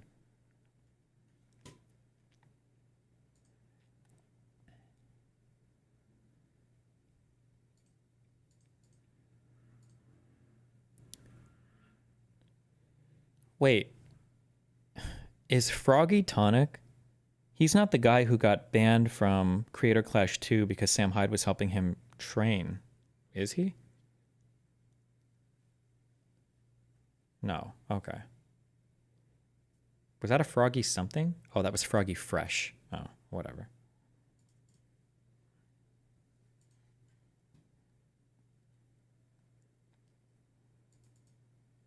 I'm an Amazon driver. We make half what UPS drivers do with zero benefits, working for the second largest company in the world and the second richest man in the world. People who idolize Musk and Bezos would hate working for them.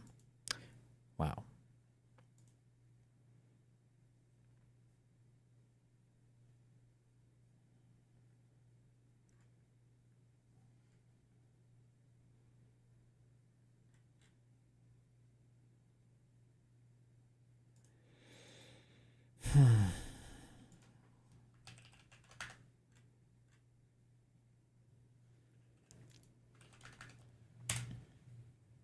Actually, I'm dead.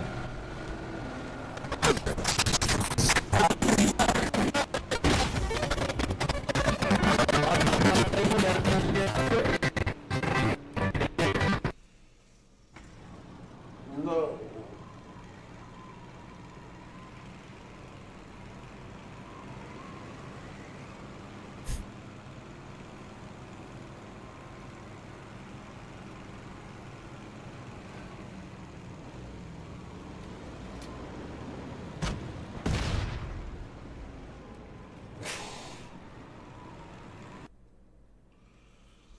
Wait, is that what killed him? Actually, I'm dead. Is this a death cam or is this the guy playing after? Yes? Oh. Jesus Christ.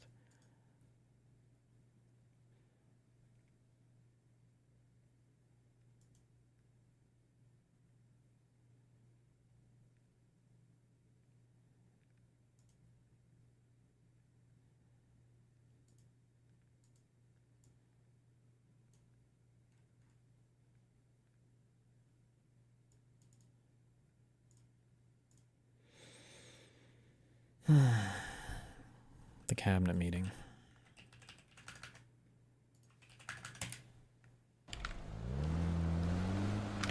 I want to be Lastly, I want to thank Hassan for the professional dick sucking in his Jesus. 1 hour long video. I wish you niggas could be like that little Okay.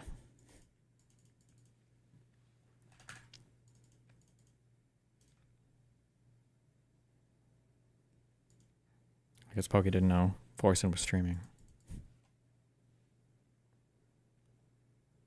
Very much. We appreciate you being here, and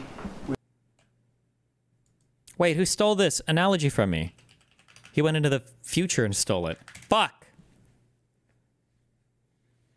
You've got to cut everything to 0 and then only bring back what people actually miss. That's why doctors usually start surgeries by removing all internal organs and then adding them back one by one once they figure out which ones the patient needed or really needed. True.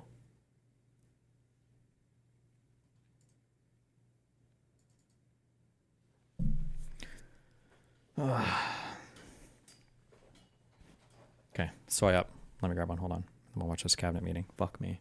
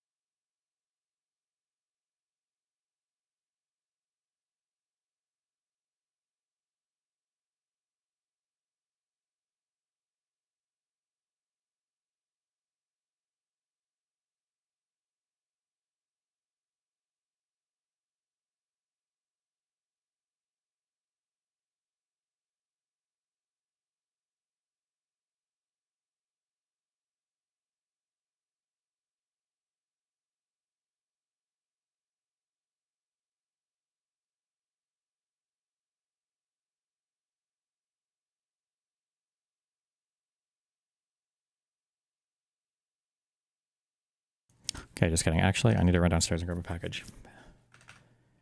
While the package people are here.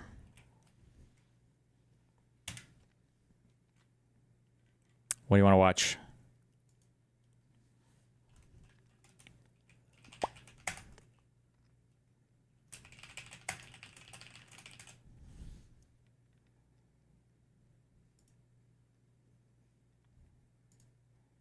Have we watched all the recent videos? Fuck, we have.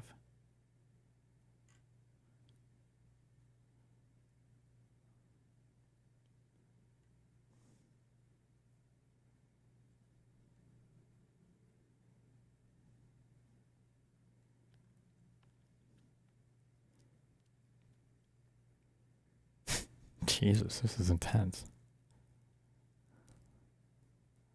Put on the casually explained video that Hassan got mad at.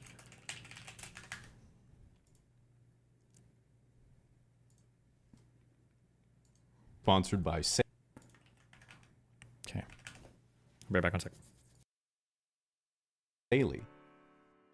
Although there are almost 350 million Americans, there are really only 2 political parties, and despite what the name would imply, neither one's very fun at all. This political division means you don't get any nuance in policy, and instead you either vote on which person you hate the least, or just pick 1 or 2 things you absolutely don't want someone to mess up, and then you compromise anyway. While most people are not too familiar with the political compass, they have heard the term left and right. You might have seen a spectrum like this in civics class, and they taught you some vague theory about reactionaries versus radicals, or social reform versus conservatism. but this is pretty meaningless to most people. In reality, when someone asks if you're on the left or right in America, what they want to know is how many digits of the pride flag you've memorized.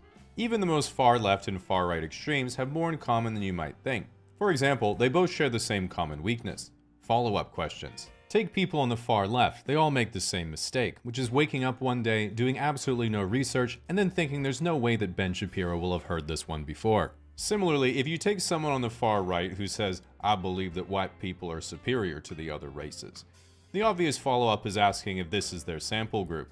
The reality is that just left or right doesn't capture the full nuance of someone's political beliefs. If you're a fiscal conservative who believes that government debt represents an inability to provide future public programs, the left lumps you in with the people who stormed the Capitol.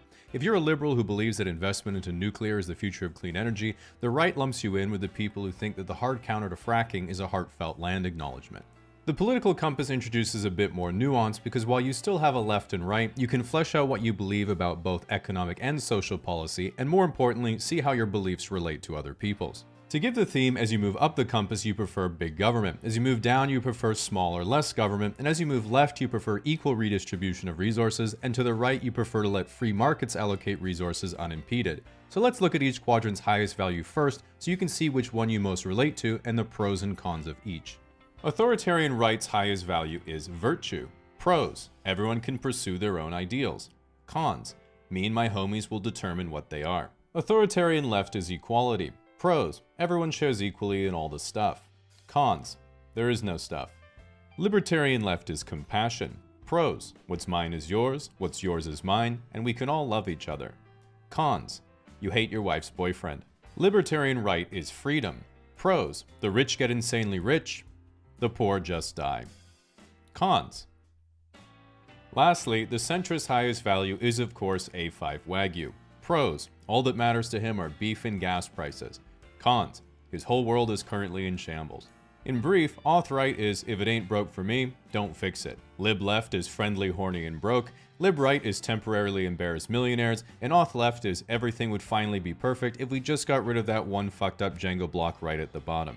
By using the quadrants, it lets us see there's a lot more nuance to someone's political opinion than just left or right. For example, to someone on the right, everyone on the left seems the same. But libertarian left will say, you know, communism sounds really nice. Everyone living as equals with each other, working together in harmony with the environment. I guess it just seems that while the theory is good, the execution has been really bad. Then authoritarian left would say, yeah, but often necessary. Similarly, to people on the left, the right seems all the same, but auth-right will say, you know, I get that people are different and can choose to live how they want to. It's just the values of my culture are dying and all this chaos is taking over. If people just embraced how things were before, they see it just works better than this. And lib-right would say, you're so right, baby. Just unlock this video and it'll help cheer you up. The authoritarian side of the compass also gets the libertarian side confused all the time, mistaking both quadrants as woke. But see if you can catch the subtle difference. Lib-left says, I treat people nicely because they're human just like me with their own personality and preferences. Makes me sad that some people hate other people just because they don't act or look the way they think they should. Whereas lib-right just says, yep, customer's always right.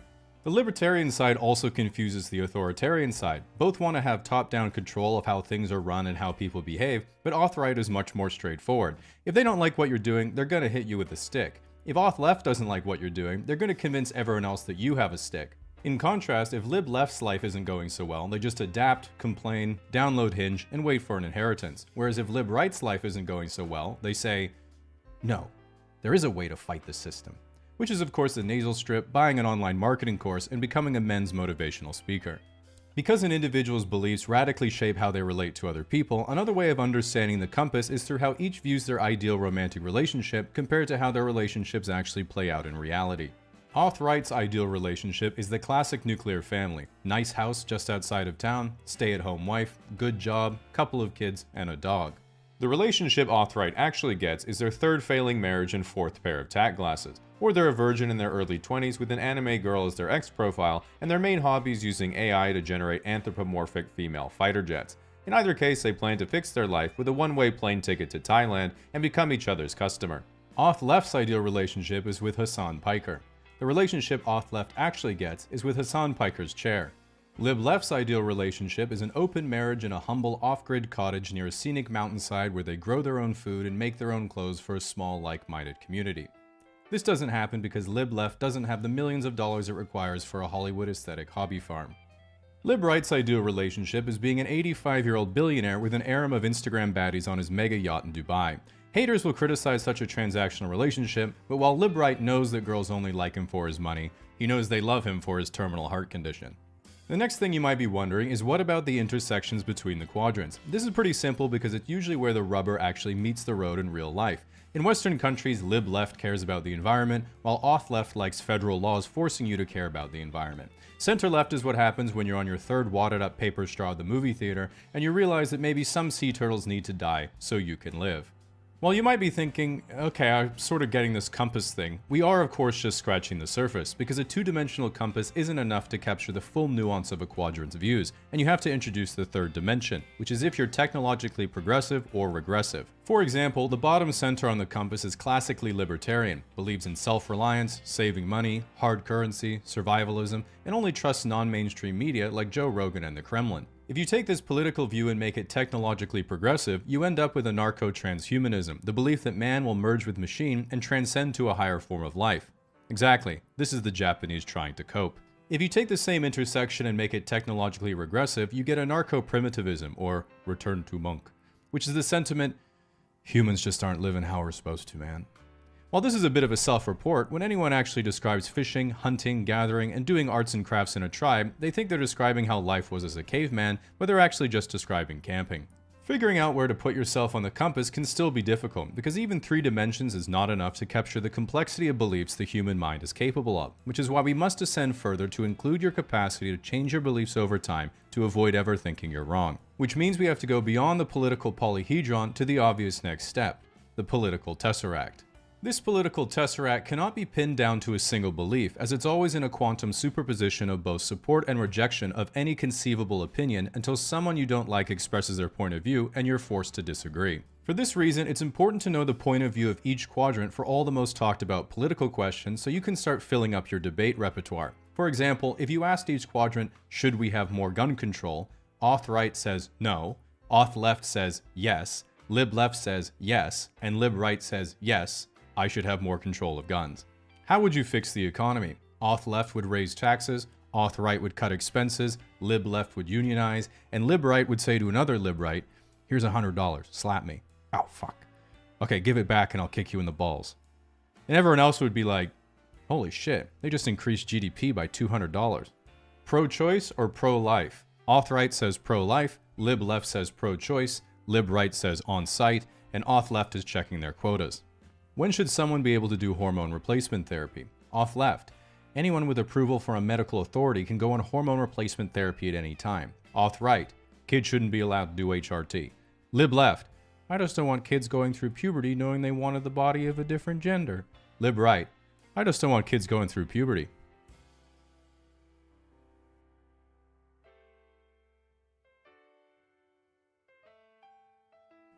What do you think about free speech? Lib right says no one should be punished for voicing their opinion. Lib left's community note points out how other people treat you for your opinion is part of their freedom of speech. Auth right revokes your blue checkmark for violating their terms of service, and Auth left has taken down your post for spreading harmful misinformation. The centrist then walks into the room and says, You better take your medication, Elon. You're arguing with yourself again. You might look at the political compass and think, man, it's crazy that people believe in so many stupid ideologies when there's really only one that's actually correct. Which is why before you wage war in the comment section, you need to know the ultimate trap card of each quadrant to make sure you don't fall into an unwinnable argument and instead probe their weakness to appear more correct. Lib left's trap card is the moral high ground. Their weakness is, how's your relationship with your parents? Auth left's trap card is pretending to be Lib left. Their weakness is trigger words like America is a decent country or Mazel Tov. Lib right's trap card is the success of free market capitalism. Their weakness is how much tax have you paid in capital gains. Auth right's trap card is their collection of cherry-picked crime statistics. Their weakness is undermining their credibility with questions like dinosaurs. Were they real or just the shape of nuggets? This scares Auth right because they know what you're going to ask the shape of next. Alright, you should be well prepared to go into battle. If this video offended you, just remember there's nothing you can do about it because YouTube removed dislikes ages ago. If you try to leave a negative comment, you will face the full wrath of my terms and conditions, only positive feedback will get a cute heart, and most importantly, this video is brought to you by Saley. As an American, you might be thinking, with what's going on in my country, I really want to move to Canada. But being unable to read Celsius or the metric system, communication would of course be impossible, and there'd be no way for you to get a local SIM card for your phone. What can you do about it? Well, with Saley, you can download an eSIM onto your phone, giving you data coverage in over 180 different countries, meaning you can significantly reduce or entirely eliminate roaming fees, and you can get a global or regional plan if you plan on visiting multiple countries. This is especially helpful because not only can you avoid getting scammed or having to talk to people in general, you don't run the risk of losing your original SIM card from back home. My last one is currently in Peru. My friend Jimmy is going on a work trip next week, and the only reason I didn't recommend Saley to him is because he's going to Spain, so he's going to get his phone stolen anyway. If you'd like to give Saley a try, you can scan the QR code on your phone, download the Saley app, and use the code CASUALLY at checkout for a 15% discount.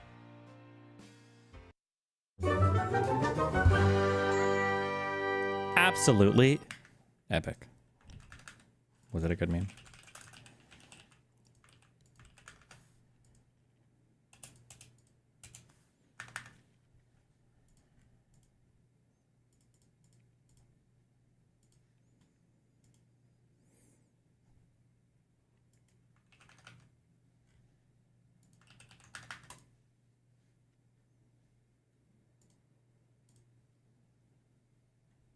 Very much. We appreciate you being Do we normally broadcast cabinet meetings? Have these been broadcast before? I actually have no idea. here, and we put together a great cabinet, and we've had tremendous success. We've been given a lot of credit for having a very successful first month, and we want to make that many months and years, actually. But we're going to have many good months, and we're going to have many good years, I hope, and we're going to solve a lot of problems. We're doing very well with Russia, Ukraine. President Zelensky is going to be coming on Friday. That's now confirmed, and we're going to be signing an agreement, which will be a very big agreement. And I want to thank Howard and Scott for the job you guys did in putting it together. You really did an amazing job. And that'll be on rare earth and other things. On rare earth? As you know, we're in for probably $350 billion. Europe is in for $100 billion. And that's a big difference. So we're in for probably 3 times as much, and yet it's very important to everybody, but Europe's very close. We have a big ocean separating us. So oh, the ocean. it's very important for Europe, Okay. and they hopefully will step up and do maybe more than they're doing, and maybe a lot more. The previous administration put us in a very bad position, but we've been able to make a deal where we're going to get our money back, and we're going to get a lot of money in the future, and I think that's appropriate because we have taxpayers that are shouldn't be footing the bill, and they shouldn't be footing the bill at more than the Europeans are paying. So it's all been worked out. We're happy about it, and I think that very importantly, we're going to be able to make a deal. Most importantly, by far, we're going to make a deal with Russia and Ukraine to stop killing people. They'll stop killing young Russian soldiers and young Ukrainian soldiers and other people in addition in the towns and cities. And we Wow, Gina, thanks for the consider that a 5 very membership. important thing and a big accomplishment because it was going nowhere until this administration came in. They hadn't spoken to President Putin in 2 years, and so we'll keep you advised. Before we begin the cabinet, I'd like to have Scott and a couple of people say a few things, but most importantly, where are you? Elon's not at this meeting, right? He shouldn't be, right? This is a gentleman who's going places, the head of HUD, and he's going to say, you all know him, and you're going to say grace, and then we'll have our meeting, right? Thank you very much. Oh, saying grace. Thank you, Mr. Thank God. President. Let's pray. Let's pray, guys. Father, we thank you for delivering us for from this Joe awesome Biden. privilege, Father, to be in your presence. God, thank you that you've allowed us to see this day. The Bible says that your mercies are new every morning. And Father God, we give you the glory and the honor. Thank you, God, for President Rubio. Fold your hands, motherfucker. What are you doing? Trump, Father, for appointing us. Father God, thank you for anointing us to do this job. Father, we pray you will give the president, the vice president wisdom. Father God, as they lead. Father, I pray for all of my colleagues that are here around the table and in this room. Lord God, we pray that we would lead with a righteous clarity. Father God, that as we serve the people of this country in every prospective agency, every job that we have, Father, we would humble ourselves before you, and we would lead in the manner that you've called us to lead and to serve. Father, the Bible says that blessed is the nation whose God is the Lord. Well, Father, we today honor you, and in your rightful place, Father, thank you for giving us this opportunity to restore faith in this country and be a blessing to the people of America. And Lord God, today in our meeting, we pray that you will be glorified in our conversation. In Jesus' name, amen. Thank you. Thank you, Good. Republican That was Jesus. a very good job you did. You've done that before, haven't you? So Scott Turner's a terrific young guy. He's heading up HUD, and he's going to make us all very proud, right? Thank you, Mr. President. Thank you very much. Great job. In just over 1 month, illegal border crossings have plummeted by numbers that nobody's actually ever seen before. It's much more than 100%. And we've unleashed American energy at levels that will soon be reported. But we think we're going to get it going very quickly. We have incredible people on the energy front. I think we have really great people on every front. I'll let you know if they're not good, but I think they really are. Thanks. And we're fighting every day to get the prices down. The inflation is stopping slowly, but part of the reason it's stopping is because of high interest rates and other problems that we inherited. But we have to get the prices down, not the inflation down, the prices of eggs and various other things. Eggs are a disaster. The Secretary of Agriculture is going to be showing you a chart that's actually mind-boggling what's happened, how low they were with us and how high they are now. But I think we can do something about it, Madam Secretary, and I think you're going to do a fantastic job in that position. One of the most important initiatives is DOGE, and Thank God. we have cut billions and billions and billions of Waste, dollars. fraud, We're and looking to abuse, get yes. it maybe to $1 trillion if we can do that. Oh my God, $1 We're going to start trillion. getting to be at a point where we can think in terms of balancing budgets, believe it or not, something you haven't heard in many, many years, decades actually. And it's a big, whether it's this year or next year, I think we'll be very close to balancing budgets. And the DOGE is very important. And Elon is here to give you He is summary here. of what's Thank God. happening, Yes, some of the King things they Elon. found, some of the horrible things they found, some of the theft and fraud, and we call it waste and abuse, but a lot of fraud, and probably some fraud that we're not going to be able to prove is fraud, but when you hear the names and the places where this money's going, it's a disgrace. Oh, well, we just need the names and places. Gotcha. But Okay. we've requested that a lot of people, we want to make sure that the people are working. So letters were sent out, and I think everyone at this table is very much behind it. And if they aren't, I'd want them to speak up, but they're very much behind it. Letters were sent out to people just to find out if the people exist.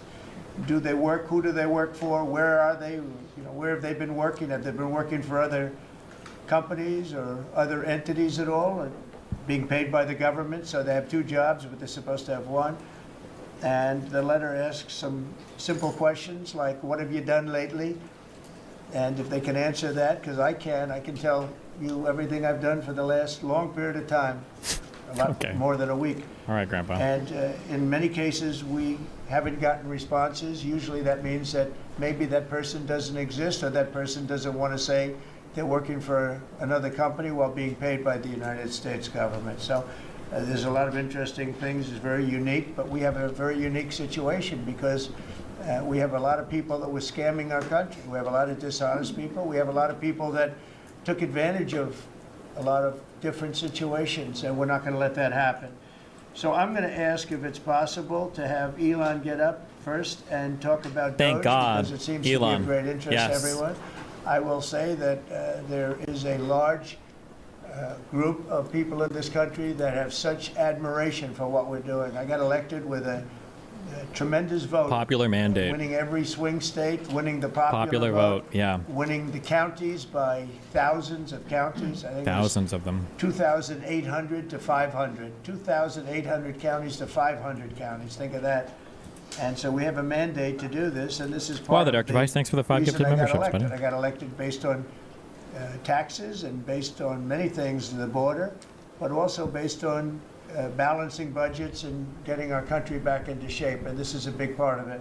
So Elon, if you could get up and explain where you are, how you're doing, and how much we're cutting, and it's an honor to have you. He's been a tremendously successful guy. He's really working so hard, and he's got businesses to run. And in many ways, they say, "How do you do this?" And, you know, he's sacrificing a lot and getting a lot of praise, I'll tell you. But he's also getting hit, and we would expect that, and that's the way it works. So I'd like to have Elon Musk please say a few words.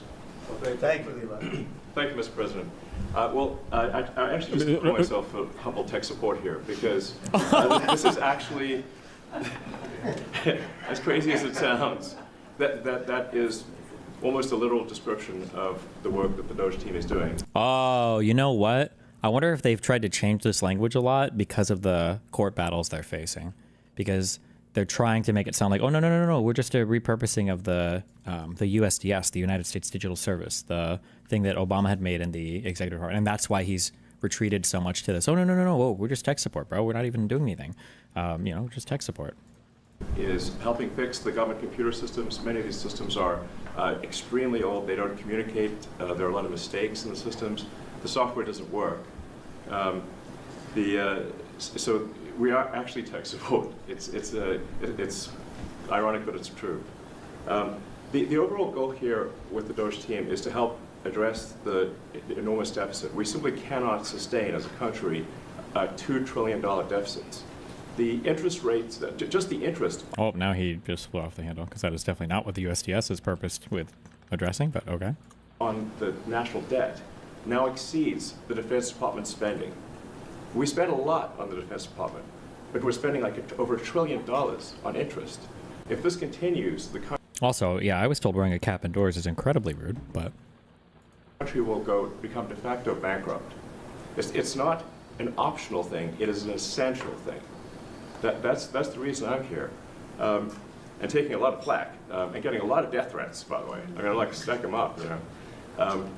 But if we don't do this, America will go bankrupt. That's why it has to be done. And I'm confident at this point, knock on wood, you know, left my wooden head, there's a lot of wood up there, that we can actually find $1 trillion in savings.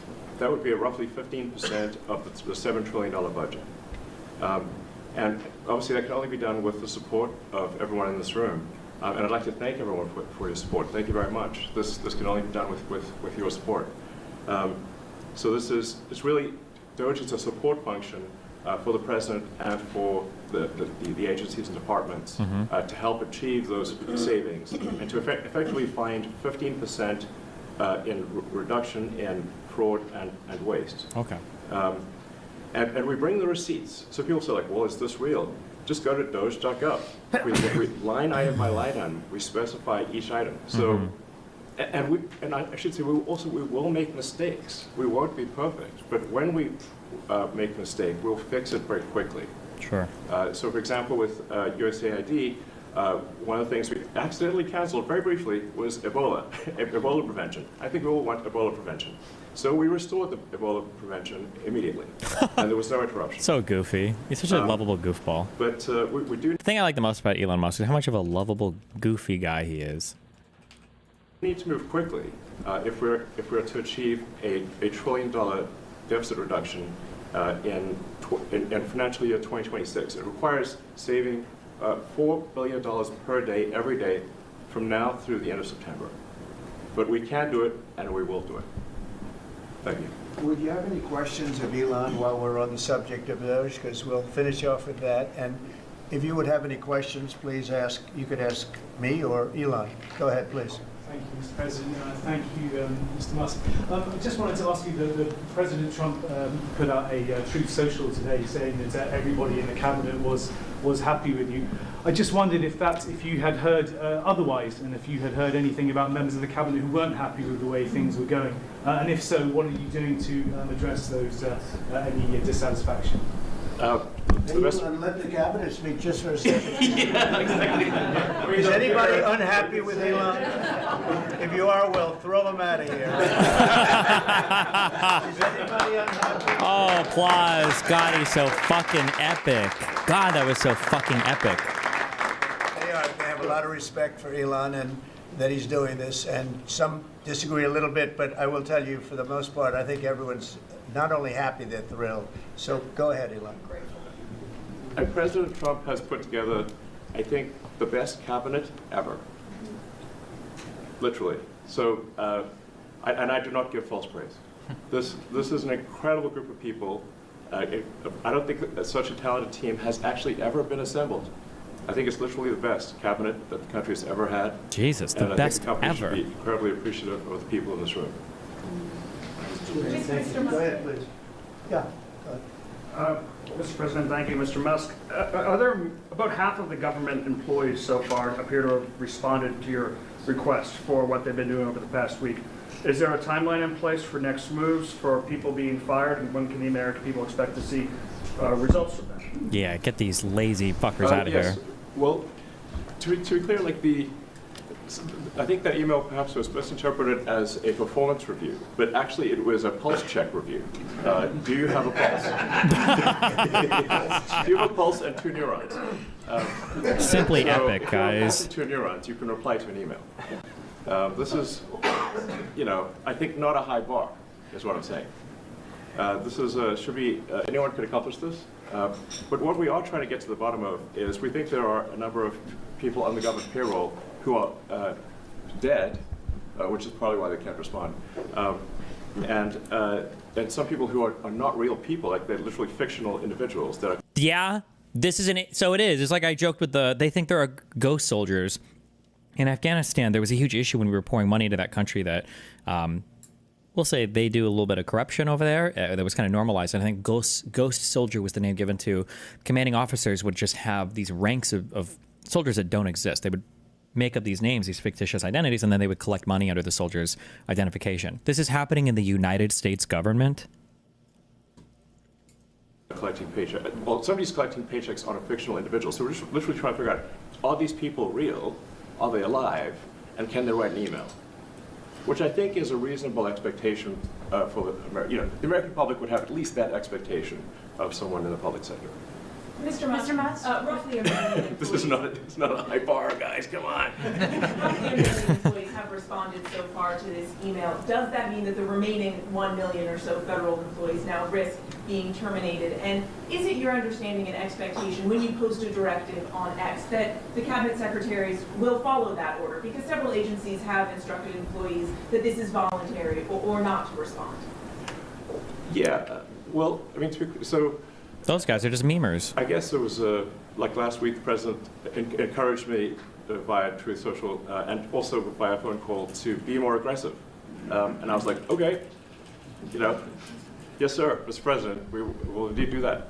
The president is the commander-in-chief. I do what the president asks. And I said, can we send out an email to everyone just saying, what did you get done last week? And the president said yes, so it did that.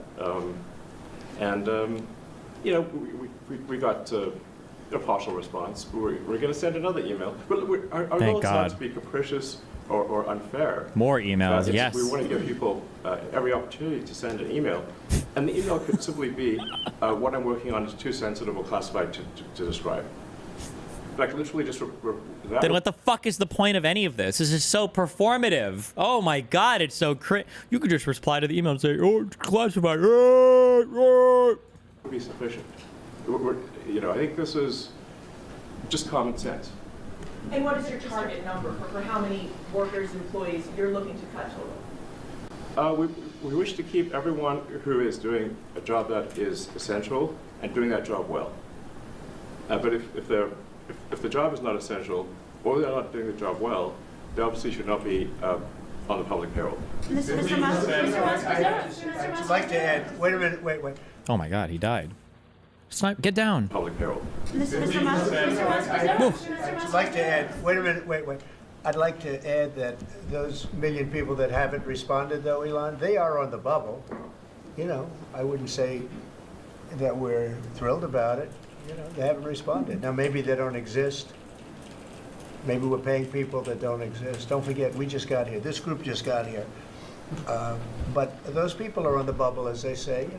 Maybe they're going to be gone. Maybe they're not around. Maybe they have other jobs. Maybe they moved and they're not where they're supposed to be. A lot of things could have happened. I wouldn't say that Biden ran a very tight administration. They spent money like nobody's ever spent money before, wasted money. The Green New Scam, all of the different things they spent money on. And you've seen that. You've seen that with some of the things that I read in speeches. I read them and people can't believe when I read them. 20 million here, 30 million here for, a little educational course on something. Circumcision, right? Circumcision. $20 million to... That must have been a huge dick they had to cut, I guess. Inform the people of such and such a country. Wow. On other things and other things other than that. So, those people are... Right now, we're trying to find out who those people are that haven't responded.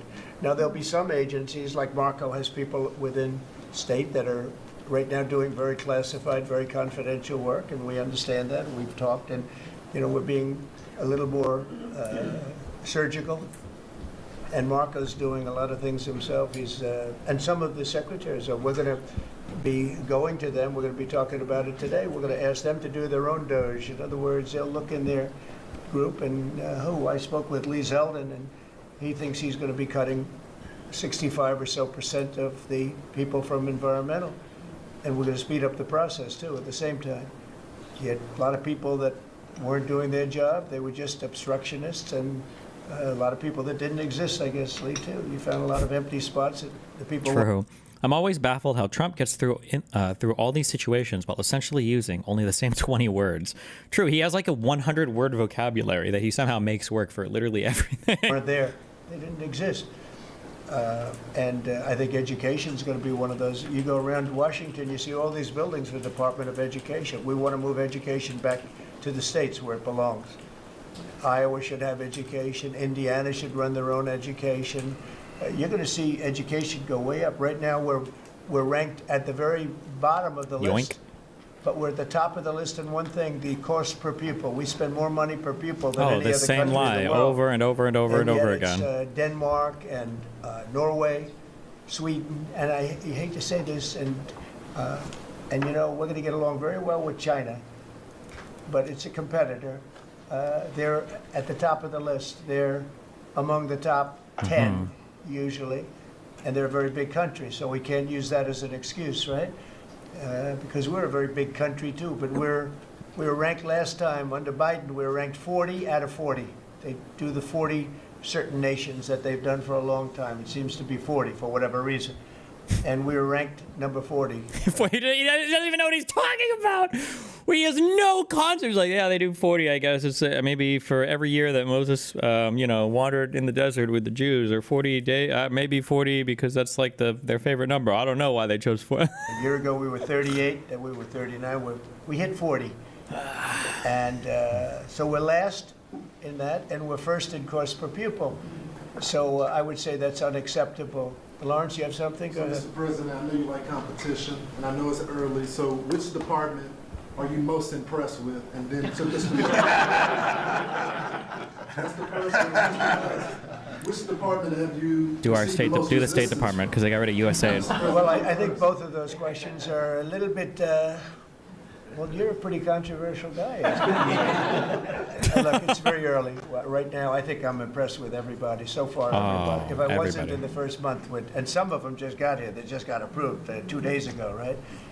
But I think I'm very impressed with everybody. So far, I'm very happy with all of the choices. I think that Elon has done incredibly with some groups, and some groups are much easier than others. It is true. State is a, very difficult situation. We're right now negotiating very successfly, I think, with Russia and with Ukraine, and we have a lot of countries involved, and we have to be a little bit careful what we do and who we're terminating.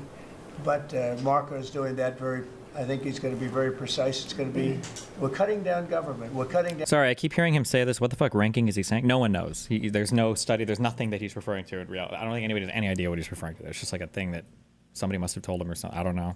down the size of government. We have to. We're bloated. We're sloppy. We have a lot of people that aren't doing their job. We have a lot of people that don't exist. You look at Social Security as an example. I mean, you have so many here's people this in fake Social thing that Security isn't true. where, if you believe it, they're 200 years old. And what we're doing is finding out are checks going out for that, and is somebody cashing those checks who's maybe 35 years old, okay? So there's a lot of dishonesty, there's a lot of fraud. But I think at this moment, I'll take Elon off the spot. I think that he's impressed. He said it very well, better than I can say it, that he's impressed with the people in this room, very impressed. Oh, yeah. And I am too, and it's too early to say, but I think everybody's on board. They all know. We want to balance a budget. We want to have a balanced budget within a reasonably short period of time, meaning maybe by next year or the year after, but maybe even sooner than that. Mr. President, your number one issue was the border. We just got new information that they're doxing our federal agents. They're putting their personal information out there, these activists, and they're disrupting the operation. So you got Trinidad Aga running off. Well, we have activists, that's true. Who the fuck is this guy? Who is this dude? A lot of what those, are we going to do about the activists? yeah, a lot of those activists are acting illegally, and we'll give that to our Attorney General, and she'll take a look at that very strongly. But we also having tremendous support from Border Patrol, from ICE. The ICE agents have been unbelievable. Border Patrol, their leadership at Border Patrol has been incredible, and they're working very well. And as you know, and I saw you reporting it this morning, actually, we set records on the least number of Yeah, why didn't we consider it true? Phantom voters, phantom government employees. Maybe Trump just believes in ghosts, guys. Is that really that unreasonable? Phantom SSA recipients? Illegal aliens coming in, migrants coming into our country that we've had in more than 50 years. And we did this all within a period of weeks because we took over a mess. The world was pouring in. And remember, they were coming in from jails and prisons and mental institutions and insane asylums, and they were gang members and drug dealers. Anybody wanted to come in, they came. And from not just South America, from all over the world. So it's amazing what they've done. And Christie and Tom Holman, the job they've done has been absolutely amazing. We set records for, and we want people to come into our country, by the way, but they With want a to big, come in, they beautiful have door. to come in legally. I want that to be really understood. We want people in our country, but they have to come in legally. Thank you, sir. On that, Mr. President, about the Trump Gold Card idea Yeah. that you unveiled yesterday. I hope you liked it. I have way more information, but the question is, does this reflect a view on your part that the American immigration system has never been properly monetized as you feel it should be? Well, not so much monetized. It hasn't been properly run. I get calls from, as an example, companies where they want to hire the number one student at a school. A person comes from India, China, Japan, lots of different places, and they go to Harvard, the Wharton School of Finance, they go to Yale, they go to all great schools, and they graduate number one in their class. And they're made job offers, but the offer is immediately rescinded because you have no idea whether or not that person can stay in the country. I want to be able to have that person stay in the country. These companies can go and buy a gold card, and they can use it as a matter of recruitment. At the same time, the company is using that money to pay down debt. We're going to pay down a lot of debt with that. And I think the gold card is going to be used by, not only for that, I mean, they'll be used by companies. I mean, I could see Apple. I've spoken with Tim Cook, and by the way, he's going to make a $500 billion investment in the country only because of the results of the election. And I think because of tariffs. He's going to want to be in the country because of tariffs. People are saying that nobody would do this, but like I've already looked at, there's a couple interns that I could hire. I could bring August over for $5 million, you know? Absolutely. Sounds like a great idea. Why would you pay, what is it, $5K to sponsor an H-1B when you could pay $5 million for residency? Because if you're in the country, there is no tariff. If you're out of the country, you got to pay tariffs. And that's going to be a great investment, I think, that he's making. I know it's going to be a great investment, but we have to be able to get people in the country, and we want people that are productive people. And I will tell you, the people that can pay $5 million, they're going to create jobs. They're going to spend a lot of money on jobs. They're going to have to pay taxes on that, too. So they're going to be hiring people. They're going to be bringing people in and companies in. And I don't know, maybe it will sell like crazy. I happen to think it's going to sell like crazy. It's a bargain. I think they've tried these. It's a bargain. I think they've tried these programs before in other countries, and they end up canceling them because they just don't work well. Like the people who end up buying the most of these come from like scamming countries, and it's just like not a great deal. But we'll know fairly soon. I think Howard and Scott, a few of you really are responsible for it. But Howard, if you want to discuss that for a couple of minutes, I think I'd like to have you. I think it's going to be a very successful program. This is commerce. So the EB-5 program, which has been around for many years, had investment of $1 million into projects in America. And those projects were often suspect, they didn't really work out, there wasn't any oversight of it. And so for $1 million investment, you got a visa and then you came into the country and ended up with a green card. So it was poorly overseen, poorly executed. Then you had our border open where millions of people came through. So the idea is we will have a proper business. We will modify the EB-5 agreement. Christy and I are working on it together. For $5 million, they'll get a license from the Department of Commerce. Then they'll make a proper investment on the EB-5, right? And why the fuck would you do so EB-5 is your investment visa? Why would you do an EB-5 and this $5 million thing? The fuck? I think Scott and I will design the EB-5 investment model because Scott and I are the best people together to do that. So this is joint. This is exactly the Trump administration. We all work together. We work it out to be the best. And if we sell, just remember, 200,000. There's a line for EB-5 of 250,000 right now. 200,000 of these gold green cards is $1 trillion to pay down our debt. And that's why the president is doing it, because we... How many people do they think would pay $5 million for a U.S. citizenship? If I had to guess, that's like maybe in the double digits. Maybe double digits? Like there's like 20 or 30 people on the planet that would pay $5 million for what the fuck? We are going to balance this budget and we are going to pay off the debt under President Trump. And to qualify, do you have to promise and make commitments to create a certain number of jobs here in the U.S.? No, because not all these people are going to be job builders. There'll be successful people, or there'll be people that were hired from colleges, like sort of like paying an athlete a bonus. I mean, Apple or one of the companies will go out and they'll spend they'll buy 5 of them and they're going to get 5 people. Look, I've had the complaint from a lot of companies where they go out to hire people and they can't hire them out of colleges. And you know what they do? They go back to India or they go back to the country where they came and they open up a company. Like, what are we talking about right now? Can nobody in this room ask, why are you talking about college kids with this $5 million residency thing? Nobody is paying $5 million for a fucking college kid. What are we talking about right now? And anybody that has that kind of cash available to them, like their family, they're already in the U.S. doing shit anyway. It's not like rich people have a hard time getting to the U.S. for business purposes if you could prove an investment or whatever. Company, and they become billionaires. And they're employing thousands and there are a lot of examples. There are some really big examples where they were forced out of the country. They graduated top in their class at a great school, and they weren't able to stay. This is all the time. I don't believe that this happens. I think that the companies would find a way, the person would find, if they're really graduating top of their class at like a really prestigious school, that we're just like ejecting them from the country. I don't believe this is a common scenario. I'm sure it has happened, but there's no way this is happening frequently. Time you hear it. And the biggest complaint I get from companies, other than over-regulation, which we took care of, but we're going to have to take care of it here because a lot of that was put back on by Biden.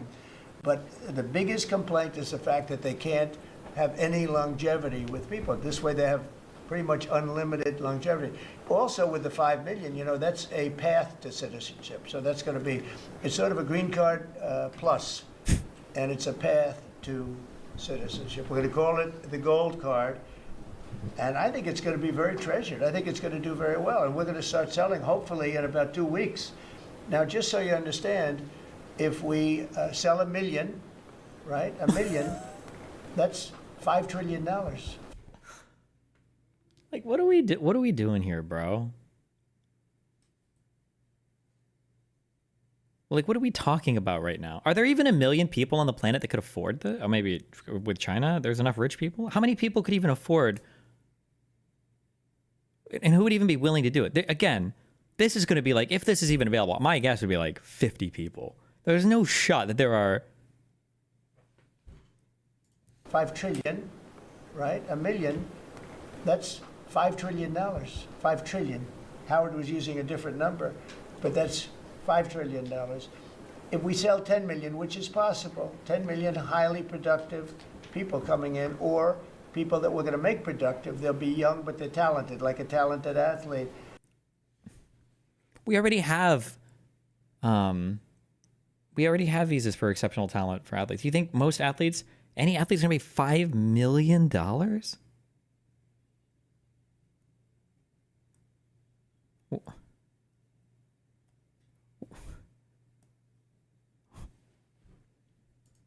That's $50 trillion.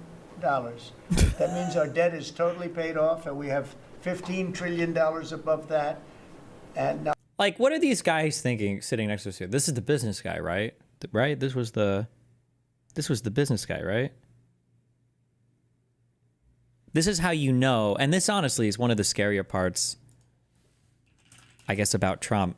One of the more dictator parts. One of the reasons why Putin had so much trouble with his little war. Nobody around him has the balls to actually call him out or correct him on anything. Or rather, he'll fire everybody that's not a yes man.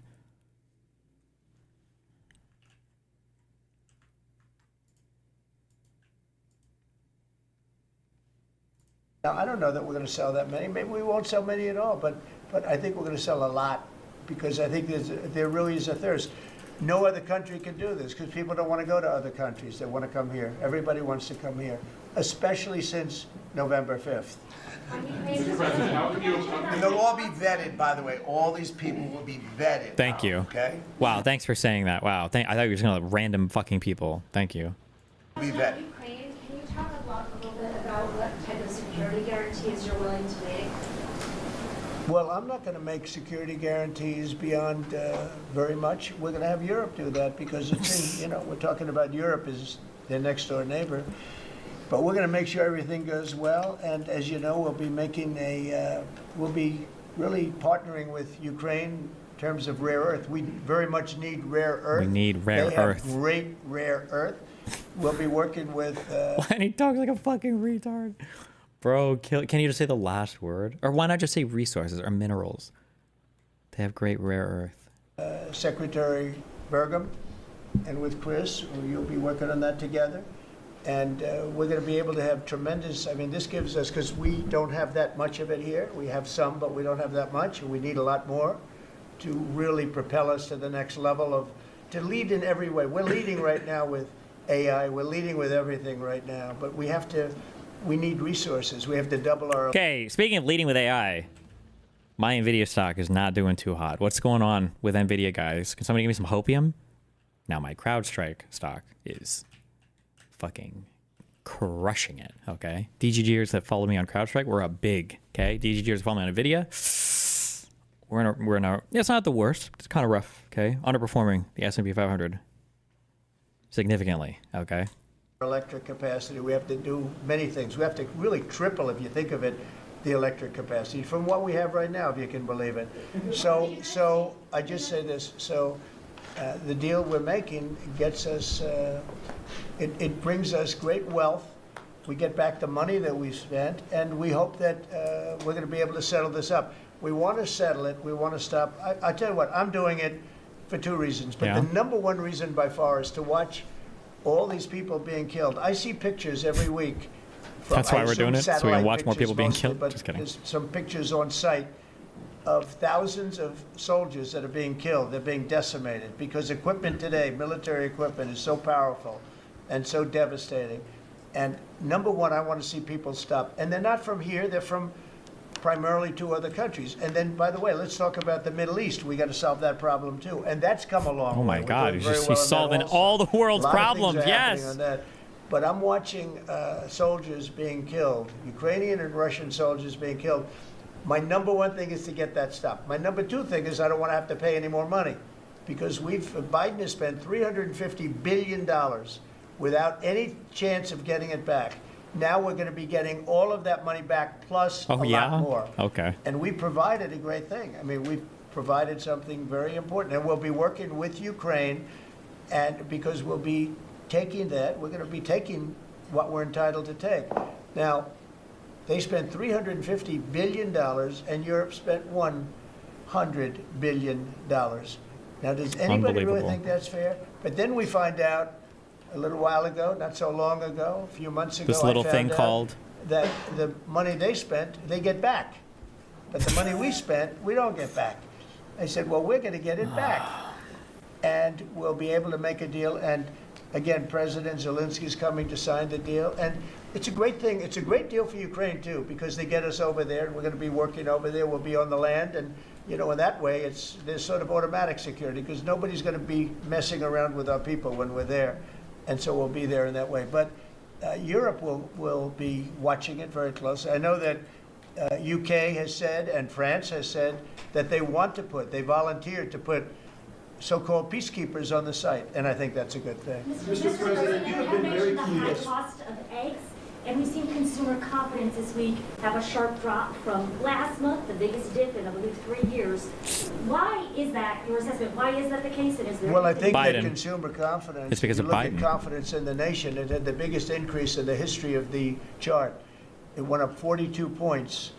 In a period of like days after the election, since the election. So since the election, the confidence in our nation, including bigly. right track, wrong track, the first time it's ever happened where we were on the right track, because this country has been on the wrong track for a long time. Okay. So the confidence in business, confidence in the country has reached an all-time high. We have never reached levels like we are right now. Okay. Mr. President, you've been very clear in saying that as long as you're president, Iran will never get a nuclear weapon. That's true. Is it also your policy that as long as you're president, China will never take Taiwan by force? I never comment on that. I don't comment on anything because I don't want to ever put myself in that position. Wait, but why? You just did it with Iran. Wait, why? Wait, what the fuck? How do people not get whiplash listening to this shit? You said that Iran will never do it. Absolutely. And then China's not getting Taiwan, right? Do you think I'm going to give the game away? Hello? Excuse me. And if I said it, I certainly wouldn't be saying it to you. I'd be saying it to other people, maybe people around this table, and very specific people around this table. So I don't want to put myself in that position. But I can tell you what, I have a great relationship with President Xi. I've had a great relationship with him. We want them to come in and invest. I see so many things saying that we don't want China in this country. That's not right. We want them to invest in the United States. That's good. That's a lot of money coming in, and we'll invest in China. We'll do things with China. The relationship we'll have with China will be a very good one. I see all of these phony reports that we don't want their money, we don't want anything to do with them. That's wrong. We're going to have a good relationship with China, but they won't be able to take advantage of us. Like they've what been. they did to Biden was Criminal. He didn't know what was happening. He didn't know what he was doing. The administration didn't know what they were doing. It was very sad to watch. But we're going to have a good relationship with China and Russia and Ukraine and all of the Middle them. East. We're doing Middle things East? that, look, when I left, we With had cyber? no wars. With- We had defeated ISIS totally. We had no inflation. We didn't have the Afghanistan withdrawal, the worst withdrawal anybody's ever seen. I think that's True. one of the reasons that President Putin looked at that. He said, wow, these guys are a paper tiger. Look at it. We're no paper tiger. Don't forget, we got rid of ISIS in 3 weeks. People said it would take 5 years. We did it because when I came in, I let them do what they had to do. And the man that headed that operation is now going to be your chairman, right? Yes, Chairman sir. of the Joint Chiefs. Yes, sir. And Raisin Kane. I liked him right from the beginning. As soon as I heard his name, I said, that's my guy. Okay. Any other questions?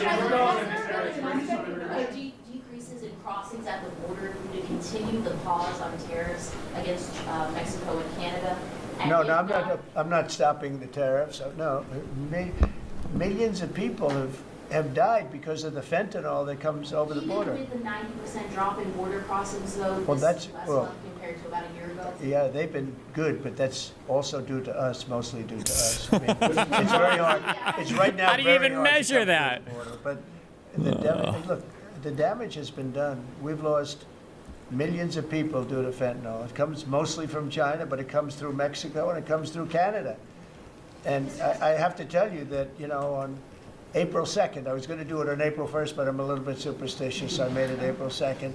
The tariffs go on, not all of them, but a lot of them. And I think you're going to see something that's going to be amazing. We've been taken advantage of as a country for a long period of time. We've been tariffed, but we didn't tariff. Now, I did, when I was here, we took in $700 billion from China. $700 billion. Not one president in the history of our country took in 10 cents from China.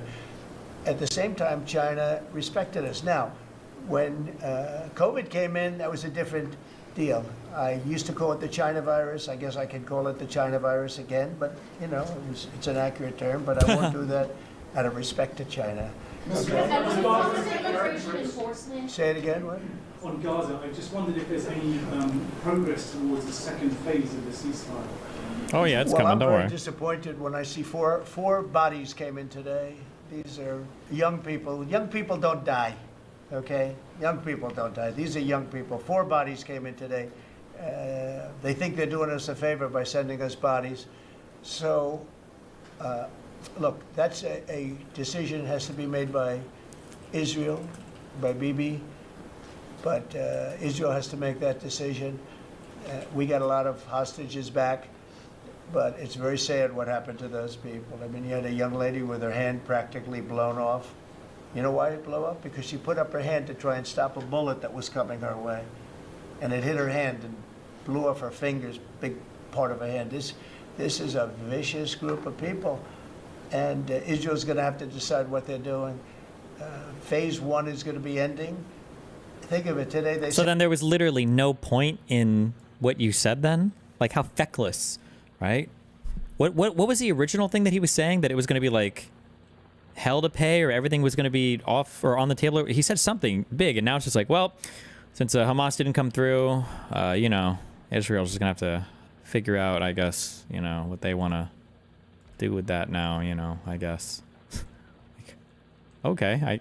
What was the point of the big talk and the threats then, I guess? All right.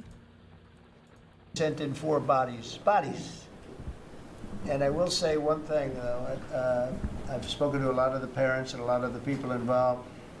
They want those bodies almost as much and maybe even just as much as they wanted their son or their daughter.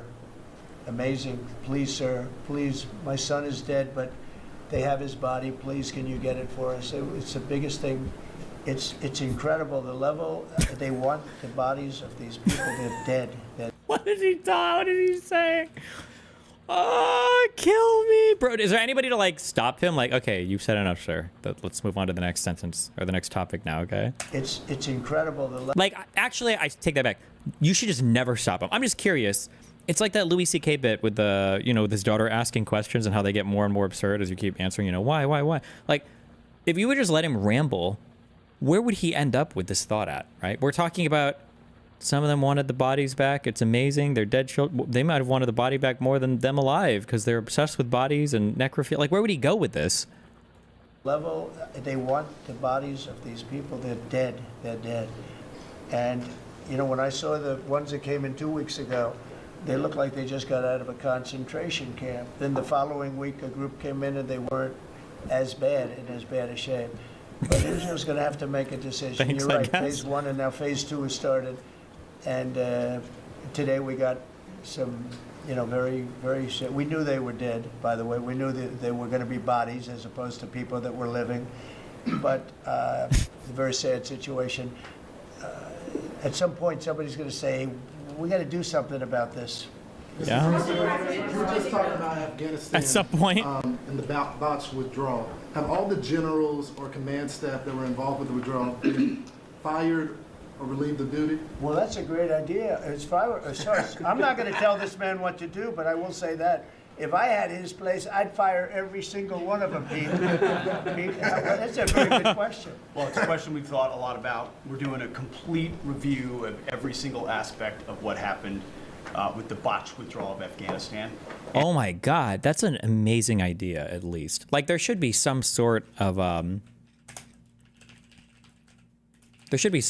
like agency or somebody that goes over.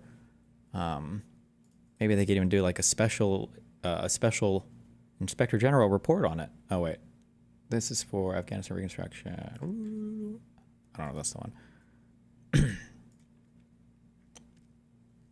Is it just the I think the full report came out a while ago, right? But they have done this. But okay, we can just pretend that we're going to do another one, I guess. Do you think any of them in this room are even aware that a report was done on this? Or okay. And plan to have full accountability. It's one of the first things we announced at the Defense Department for that reason, sir. Certainly, General Raisin Kane, who's on his way in, was not a part of that. Instead, was a part of leading the effort against ISIS by untying the hands of warfighters and finishing the job properly, and then bringing our troops home. So we're taking. Is the guy's name actually Raisin Kane, or is that? Are they just like? Is that a restaurant reference, or just like a that expression reference of like Raisin Kane? I don't know. I have no idea. Nickname? Very Okay. different view, obviously, than the previous administration, and there will be full accountability. I don't see big promotions in that group, and I think they're going to be largely gone. I know the man on my left. I think they're going to be largely gone. That was a horrible display, and you know I've dealt with the parents and the family of the 13 that were killed, but you know nobody ever talks about the 40 that were so badly hurt with the arms and the legs and the face and the whole thing, the missing arms and legs. It was so terrible the way that was handled. And it should have been gone through Bagram. We have a big base with big fences and nobody can get in, and you have, you know, hundreds of acres instead of a little local airport where the whole place went crazy. That was so badly handled, and I would think that most of those people are going to be gone. Are we going to take Bagram back? So I'll tell you what has bothered me very much, very, very much. What could he possibly say to that? No, we're not taking any of it back, obviously. He's going to try to find a way to like blame the failure of the Afghan government to not hold the territory. Is he going to find a way to blame that on Biden or something, or on the Afghanistan people, or? We give billions of dollars to Afghanistan. Nobody knows that. Nobody knew that. Do you know we give billions of dollars to Afghanistan? We spent a lot of money in Afghanistan? Holy shit. Did we actually? Is that true? Is it true that we spent a lot of money in Afghanistan? That's what do you think? Millions? Tens of millions? How much? The answer is like 2.3 trillion or something, some ungodly amount of money, but. Yeah.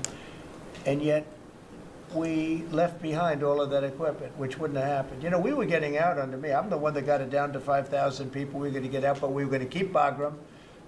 Look at what he said. Like, yes, that is true. He did pull us down to bare minimum forces, but then why are you bragging about that? Like, how were you going to get it done if you're literally saying right now, yes, we were drawn down to bare minimum force, but Because of Afghanistan, but because of China, because it's exactly 1 hour away from where China makes its nuclear missiles.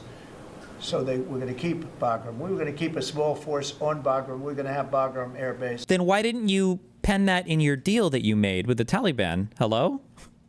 One of the biggest air bases in the world, one of the biggest runways, one of the most powerful runways in the sense that it was very heavy concrete and steel. You could carry about anything. You could land anything on those runways.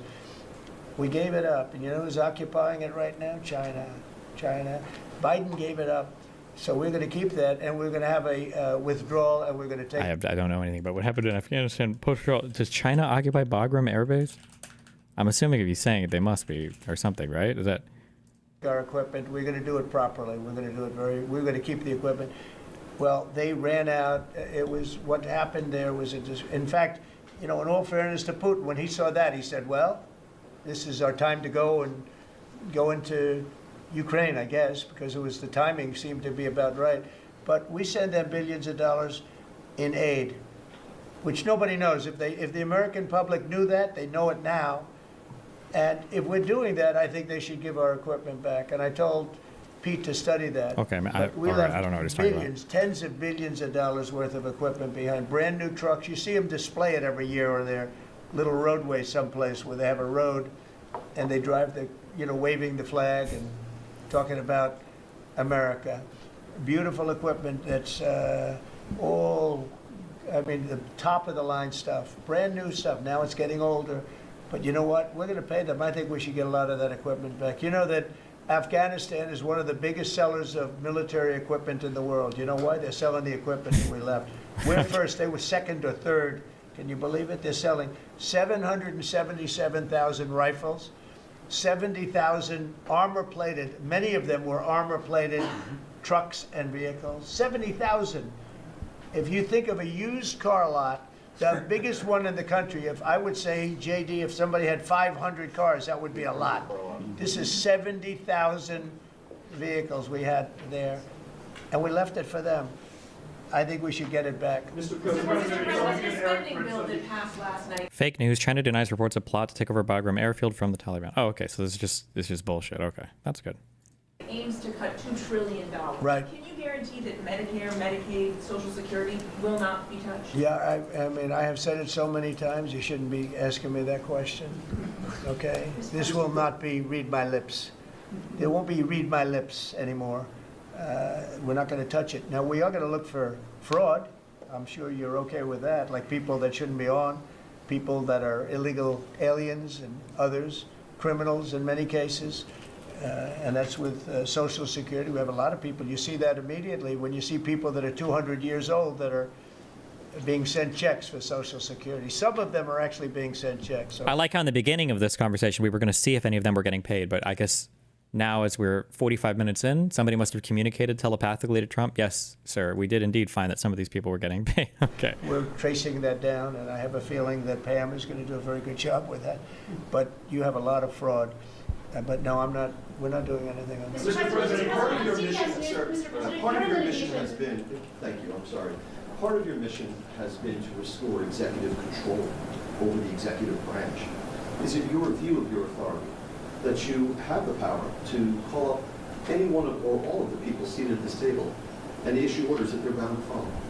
Oh, yeah, they'll follow the orders. Yes, they will. No exceptions? No exception. Well, let's see. Let me think. Oh, yeah, yeah. She'll have an exception. Of course, no exceptions. You know that. Mr. President, can you clarify the Canada-Mexico tariffs? You had put that 30-day pause.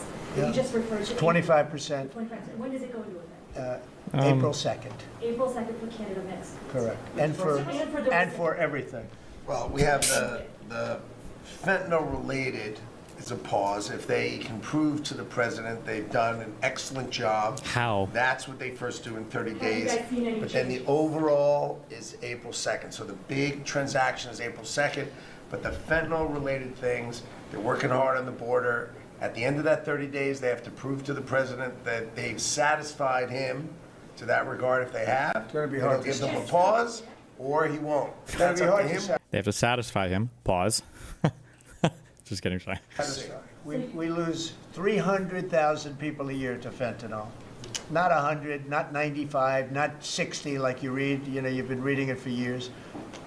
We lost 300,000 a year? How many people in USA die per year? Fentanyl.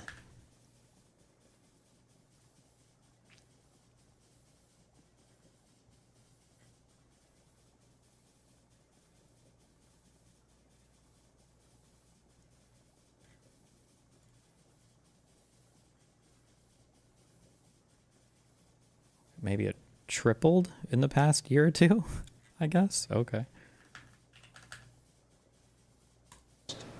in my opinion, over the last couple of years, on average, maybe close to 300,000 people dead. And the families are ruined. You know, when they lose a daughter, when they lose a son, the families are never the same. You're never going to be the same. So you're talking about 1 million people.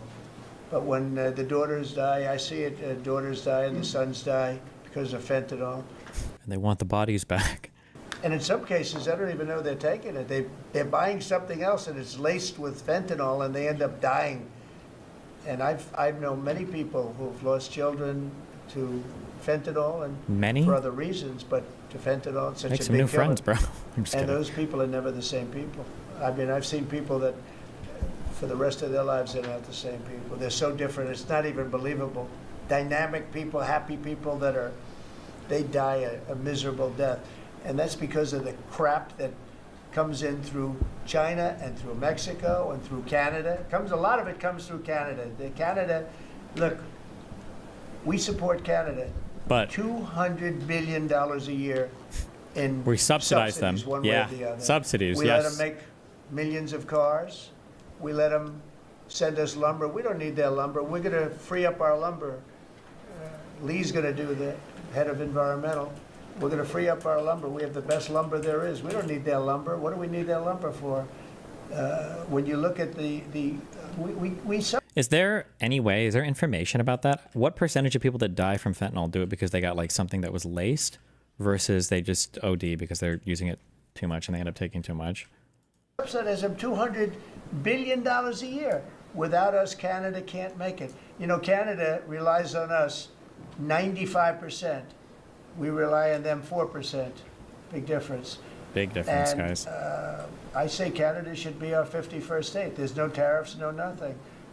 And I say that we give them military protection. They have a very small military. They spend very little money on military. On NATO, they're just about last in terms of payment because they say, why should we spend on military? That's a tremendous cost. Most nations can't afford to even think about it. Why should we spend on military? The United States protects us. And I would say that's largely true. We protect Canada, but it's not fair. It's not fair that they're not paying their way. And if they had to pay their way, they couldn't exist. When I spoke to, let's call it the Prime Minister rather than the governor, but when I spoke to him, I said, why are we giving you $200 billion? I love those Saddam Hussein vibes of like everybody having to laugh at the king's hilarious fucking humor. A year. He was unable to answer the question. I said, why are we letting you make millions of cars and send them in? He was unable to answer the question. Justin Trudeau, nice guy. I think he's a very good guy. I call him Governor Trudeau. He should be governor because the fact is that if we don't give them cars, we don't have to give them cars. The tariffs will make it impossible for them to sell cars into the United States. The tariffs will make it impossible for them to sell lumber or anything else into the United States. And all I'm asking to do is break even or lose a little bit, but not lose $200 billion. And we love Canada. I love Canada. I love the people of Canada. And but honestly, it's not fair for us to be supporting Canada. And if we don't support them, they don't subsist as a nation. Okay? Mr. President, on the EU tariffs, Mr. President, have you made a decision on what level you will seek on tariffs in the European Union? We have made a decision. We'll be announcing it very soon, and it'll be 25%, generally speaking, and that'll be on cars and all of the things. And European Union is a different case than Canada, different kind of case. They've really taken advantage of us in a different way. They don't accept our cars. They don't accept essentially our farm products. They use all sorts of reasons why not. And we accept everything of them, and we have about a $300 billion deficit with the European Union. Now, I love the countries of Europe. I guess I'm from there at some point a long time ago, right? But indirectly. Yeah, are there Canadian car manufacturers? Is there one? Pretty directly, too, I guess. But I love the countries of Europe. I love all countries, frankly, all different. But European Union's been... It was formed in order to screw the United States. I mean, look, let's be honest. The European Union was formed in order to screw the United States. That's the purpose of it. And they've done a good job of it, but now I'm president. What will happen if these countries where the EU retaliate? They can't. I mean, they can try, but they can't. China did. They imposed tariffs that went into effect. China's That's right. That's right. But 10th of February. Has there been any impact you've been able to observe? That's right. Now, they can do it, and they can try, but the numbers can never equal what ours, because we can go off. We are the pot of gold. We're the one that everybody wants, and they can retaliate, but it cannot be a successful retaliation, because we just go cold turkey. We don't buy anymore, and if that happens, we win. Are you talking to Eric Prince about privatizing deportations? No, I haven't. Mr. President, you're in litigation with CBS News. Is this a case that you'd like to see go to trial, or are you open With to who? CBS, the 60 Minutes? CBS? Yes. Well, CBS did something that was amazing. Kamala was unable to answer a question properly, and they took the question that they asked and they inserted an answer. They gave her an answer. And so I need to sue them for that. 2 days before the election, right before the Sunday night before the election. And they wrote out they put her words from another question that was asked about a half an hour later, and they put that into the question. Is that even true? I thought it was all cut from the same answer. Nobody's ever heard of anything like this before, but they then did it, they say, on numerous occasions. and the FCC is looking at it very strongly, and everybody's looking at it, but nobody's ever seen anything. Think of it, they took her answers and they changed them. And I don't mean they changed a word or two, or they cut off a half a sentence, or they cut off a couple of words. I mean, I've had that happen too, but that you just say, then they say, well, we want brevity. We wanted to do it for time. They took out her answer and they inserted an entirely different answer that made her sound competent. And they did this, and nobody's ever, I thought I've heard of everything when it comes to that stuff. Is there a video that shows like the changed answer and the one that made the final interview or whatever? Discussions of settlement. What would a number be like? What's a number that you would I think it's a lot.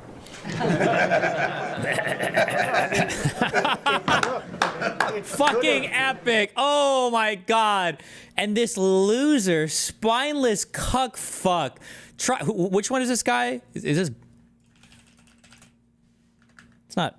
Who is this? What's this guy's role? Who is he? I've seen him talking a lot. Fuck. What was he again?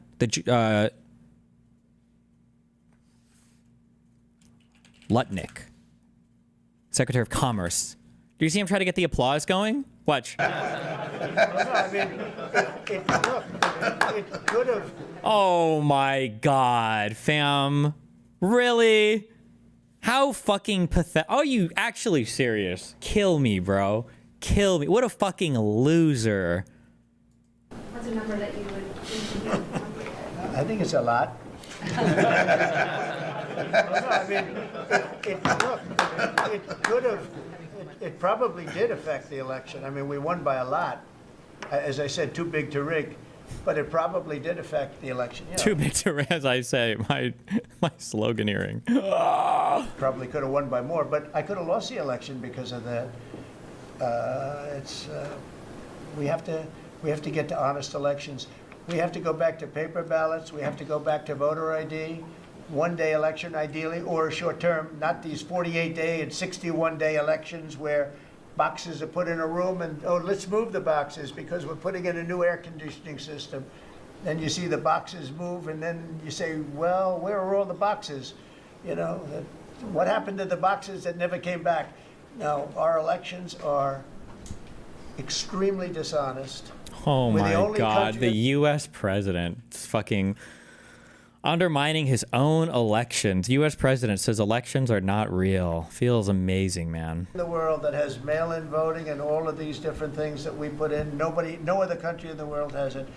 France went to, they had some of the things that we had, and they went to same-day voting, all paper. And paper is very sophisticated now. It's a very sophisticated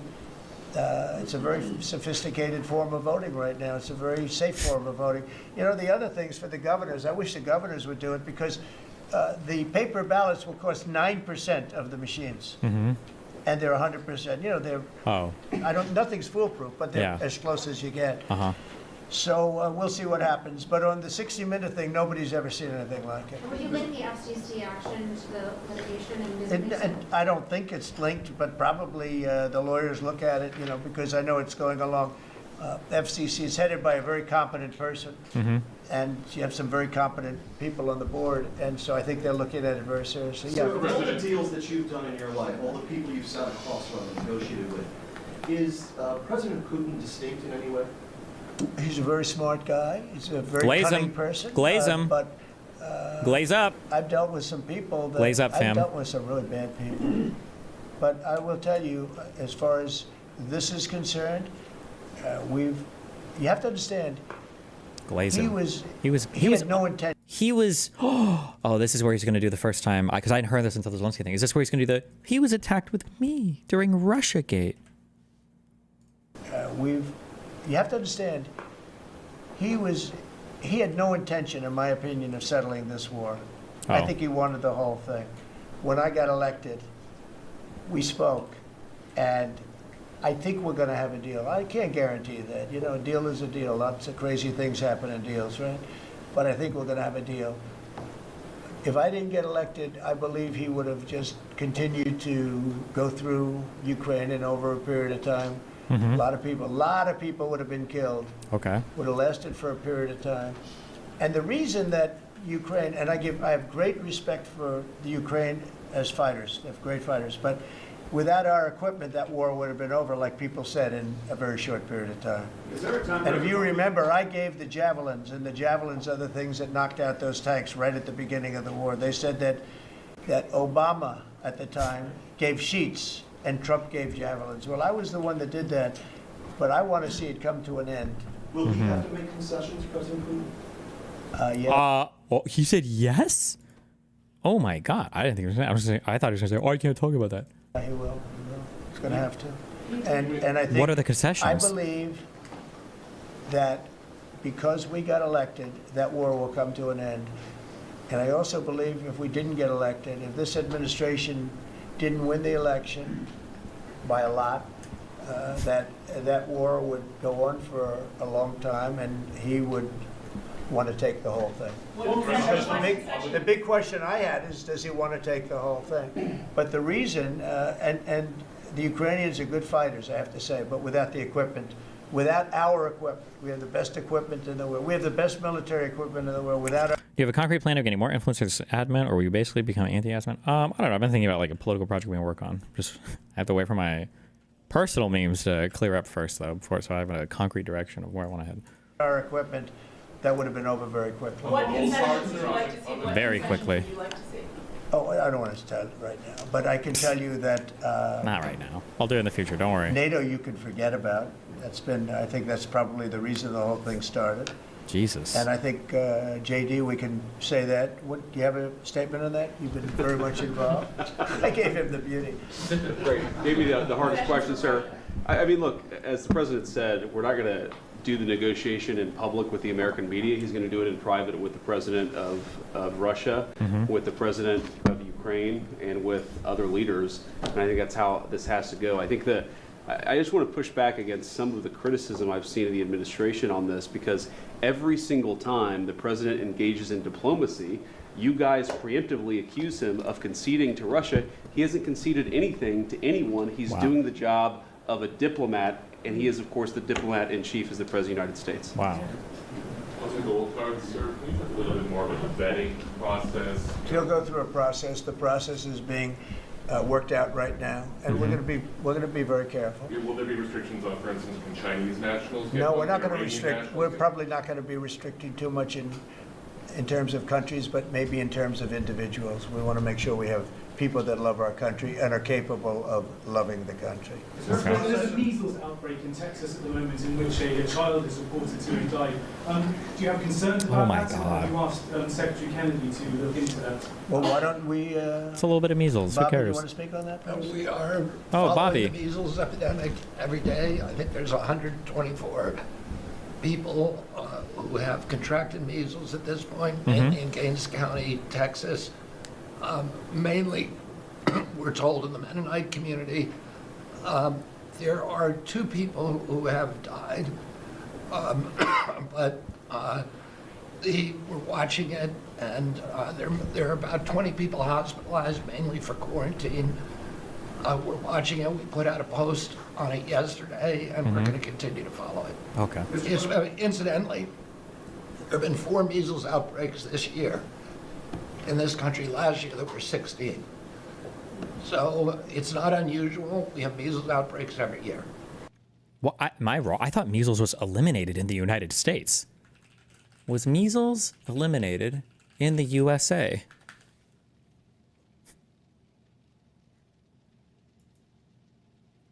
Measles was declared eliminated from the U.S. in 2000 by the WHO due to successful vaccination efforts. However, it continues to be reintroduced by international travelers, and in recent years, anti-vax sentiment has allowed for the re-emergence of measles outbreaks.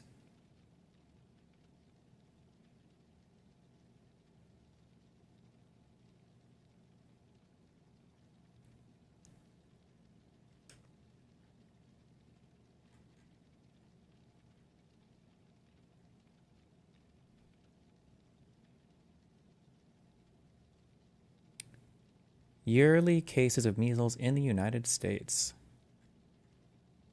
85, 116, 44, 56, 37, 66, 55, 43, 140, 72, 63, 220, 55, 187, 667, 191, 86, 120, 381, 1,274, 13, 49, 121, 59, 285, and then 164 to date. I wonder how many of these were endemic? Like endemic outbreaks, like from the within the United States versus just travelers, like how much that's changed. You sound a little under the weather yourself. I have a permanently bad throat. Mr. President, would you send U.S. peacekeepers to support the European peacekeepers? Would you do any sort of U.S.? No, we're going to support Europe, yeah. And how would you do We're that? very How friendly would with you- Europe. We have a great relationship with Europe. I mean, you could ask, you could talk about France, you could talk about any of them. I mean, we have a great relationship with Europe. But how will the United States do that? Would there be? Well, how? I mean, you're asking me a question, what are we doing in the field? Let's worry, I hope we have that problem where we could worry about peacekeeping. We got to get there first, but I hope we have the problem of worrying about peacekeeping. That'll be the easiest problem, I think, JD, that we've ever had. That would be part of the deal, presumably. We'll do it at the time, but peacekeeping is very easy. It's making the deal that's very tough. And again, nobody was speaking to Russia at all. And, probably 1.5 million soldiers have been killed, close to 1.5 million soldiers, not to mention The people in the cities. I will tell you, the thing with that horrible war that should have never started would have never started. Would have happened if with I me were in office. president. And Yep. it didn't start for 4 years, and it was not even thought about starting. But the thing with that war is that you're highly underestimating the number of people that have been killed. Far more people. First have been measles killed in death that since war than you talk 2015. about. Gotcha. You like to talk about numbers like 1 million people. Well, they had much more than 1 million soldiers killed. But you have a lot of cities that have been knocked to the ground. They're demolition sites, literally demolition sites. Every single building is knocked to the ground. And a lot of people were killed in those buildings. And you'll hear a report, 2 people were minorly injured or just injured a little bit. No, people were killed by the thousands. And there are a lot more people killed in that war than the media wants to The talk fake about. news media. Because Biden did a horrible, horrible job. He Oh, should have Biden prevented again. that war. He could have prevented that war. Putin would have never gone in. I'll tell you one thing. He would have never gone in. That war would never have taken place if I were president. I think what people are trying to understand, Mr. President, is how would the United States, what would you be willing to do to support this European peacekeeping effort? Would there be? Again, you're asking me the same question? How many times do you have to answer? You're talking about after we make peace. Let me make peace first. Once we make peace, I'll give you all the answers you want. But how many times can you ask the same question? Is loosening of sanctions on... Yeah, go ahead. It's behind. Is loosening of sanctions on Russia a potential option as part of it? Not now, no. We have sanctions on Russia. No, I want to see if we make a deal first, but I think we will. I've had very good conversations with President Putin. I've had very good conversations with President Zelensky, and until 4 weeks ago, nobody had conversations with anybody. It wasn't even a consideration. Nobody thought you could make peace. I think you can.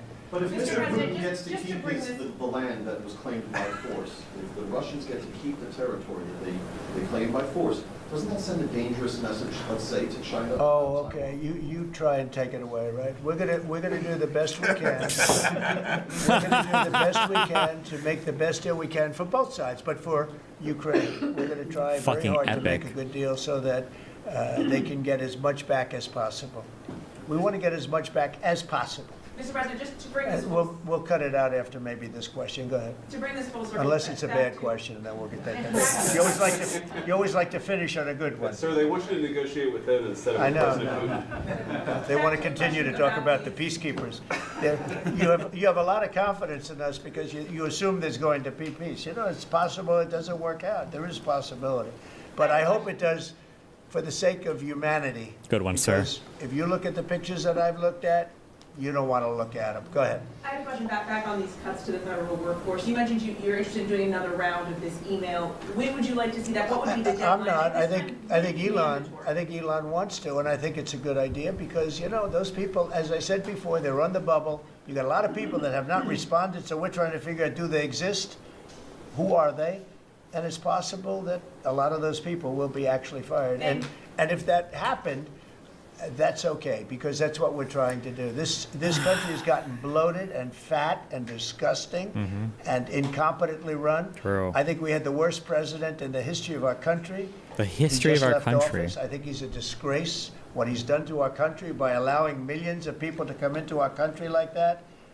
And all of the other things, the inflation, which he caused because of energy and stupid spending, to spend hundreds of millions, trillions and trillions of dollars on the Green New scam, a total scam. Total scam. I have the best energy people, the best environmental people in the world around this table, and they can't even believe he got away with it. And then in leaving office to send $20 billion here and $20 million there. Jesus, what was he thinking? 10 million and 5 million, and they couldn't spend the money fast enough. And let's get it out before Trump gets in. Let's just get it out to anybody.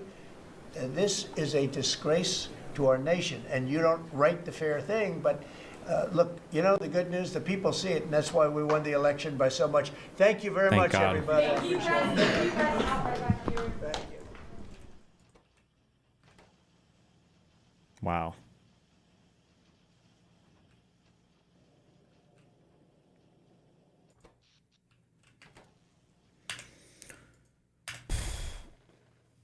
Thank you, leader.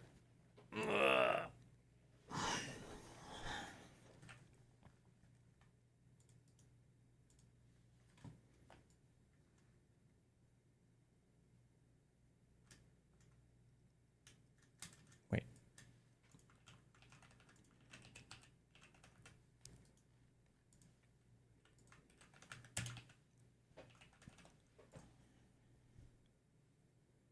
Forward in 17. That is what carried this country forward in 1776 in the first American Revolution, and the second American Revolution, which I will tell you is not finished. It is only just begun, and we will only be successful if we maintain our full faith and providence in our Almighty God. That is the only way through. That is the only way that we will be successful. And success is not measured by Donald Trump winning elections. Success is not measured by us getting into office.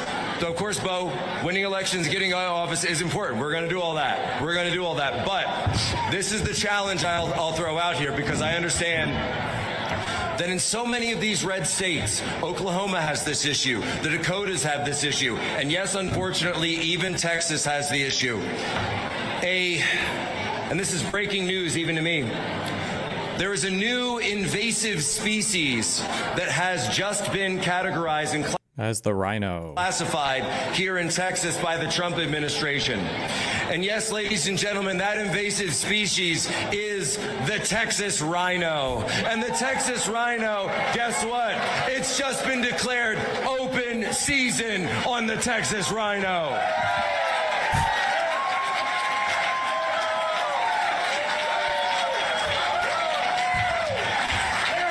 Because they're an invasive species, and they shouldn't be here. There's too many people that shouldn't be here, and we are going to work together with the open season. We're going to work with Bo. We're going to work with everyone here, because the Texas rhino has got to go. I'm sorry, the Texas rhino has got to go. No more of this nonsense where people just walk up and say, oh, I'm a Republican, look at me, I've got my cowboy hat, I've got my six-shooter, and then they go up to Austin and they vote with the Democrats, they vote with corporate America, they push liberal values. I'm sick of it, we're sick of it, and it's all going to stop, because we're going on a rhino hunt, ladies and gentlemen.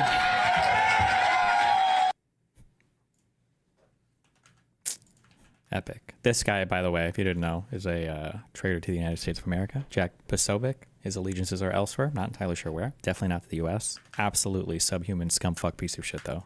Don't forget his name, all right? Jack Posobiec.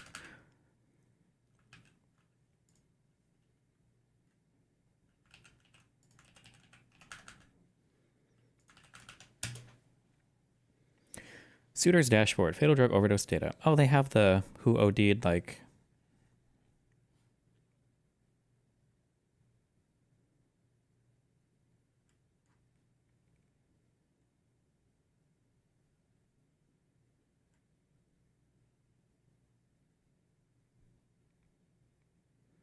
Percentages of overdose deaths involving the most common opioids and stimulants alone or in combination.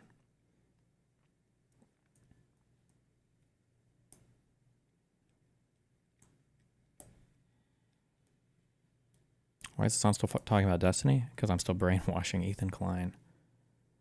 Illegally made fentanyls and cocaine, illegally made fentanyls and methamphetamine, meth with no other stimulants or opioids, and cocaine, no other stimulants or opioids.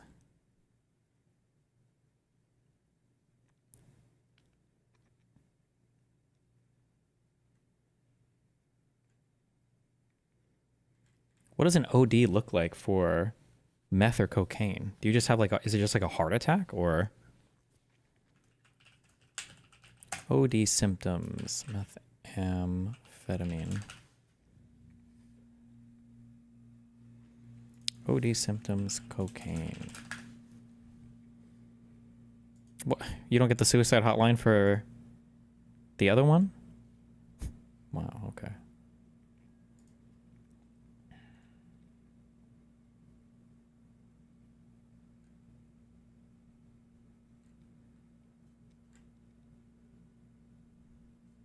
Why I can't never, you can't use these addiction. Never mind. I'll look this up later. I'm curious. Okay. Distribution order says by opiate and stimulant vomit. Wait, you said this has where it'll tell you if it's like laced versus them just taking the drug and knowingly dying, I guess, or knowingly taking the drug and then just overdosing.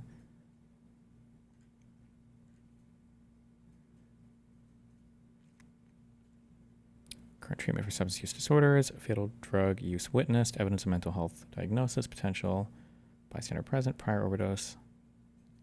Decedent was recently released from institutional setting.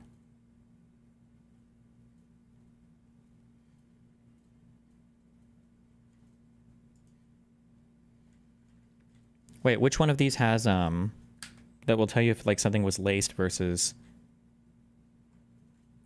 people just doing something knowingly?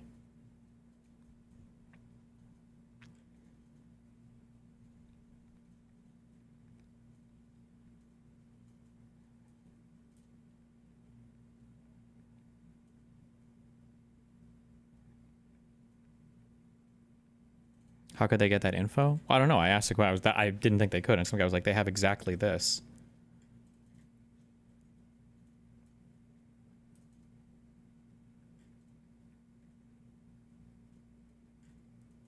Are you not allowed to tell someone to end themselves on Twitter? Just got banned? Nope, you can't do it. Only Nazi memes. I thought heroin was way more deadly. I don't know much about downers, so take everything I say with a grain of salt. But the problem with fentanyl, I believe, is the potency. Like to OD and kill yourself on heroin, I think you would have to be like, I don't know how often heroin, especially if it's injected, is like mixed with other stuff such that you don't know how much you're taking and you accidentally take too much and kill yourself. Whereas I think with fentanyl, it's much easier to have just a little bit too much, especially if you're not like a professional drug user, and just die. Also, again, I just take everything I say with a grain of salt. I don't even know how many different forms you can do heroin like in besides injectable or other kinds of like stuff like heroin. So I don't think you accidentally take heroin. I don't know if you add heroin to drugs to make them better at all. But fentanyl, even though it's an opiate or a downer, I think fentanyl can produce a mild euphoria at very low doses before you get to like your kind of like downer chill phase if you take more of it. So I think it's common to cut fentanyl into other drugs because you can produce a very good high with a very cheap drug while not putting in as much of the more expensive stuff as well. So like if you could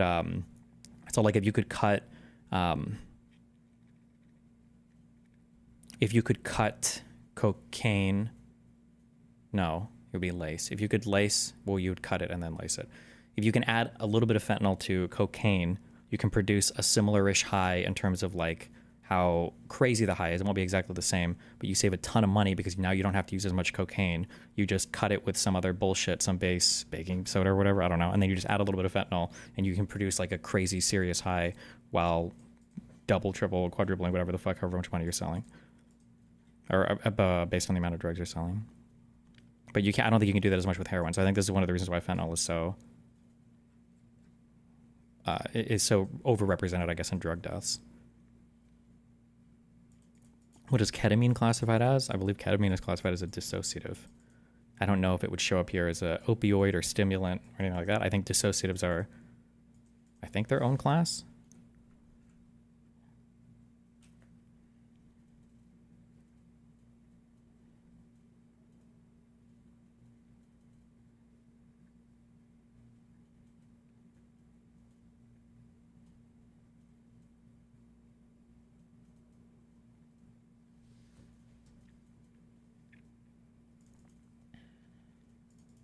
Someone said, pretty uncommon to intentionally lace coke with opioids. Might as well use an RC stim or meth. You say that, but I see here that 19.2% of OD deaths involve fentanyl and cocaine, so...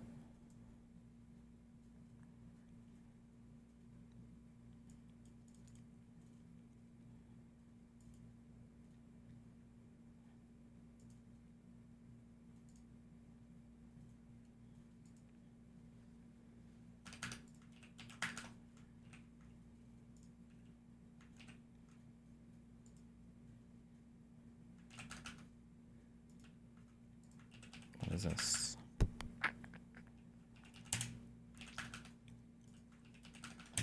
It is my pleasure to bring from His Majesty the King a letter. He sends his best wishes and his regards, of course, but he also asked me to bear this letter and bring it to you.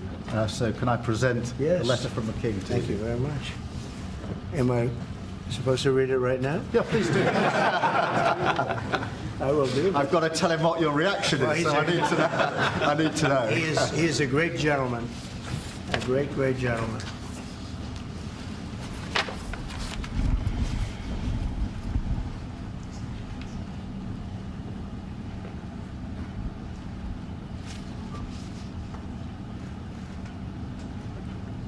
Oh, that's well. Well. No, shut up. Oh, that is really nice. I must make sure his signature's on that. Otherwise, it's not quite as meaningful. It is, and that's quite a signature, isn't it? Beautiful. He's a beautiful man, a wonderful man, and we appreciate it. I've known him, gotten to know him. Fuck Starmer. Fuck this guy. He should have said, oh, no. Donald, read it for us, please. Very well, actually. Yeah. First term and now second term. Perhaps you'd like to say what that very important paragraph. Yeah, so this... Wait. No, wait. Trump got him. He 180'd him. He headed him off. Wait, what? I've known him, gotten to know him very well, actually. Yeah. First term and now second term. Perhaps you'd like to say what that very important paragraph. Yeah, so this is a letter from His Majesty the King.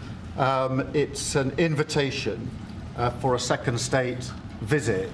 What if it was like he said that you're a piece of shit, he hates you, and he hates how orange you are?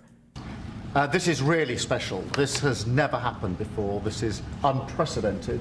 And I think that just symbolizes the strength of the relationship between us. So this By the way, 15K views. If this was Biden, this would be a 15 million view video that every single right-wing conservative pundit would be talking about, that Biden can't read, by the way. This is a very special letter. I think the last state visit was a tremendous success. It was. His Majesty the King wants to make this even better than that. So this is truly historic, an unprecedented second state visit. He wants to talk that through with you. And that says at Windsor. That's Yes. really something. Yes. What I haven't got yet is your answer. I do need to. The answer is yes. On behalf of our wonderful First Lady, Melania, and myself, the answer is yes, and we look forward to being there and honoring the King. And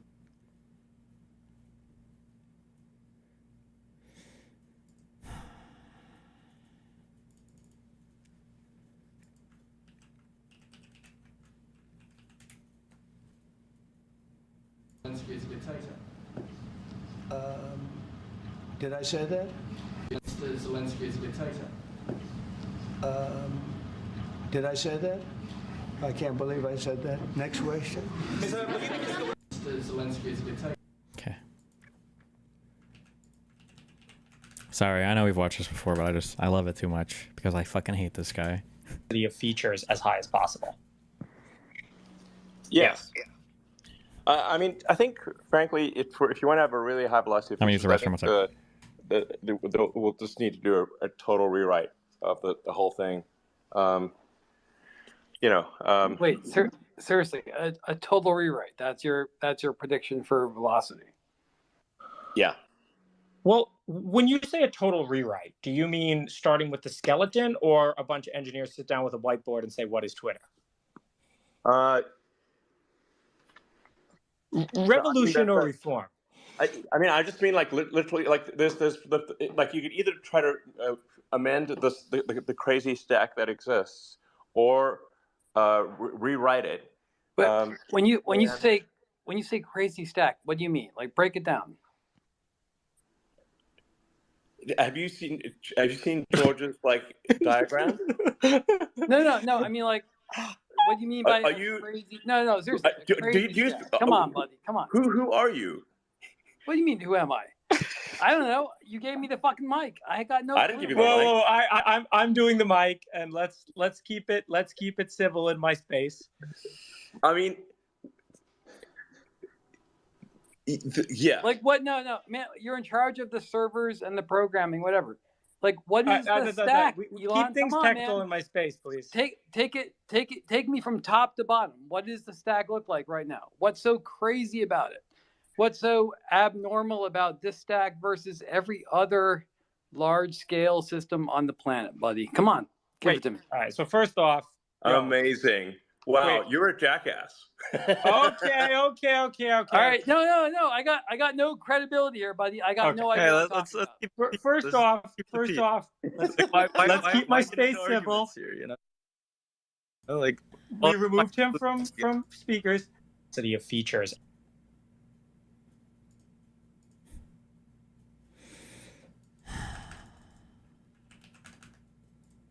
Also, I don't know if you guys noticed this, but if you have Elon Musk not blocked, then you get his tweets probably all the fucking time. There's always like random Chinese women or black men, or it's like minorities of whatever that he'll retweet that do these weird speeches.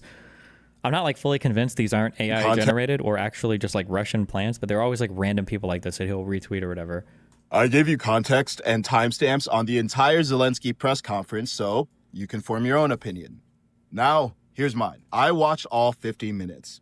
Zelensky let his pain derail peace. I understand why he's emotional.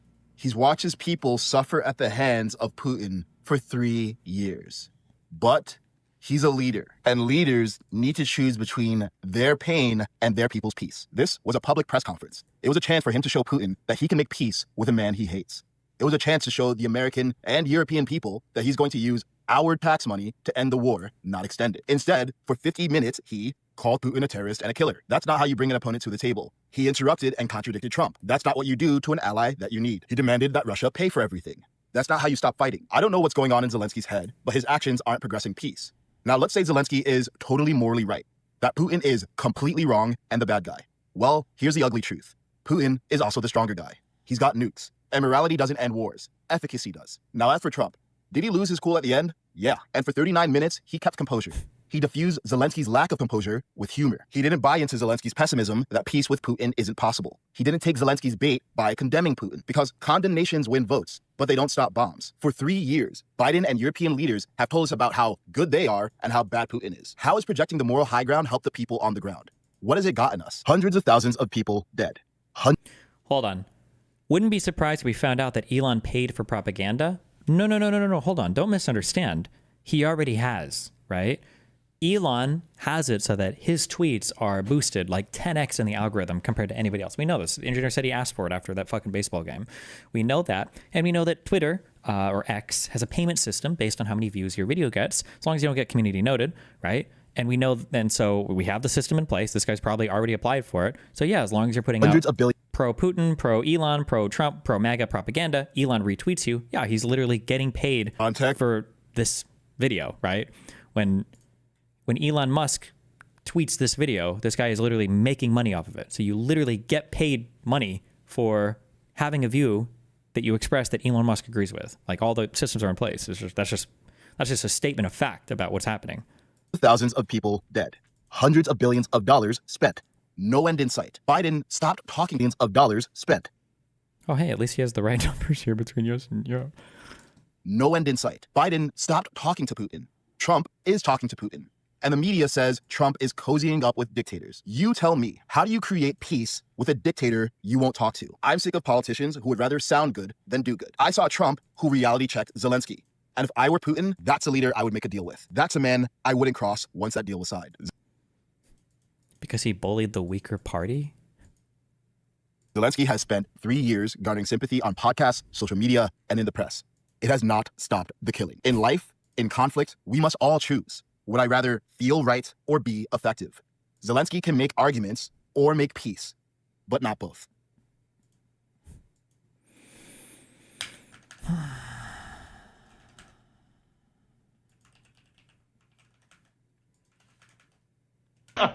Oh, Christine, this is a lovely house. It's Christineth. Are you stupid or are you deaf? Christina! You idiot! You come to our house, you get my wife's name right! What? Christina! I don't even know what movie this is, but okay. Vice President. Why? Harry! You're a big social media guy. What's going on here? Why can only my left ear hear this? Vance was criticizing Zelensky for not saying thank you specifically during that meeting, those 40 to 50 minutes that we were in the Oval Office. But certainly, you know very well, Secretary Rubio, your time as a senator here in Washington, that whenever Zelensky has come to Washington before, he has very much expressed that kind of gratitude. Just listen to this. Thank you for both financial packages you have already provided us. Really, all my appreciations from my heart, from the heart of Ukrainians, all Ukrainians. So what can I say to American people in English? My English is poor. To say all my messages and all my thanks to you. And thank you very much for supporting us, our people. Thank you, United States. Thank you, America. Ukraine is grateful to the United States for its overwhelming support. Do you think you can make the argument that he hasn't said thank you? Well, I think the vice president said he hadn't said it today. He hadn't heard it today in that meeting. And we were hoping that meeting would begin by thank you for everything you've done for us. We wouldn't be where we are today without you. We wouldn't even have a chance.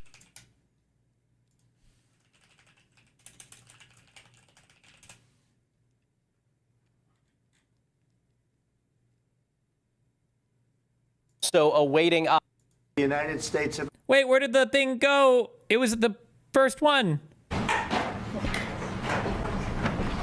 Well, thank you very much. It's an honor to have President Zelensky of Ukraine, and we've been working very hard, very close. So we've actually.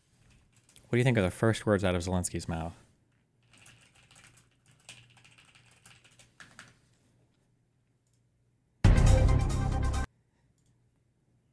Where's the question loop?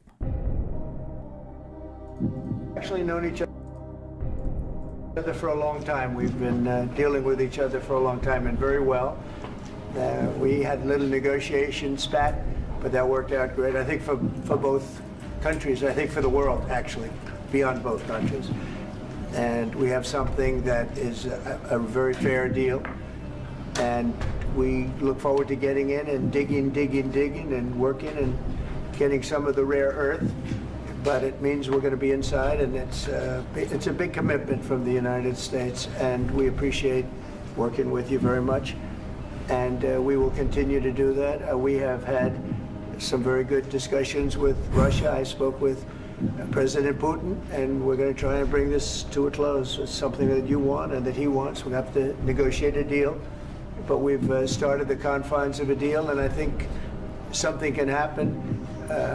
The big thing is the number of soldiers, mostly at this point, but soldiers being killed. You're losing thousands of soldiers on both sides. We're losing a lot of soldiers, and we want to see it stop. And we want to see the money get put to different kinds of use, like rebuilding. And we're going to be working very hard But we've had a lot of very good conversations. I will say until we came along, the Biden administration didn't speak to Russia whatsoever. They didn't speak to anybody. They just allowed this to continue. And I will say that, I'll say in front of you, you've heard me say it 1,000 times, if I were president, this war would have never happened. We would have had a deal negotiated for you without having to go through what you've gone through. But your soldiers have been unbelievably brave. We've given them great equipment, but somebody has to use the equipment. They've been unbelievably brave, and we give them great credit. This was supposed to be over very quickly, and here we are 3 years later. So I give tremendous credit to your generals and your soldiers and yourself in the sense that it's been very hard fighting, very tough fighting. They're great fighters. And you have to be very proud of them from that standpoint. But now we want to get it over with. It's enough, right? We want to get it over with. So it's an honor to have you here. Thank you very much for coming. We're going to sign the agreement at the conference in the East Room Trump's still in a little going. while, right after lunch. And we'll be having lunch together. We're also discussing some other things. And we appreciate everybody being here. It's somewhat of an exciting moment, but the really exciting moment is when they stop the shooting and we end up with a deal. And I think we're fairly close to getting that, and an honor to have you. And please, I'd like to say something. No, thank you so much, Mr. President. Oh my God, he said it! There you go. That's what he got. Okay, that took way longer than I thought it would. I thought it was gonna be like fucking 30 seconds. Fuck me. Chance that meeting would begin by thank you for everything you've done for us. We wouldn't be where we are today without you. We wouldn't even have a chance to negotiate a peace without the help you gave us. By the way, also, I'm pretty sure Zelensky said almost this verbatim. We wouldn't have a chance without what the U.S. has provided so far. I think he said that verbatim. Is Rubio just quoting Zelensky in that? Without the help you gave us when you were president in the first term, because President Obama refused to provide them defensive capabilities in terms of. I don't even think that's true, but okay.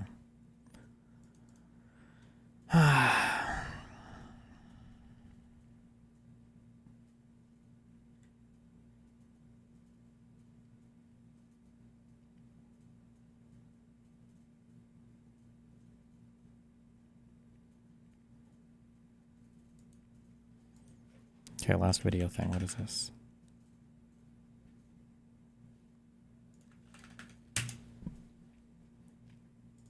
All right, Dave. Huh. Sorry. Okay. TV politics here. If you're just here for the pizza reviews, keep it moving. But I had to talk about this meeting with Zelensky, Trump, J.D. Vance at the White House. I posted on my Twitter yesterday. I said the most surreal thing I've ever seen in politics. Felt like I was watching Bravo TV. Just fascinating to see world leaders basically arguing with each other. With honestly the fate of like World War III in the world kind of in the balance in some respects. Now, before I get into it, that was just like the last 5-10 minutes. They're arguing of what I guess was like an hour and 15-minute meeting that was civil and friendly right up to the end. So it wasn't like Trump sat down as like wanted to be like gotcha and fight on cameras. That wasn't the plan. Now, having said all that, there's been two reactions to this meeting, and they both depend on whether you're pro-Trump or anti-Trump. If you're anti-Trump, you're basically saying this is the worst day in the history of America. We're basically the same as Russia and a dictator and Putin and evil, and it's a sad day when America like bullies a country that's been invaded, and on and on. And if you're pro-Trump, you're like, finally, somebody's sticking up for has been invaded, and it's a sad day when America like bullies a country that's been invaded, and on and on. And if you're pro-Trump, you're like, finally, somebody's sticking up for American citizens, American taxpayers. We're not just going to blindly keep handing billions to Zelensky with no end in sight to this war, and somebody has to basically say enough is enough, and we're not just your piggy bank.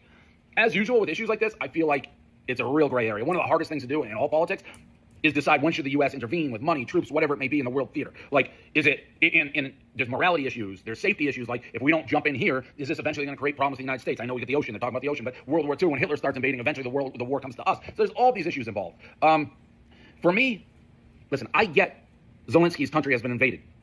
His troops, his countrymen dying. Their country has been ravaged by Putin and Russia. I get all that. So it's hard to be like, how could you act like this or not have some degree of compassion for Ukraine and what's going on there? Like, why do people have I already know where he's going. I shouldn't. Maybe he won't go there.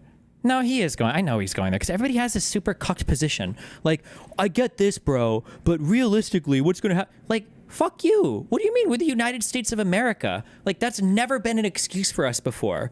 Reality is not supposed to be what America has to bow down to and passively accept from the rest of the world, especially from losers like Putin. Why would we ever do that? It should be the other side. It should be Putin that has to go on Russian state media and say, listen, we were doing well in the war. Like, we should have won it. We should have had everything. But I mean, like, the reality is it's the fucking USA. What do you want us to do? It's NATO. Like, these guys are like 2 generations ahead of us on planes because we lied about where we thought our tech was at. Like, we can't do fuck all. Like, we're fucked. Like, it's not fair, but it is what it is. Why are we the ones making that statement? If you don't want to be involved, then just get the fuck out of the negotiations. I don't know why fucking Putin and Trump need to go have their own little 2-person suck fest in Riyadh. I don't know why you have to do that. Just get the fuck out. If you're not going to go negotiate anything, like, imagine you're getting your ass whipped by some bully who's like, 4 years older than you. He was held back. He's like 100 pounds heavier than you. You're some like 3rd grader getting the shit beat out of him by like 18-year-old. And you finally bring a teacher along. It's like,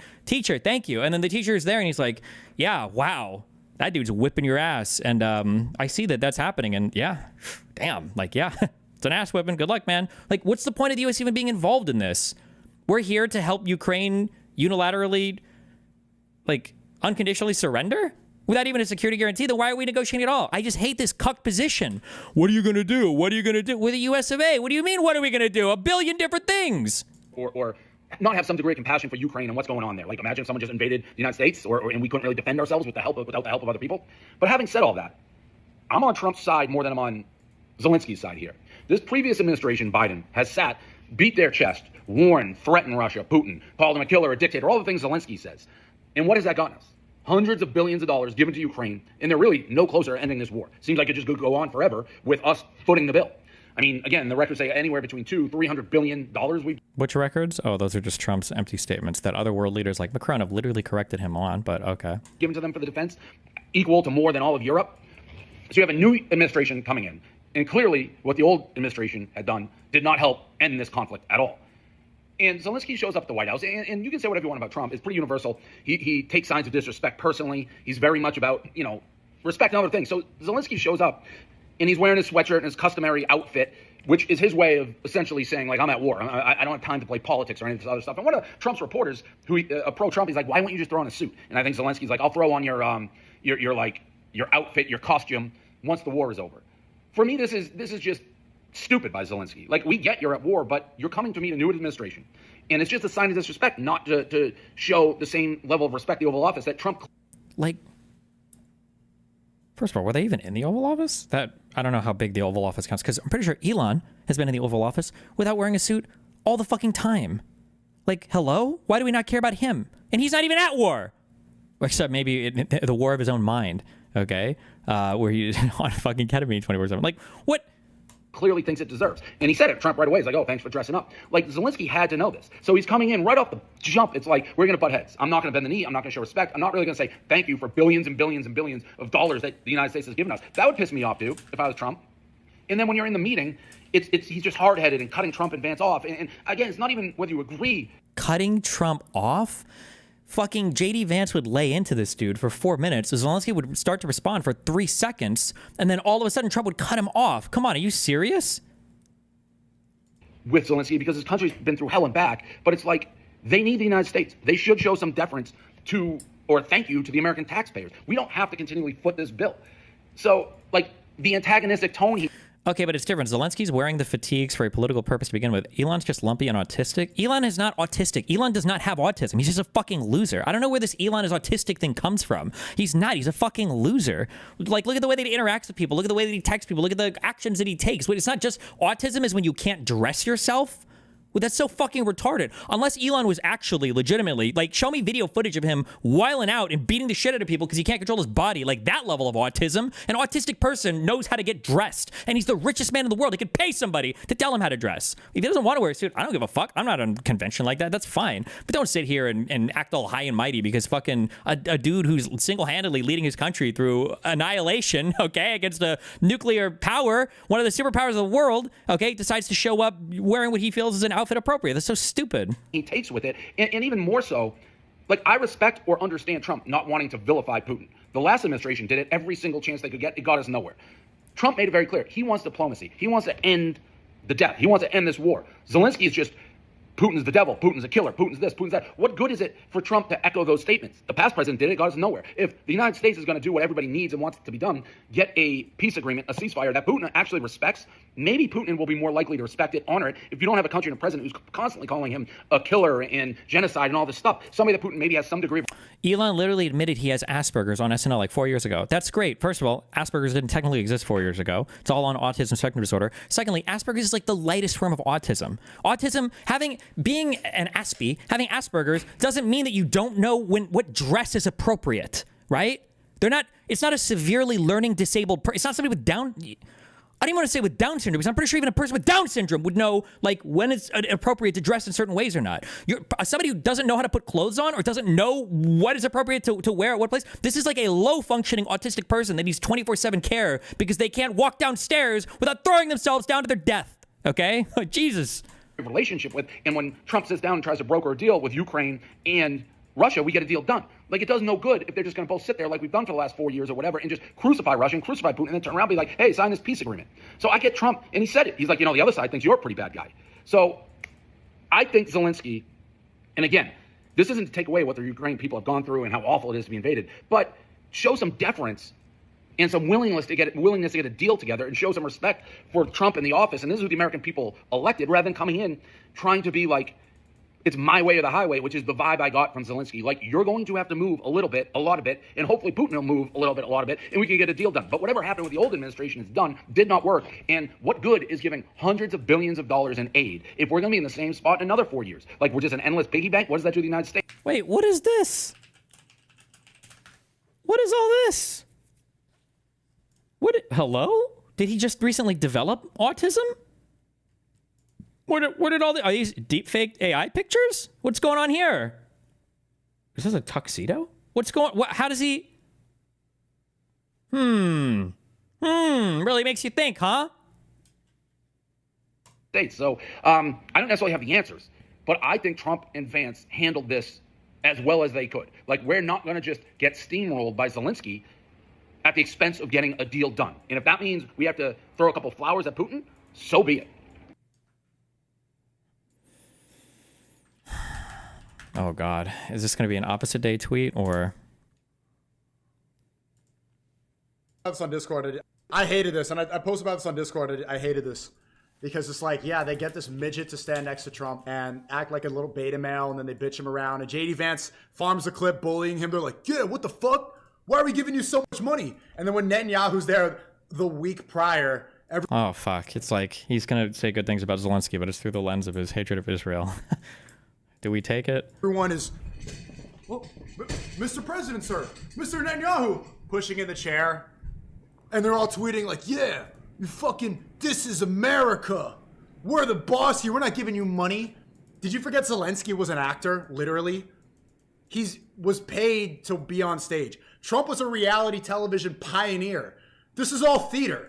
They agreed beforehand, okay, we're going to bitch Zelensky around on camera. Oh, just a debate that happened to be live. They set up this. You think Netanyahu would ever let himself get bitched on camera like that? No, because he's in charge of America. They do this to Zelensky to get everybody back on their side, to make us forget that we're giving all our tax dollars away to countries that we don't care about or need. That's the annoying part. It was like, fuck yeah, tell that fucking Zelensky that we're not giving him nothing. Keep the same energy next time Netanyahu's in. God damn.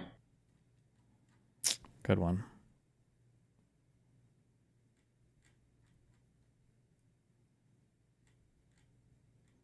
It's sad because I like Portnoy in a lot of ways. I just don't know. It's like the Joe Roganification of everything. That like I don't know. Everybody has to have strong opinions on every complex foreign policy issue. Oh, Peter released some of this video today. I'll link this in chat. I'm not gonna watch this whole thing though. I don't want to eat his views. Sure, would that work for the other side as well, or just Ukraine? So it's like only Ukraine needs to feel like it's just on their end for it to actually be a just end to the war. Yes, precisely because they were not the aggressors. So Putin was the aggressor, he invaded, and everything that followed from that is down to him. I don't even think it's a good negotiating tactic. If I would have told Peter that I wanted $5,000 for my appearance here today, and he would have said no, and I would have pulled out a gun and threatened to kill myself, I don't know if that makes it a good negotiating tactic. Even if and that seems to be what Trump is doing, is he's running around threatening to explode the world order if he doesn't get what he wants. Well, he does crazy shit, and then the left doesn't agree. Well, because it's crazy shit. By definition, you shouldn't agree with it. It's the president of the United States. That's your perception of crazy shit. I can't watch this. It's too much. I'm going to blow up. But here you go. Here's the video. When did we record this? I don't know, a week or two ago? Oh, I shot an interview this morning, too, with somebody else. That'll go on my YouTube sometime over the next week. Okay. Reading time. Okay. We're done doing exciting stuff. I'm doing connections, and then we're reading until 9.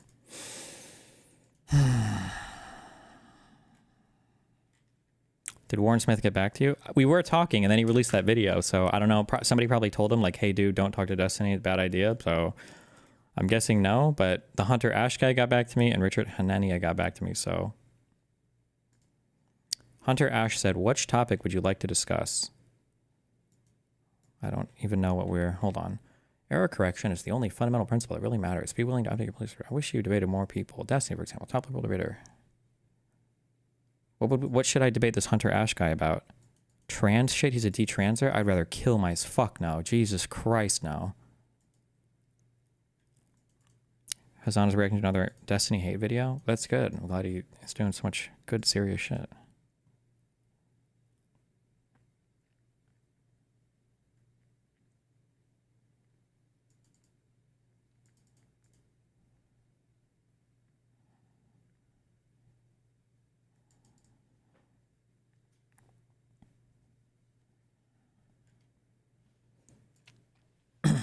Phantom, Tollbooth, Ladybug, Midnight, Shamrock, Rhinestone, Sunset, Toolbox, Tomboy, Horseshoe, Fiddler, Drugstore, Merrily, Towboat, Space, and Penny. One of these is going to be like popular musicals, but I don't know them all. Like, it's going to be like Phantom of the Opera, Fiddler on the Roof.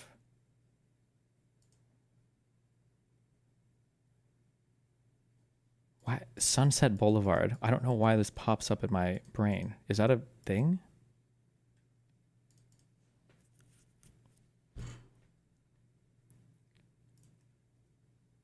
Okay, hold on. Things that are lucky. A lucky shamrock.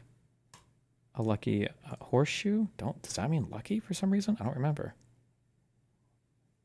Lucky penny. Lucky ladybug?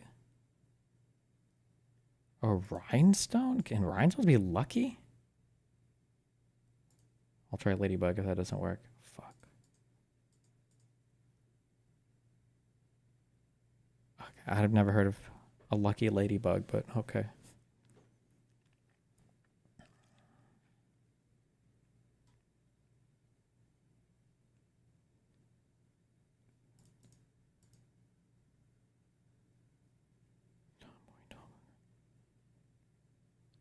Space. Merrily sounds like it could be like a musical. Merrily something. There's no shot. It's gonna be one off. Oh my! I'm just a god. What do I get? I mean, like, it's in there somewhere. God damn. Toolbox, Towboat, Tomboy, Space Midnight Drugstore, Rhinestone, and Toll Booth.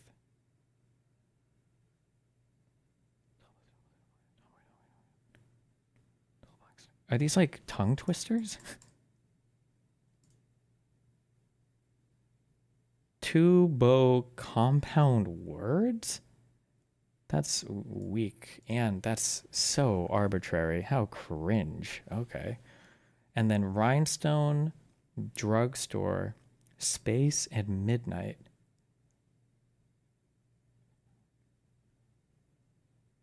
I have absolutely no idea.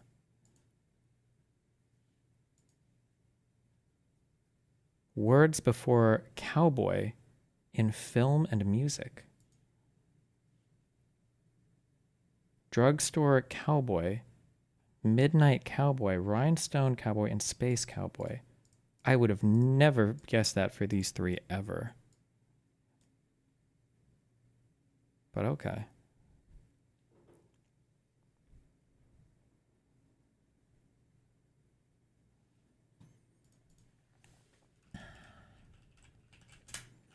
I do Tradle. I will never outdo that one guess where I just fucking, it was just the most insane guess literally of all time. Zinc ore, copper ore, and gold. Every time it's just like bare resources or whatever. Like I always feel like it's like some African country or whatever.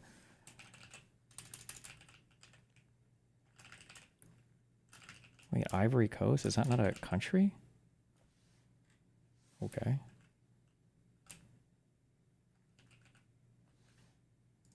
Don't they have like, isn't like diamonds though? Fuck me, dude. East from Sierra Leone. 5,656 kilometers. That's really far away.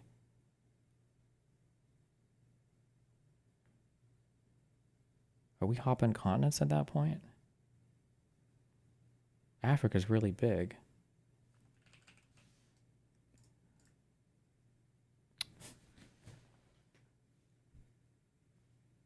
I mean, when you got the biggest brain in the world, what are you gonna do? What are you gonna do?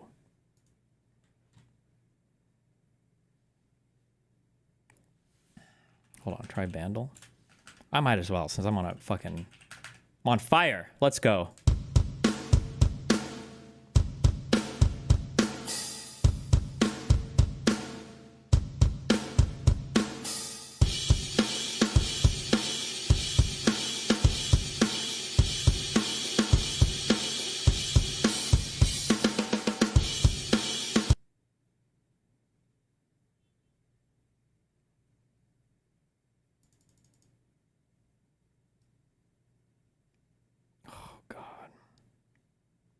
I feel like this is some pop punk song. Fuck. Type the artist name or title.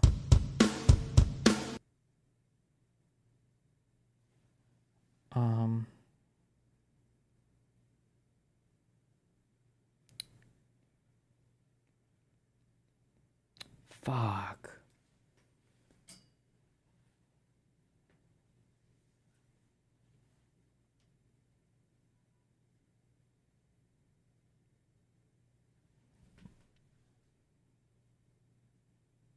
I'm not gonna. Taking back some. Wait, what? Type the artist name or title. Isn't they're not even in here?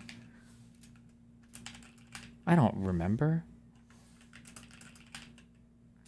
Oh Jesus. Okay, wait, never mind. Forget that. I guess we're not that genre of music just doesn't exist in this.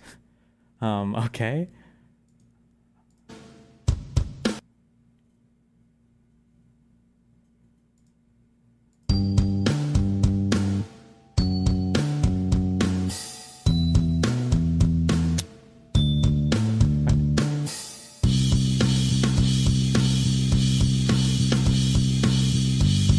Fuck me, dude. I don't remember the...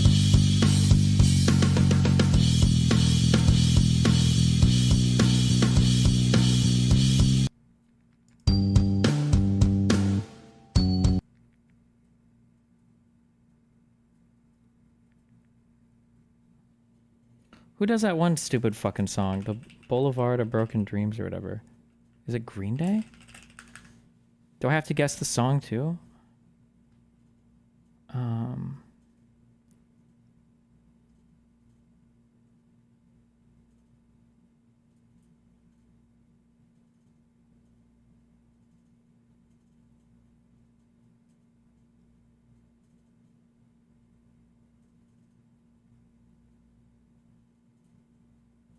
I don't know.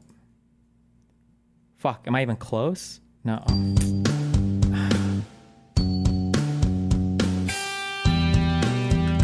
don't remember what these songs sound like. It's not American Idiot. So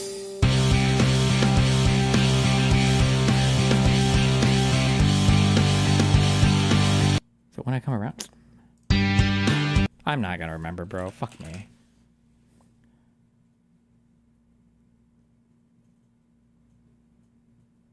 It's not this way. It's not this one, is it? No. It is. Oh, fuck.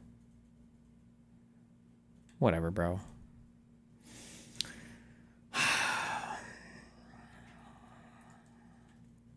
Daly City. 280. San Jose. Okay. We're obviously in the wonderful state of California. Maybe. Wait.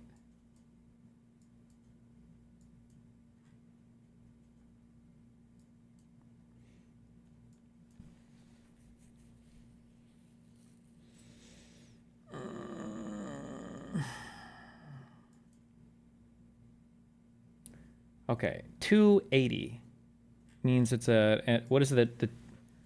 80 means it's going east-west. 280 is it's an interchange that connects to 80 going east and west, right? So I need to find I-8. Is this how this works? Hold on, I don't fucking...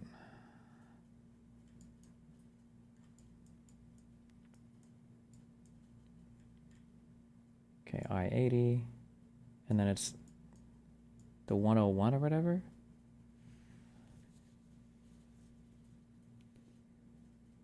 $880. I need 280. Fuck. It must be. It's got to be up there, right?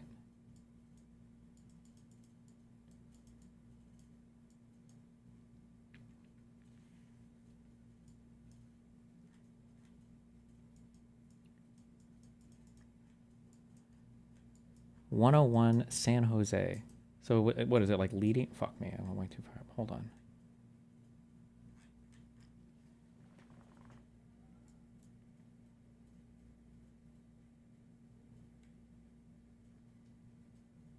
I should just look for the city. Daly City. No, because it's going to be some small fucking city that I'm never going to be able to fucking find.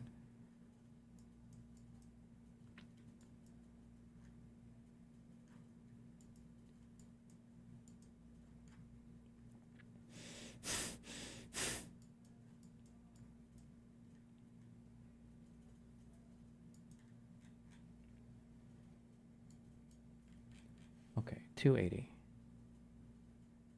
Okay, so we're on the 101, right?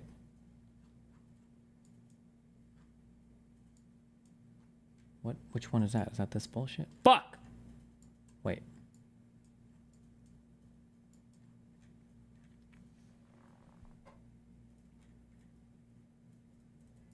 Oh, this is, okay. The 101. Now we go right. So we have to be coming from the north, do you think? And then one of these dumb things is Dale City.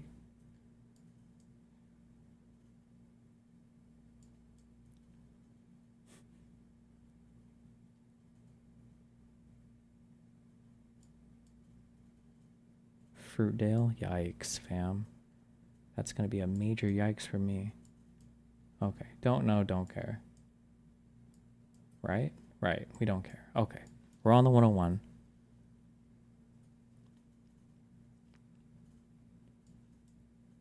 I don't have the right... No, I have to have the right thing. Wait, wait, wait.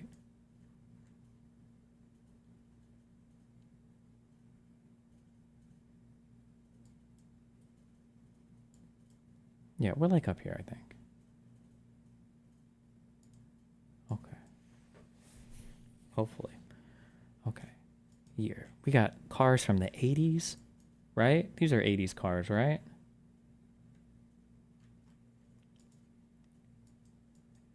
Anybody see a model?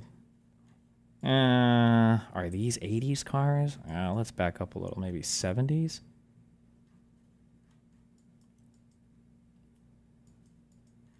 Oh, no, wait. These two are mind-fucking me. 70. Ooh, we're going to do 72. Good luck. Okay. Oh, my God, we were off. Fuck. There was another? the fuck is up here? Oh my god. On the 101, 280 over here.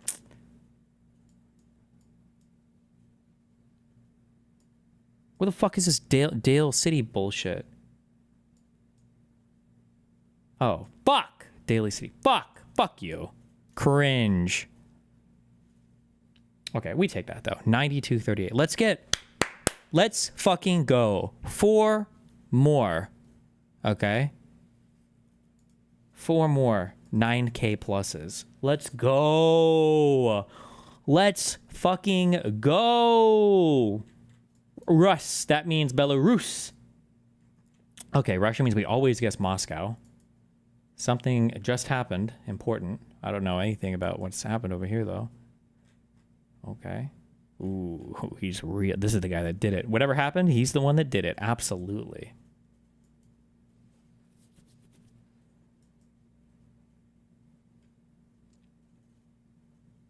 Oh my god, what if this guy drove in from Russia to some other place and this is like a troll license plate?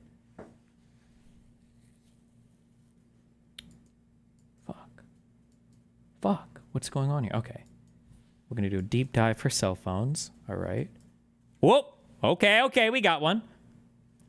Now that doesn't look like, that looks like kind of a small phone, not the newest of phones. So we're going to go 2012. We're going to go 2012 Moscow. Okay. Because we always guess Moscow for Russia. But do we have anything else? Anything else?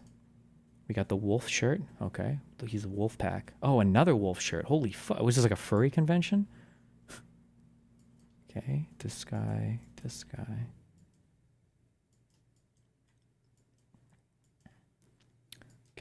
Okay. Wow, we got a lot of uncomfortable people here. That camcorder? What the fuck? Let's back up a little earlier. Let's go 2008. Okay. The fuck?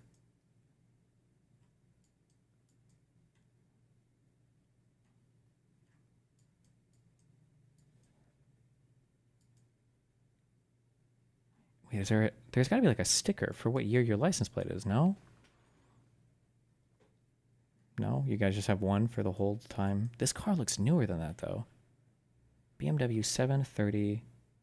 I don't know why I'm reading this like that, but this feels like newer styling than 2008. Plus, it's Europe. They get all this technology way later. So let's go 2014. Fuck it. Oh my god, it's Yanukovych fleeing from Ukraine after Euromaidan, right when he arrives into Moscow. Let's go! Oh. Members of the press spotting Edward Snowden at Sheremetyevo Airport in Moscow. Snowden was stuck in the airport for a month after the U.S. revoked his passport. Okay. We take those.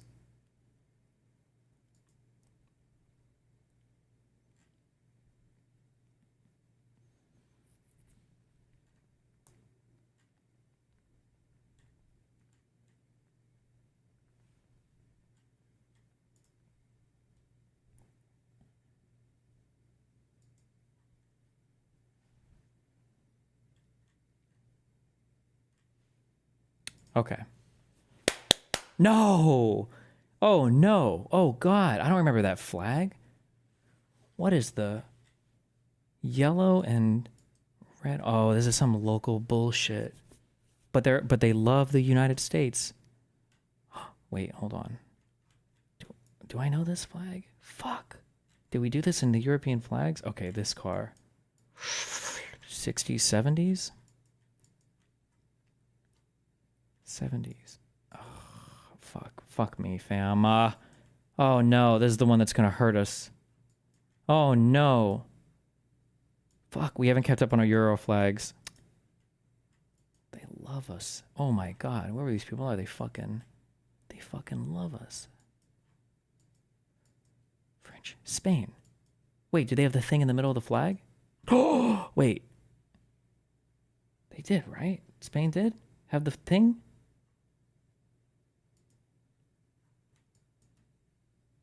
Did it look like that, though? I don't remember. Fuck. Telephono. Fuck.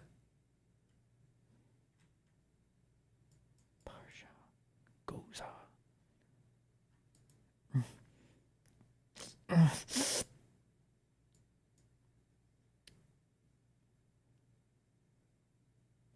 Are those like oh, these are probably like street names. That's not gonna help me. Fuck. Unless it's absolutely in Madrid, because that's the only fucking thing I would ever guess.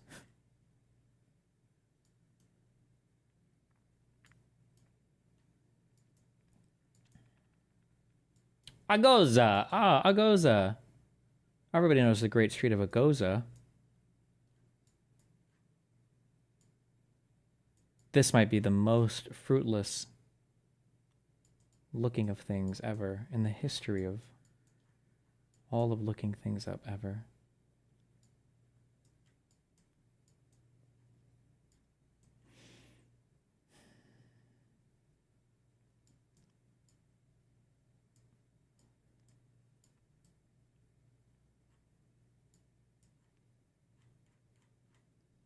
I don't even know if it's Spain. What was the Portuguese flag? Fuck, I don't remember any of these stupid fucking flags.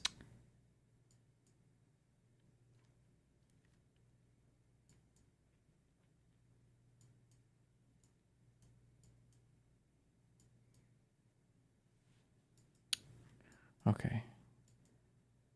That doesn't help me. ESA. Is that ATESA? Does that help me? I mean, these guys look like Spanish or Portuguese, right? Like the outfits? This is like some wacky shit.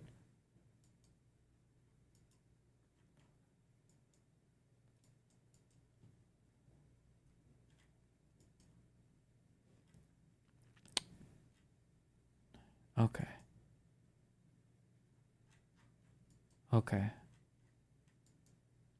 It's the fall. They're celebrating the fall of the Soviet Union. That's Yeltsin. It's in 91. He's going to go, boom. That's it. In Madrid. Let's fucking go. Let's go. Let's go. Let's go. Boom. Fuck. Well, at least we have the place right. President Gerald R. Ford riding through the streets of Madrid with the Spanish dictator, Generalissimo Francisco Franco, on a diplomatic visit to the country. What a guy. Does he never recognize Gerald Ford? I don't know the fuck Gerald Ford. Who the fuck? Sounds like a loser. I only know Henry Ford. Trinity killer wannabe. Okay.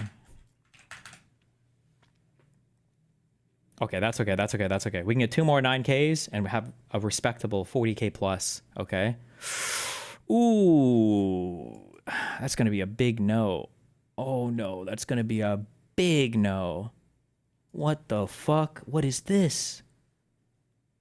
What? No, I don't know any of the fucking other flags. Oh my god.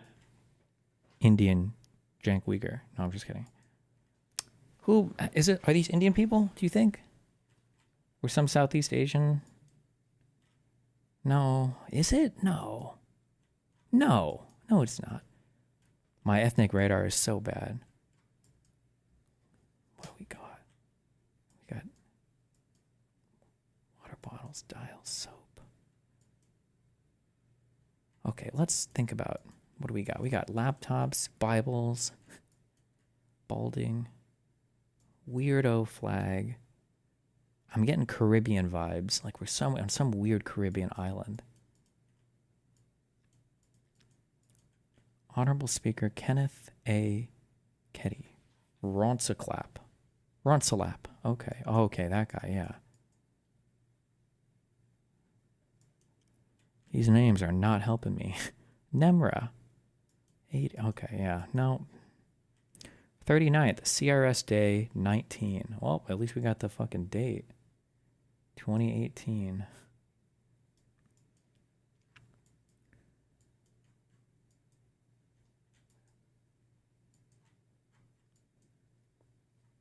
What the fuck is this?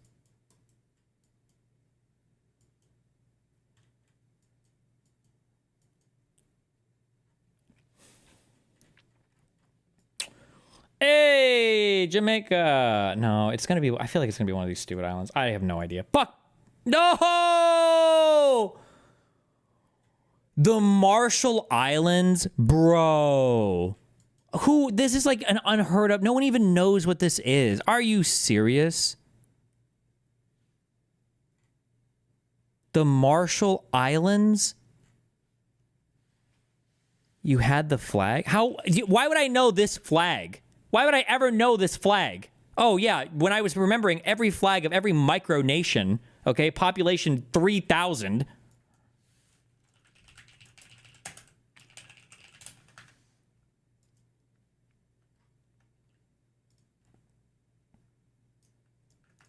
$42,000 people. Fuck that. This island's gonna capsize. Okay, that's okay. That's okay. That's okay. We can still get a respectable 39,000 within your perfect guess. No, god damn it. What is this? The Great Dog Rescue of... What are these stupid fucking flags? Solid stripe solid? Is that what this is? Or... Is it France or Russia? No, is France in the middle or is Russia in the middle? The stripe. I don't remember. I think, isn't Russia's white stripe on top? Maybe? Yeah, maybe. Libre.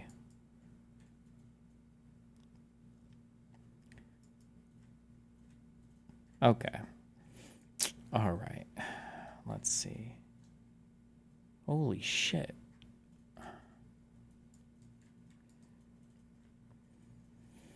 I have absolutely no clue on the date here. But we always guess Paris. Good luck.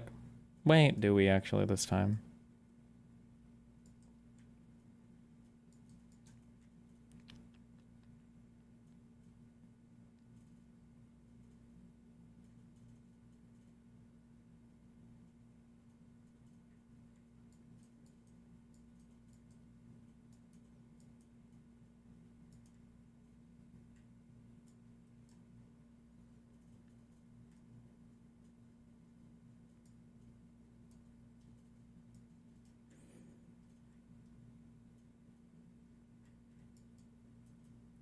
Commend you, blah, blah, blah, blah, blah, blah, blah, blah, blah, blah. I can't read any of that. Does that say 33? 1933?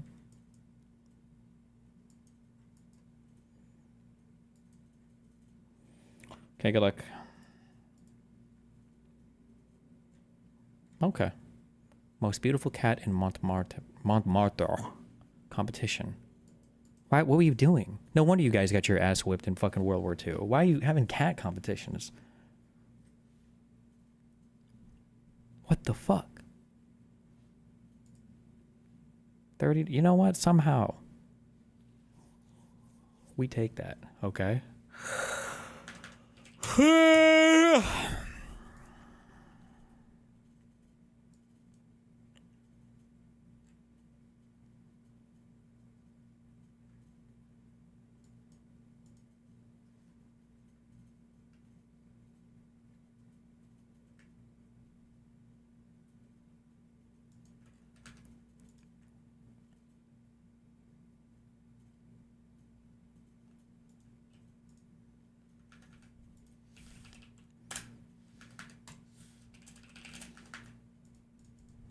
Wait, what is this?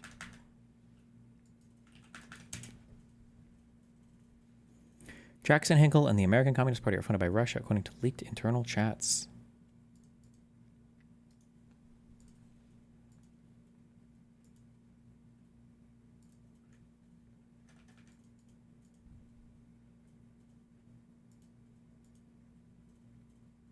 Wait, hello? Oh, wait, I can't hear you if you're speaking. One sec.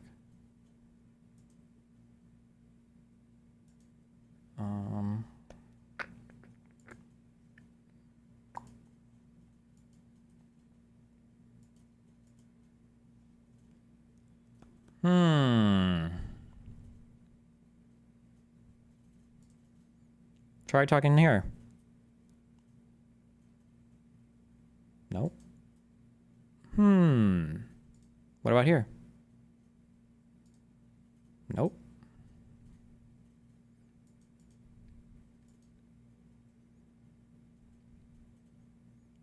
Did I do this one? Wait, talk here? Nope. What about this one right here? Oh, it's because I have my Windows volume muted. Okay. Hold on, let me reset this. 1 second. You can't hear me. Okay, I can hear you now. Sorry, I had my computer muted. You Windows challenged fool. Can you hear me now? Yeah. Excellent. What's up, man? How you doing? Doing okay. Just about to read books about Hitler and stuff, you know. So Oh, hey, those be are ready great for books to read. yeah, be ready for our upcoming country. Hey, absolutely. I wanted to ask you for a second. I watched this documentary about Palantir earlier today in the wake of the disaster press conference yesterday, and I'm just kind of trying to wrap my head a little bit around the fact that, like, Trump is still cucking so hard to Israel, but then is so critical of Ukraine, which feels like contradictory positions, especially whenever you look at the fact that, like, Palantir has backed both Israel and Ukraine throughout these wars, right? And hasn't Peter Thiel had, like, a really big impact on J.D. Vance's career? So I'm just like, people say that, yeah.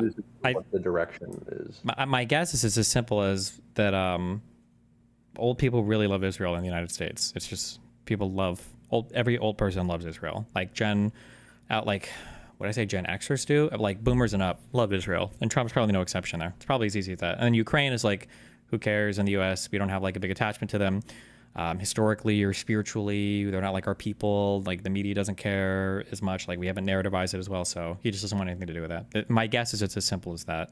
But so, like, what do you think is happening, like, in his mind or in the mind of his team in regards to, like, us continuing to back Israel is obviously, like, angering China and Russia, and, like, they're not a fan of that, but then, like, we cuck to them when it comes to Ukraine, which is arguably, like, a more important, like, strategic position to kind of, like, try to, like, protect Europe, right? And so it's, like, are these things just contradictory and they don't really care? Or, like, I mean, I guess I'm trying to, like, figure out what the grand vision here is. Trump has no grand vision, so it's always a waste of time trying to analyze it that way. I'm not joking. I don't think he has a grand foreign policy vision. But in terms of backing Israel, we're always backing Israel. I don't know if we're angering Russia or China doing that. Like, that's just unconditional. Like, the U.S. is always going to be backing Israel. And Ukraine is a position that Trump just probably doesn't see much worth there. And why expend any political capital on it? So he'd rather abandon it as quickly as possible, I think. So you don't feel like there's people in his ear trying to actually have a long-term plan with this in terms of our, like, going forward in, like, a relationship with China or Russia or like that, like, non-Western countries? Like, you don't think that, like, there's a vision at all? I don't think that you're ever going to successfully analyze the foreign policy of this administration from any kind of, like, logical, rational basis. I don't think that that's ever going to happen. I don't even know how you would begin to do that. It's too much contradiction. It's impossible to reconcile, I feel. Yeah, that's kind of how it feels to me too. That's just why I was so confused. I just wanted to see if you had anything there, because I mean, like, especially it feels like, because people, like, it feels like Peter Thiel and these guys backed Ukraine for so long, and it seems like Trump is so, like, embedded with these kind of, like, tech bro people who, for whatever reason, have, like, backed Ukraine, and so I'm confused why he's so close with Elon and, like, Peter Thiel and Mark Andreessen and, like, this kind of, like, cabal of tech bro people, and they seem to be anti-Russia, at least, like. I would have to check I would have to read up more on the tech bro people, but, like, I doubt they have, like, grand plans or grand designs on foreign policy as well. They're probably all largely ignorant of it. This is a total vibe thing, and I haven't done enough research to give this take with any level of confidence. But my guess is tech bro people probably just don't think that, like, guns and war are real. Like, to them, it's all stuff that happens on the other side of the planet. AI is always going to continue to grow. Nobody's ever going to fuck with the U.S. Computers and technology are super important. And, like, nobody's actually going to, like, attack us or blow anything up or do anything like that. Like, guns and bombs and all that stuff is just, like, you read about it in history books and it happens in other parts of the world. So they probably don't even care about any kind of grand foreign policy stuff like that. That's, like, my guess. But yeah, maybe so. Maybe so. I mean, so, like, what do you think? Like, what happens now? Does Russia just take the eastern half of Ukraine? Like, is it just over? Like, well, now I guess we look to see what Europe plans to do, because European countries have been having meetings. I think they're supposed to have a big one today, right? Or tomorrow, or maybe on Monday, to see what they're going to do. But now it's going to be a painful process, but Europe is starting to realize, they've been realizing since 2016, that they probably are going to have to slowly separate from the U.S. and have their own, like, foreign policy leader and have some leadership over the continent, while the U.S. just, I guess, dwindles and fades away over here and whatever the fuck in North America. And we fight with our allies, I guess. fight with Canada and Mexico. Yeah, yeah. I mean, that just feels like a really shitty direction to steer a country in. I mean, as stupid as I I think that Trump is, I'm just still I feel like I'm remiss to like assume that like their intentions are actually as stupid as like they seem, but I fear that they actually might be, because I mean that would just mean that like now the whole EU and Europe is just like gonna like lose their trust and their faith in us. We have like less influence in the world as a whole, and like why the fuck would a country want that or like that? Like why would any I think one way to view Trump is, I think you have to view Trump as it sounds biased. I don't care. Trump is first and foremost like a coward. Like Trump isn't going to do anything where there's any amount of risk involved. Backing Israel is easy. Israel's won 100%. Israel's not going anywhere. Everybody in the Middle East knows that Israel's not going anywhere. That's an easy backing there, right? Ukraine, that's a risky proposition. The idea of taking on the support of Ukraine, there's chances of failure there. Same thing with Afghanistan. It's easy to surrender Afghanistan. Fuck it, surrender. Let whatever happens happens. The Taliban, and they can do that. Leave everything in Syria and the Kurds. Like abandoning ship that. In places where the decisions that you have to make are actually challenging and require like conviction and strength, like Trump will always back away from those. He'll always look for the easy answers. So yeah, we want to, I guess, like flee as many of those theaters as possible. Hold on to what's like strong and predictable.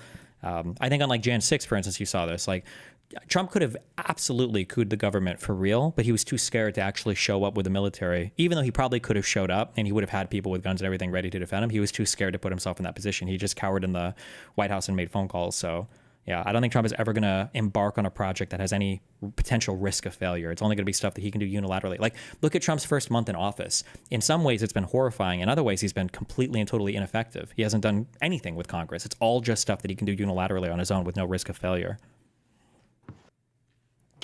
Right. Yeah, I mean that makes sense. That makes sense from that perspective. So, yeah, I don't know. It's just yeah, I'm very nervous about what the future is going to bring here, and cuz I don't know who's steering the ship or what even the direction is, like in terms of I don't know how these any ties that Trump actually has to Russia or to Putin. Because like the more conspiratorial part of me is like, oh, like what if like Trump is like like a compromised like asset? But then I'm like, it could just be as simple as he just likes big, strong, powerful men, and he just wants to like be admired by Putin or Xi Jinping as much shit as he talks about like China. It's like it seems like he really admires these dictatorial types of people, and like it could just be as simple as that. Yeah, I mean, he wants to be. He's like a wannabe fascist, I guess. He just doesn't have the spine for it. I don't know how brave normal fascists are or whatever, but like, yeah, he wants to be, like he said, like he likes North Korea's military. He likes that they all, respect Kim Jong-un or whatever, or whoever the fuck it is now. And he likes, Viktor Orban, and he likes, the way the people look up to and respect Putin as a strong man. And that's just what he's into. And he has this like little unitary executive theory. He thinks as the president, he should be dictator. That's why he keeps saying the people elected me. They elected me. Like, that's just how he is. Yeah. Yeah. Yeah, it's fucked up. Have you studied much about Curtis Yarvin and this like techno-feudalism idea? No, but I mean, I've heard a lot of people talk about it, and there's been videos and stuff on it. I guess we'll see in a little bit how much that pans out, yeah. Yeah, I mean, that kind of seems to be like the only vision guiding this right now seems to be kind of like spearheaded by Elon, and it's just a further dismantling of the administrative state just to like further redistribute wealth up to the top to like go to this era where it's like there's like no accountability, there's no scam police, there's no ability to like rein in corporate power, like you're just going to get like a like neo feudal like world where these people are like trillionaires, and that seems to be like the only lens through which it like makes sense what's happening at the behest of people like Elon. And I don't even know if Trump is like as aware of that or how much involved he even is with what Elon is doing. But yeah, I don't know. I mean, what do you think? Like, what can be done? Like, what can a person like me or like people out there who feel angry and pissed off on like Twitter every day? Like, what is like real life things that people can do to try to influence this, if anything? I have no idea. Don't ask me. Maybe in a few months when I'm throwing my personal shit, maybe I'll be able to fucking do something politically again. But even I have no idea. I don't know. It's pretty doomer. That's how it feels. I would love to, if there's going to be any kind of like canvassing thing again for like the midterms here in a year and a half, I would love to come and at least do that. Like maybe like to like knock doors or something. I don't know. I feel a lot of like rage that I want to channel into something productive that is not just like tweeting. And so, yeah, I don't know. I'm just kind of trying to like ask around and see if people have any ideas of what do you do whenever your country is going down the shitter like this? Aside from just get doomer pilled and fucking, I don't know, leave or like or something. But yeah, I don't know. Hopefully we figure something out. Hopefully. Well, cool, man. Hey, thanks for chatting. It was good to talk to you, and stay safe, man. Yeah, I love you. Be careful. Don't die. Thanks. Bye.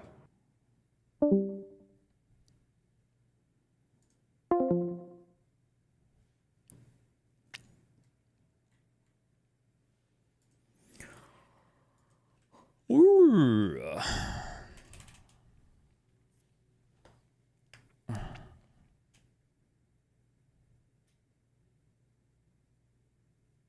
What am I looking for?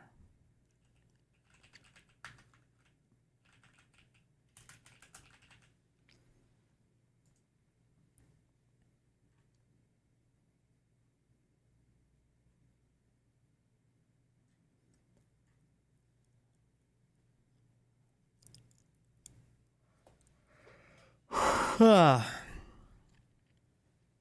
gonna react to the Fresh and Fit episode? No.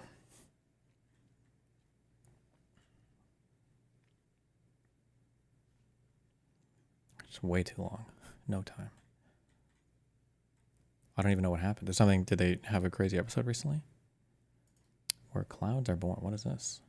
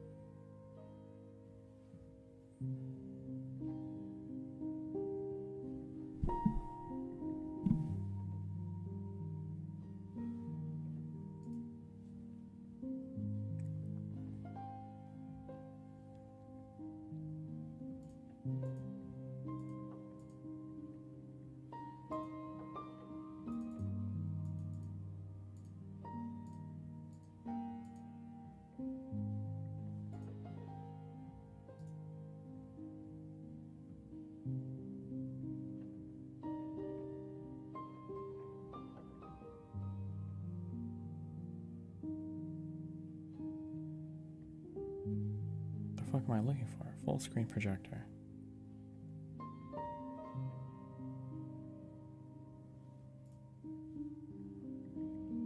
Okay.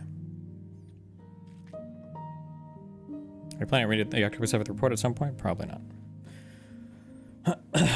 Okay.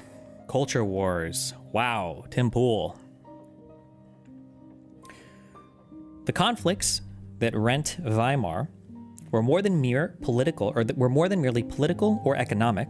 Their visceral quality derived much from the fact that they were not just fought out in parliaments and elections, but permeated every aspect of life.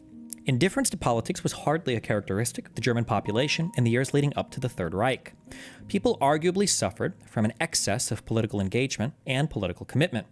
One indication of this could be found in the extremely high turnout rates at elections, no less than 80% of the electorate in most contests.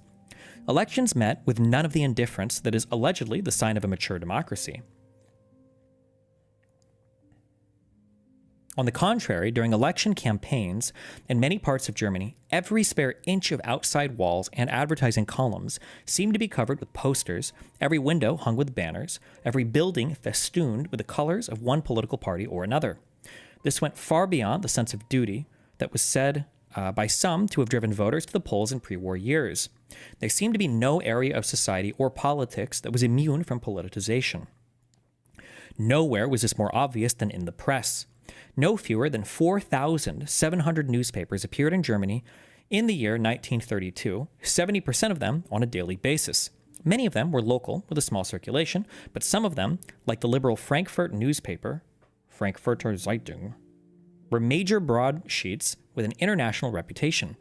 Such organs formed only a small part of the politically oriented press, which together made up about a quarter of all newspapers.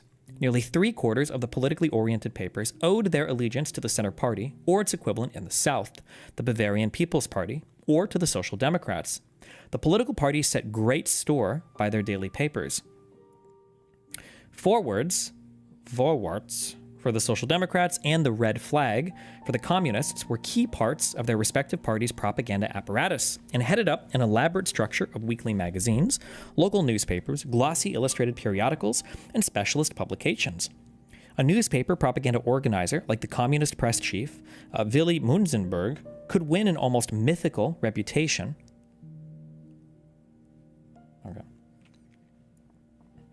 As a creator and manipulator of the media. At the opposite end of the political spectrum, an equally legendary status was occupied by Alfred Hugenberg, who, as chairman of the board of the arms manufacturer Krupp's, had purchased the Schurl newspaper firm in 1916. 2 years later, he also acquired a major news agency through which he supplied large sections of the press with stories and leading articles during the Weimar years. By the late 1920s, Hugenberg had in addition become owner of the mammoth film production company, the UFA. Hugenberg used his media empire to propagate his own virulently German nationalist ideas across the land and to spread the message that it was time for a restoration of the monarchy. Such was his reputation that by the end of the 1920s, he was being referred to as the uncrowned king of Germany and one of the most powerful men in the land.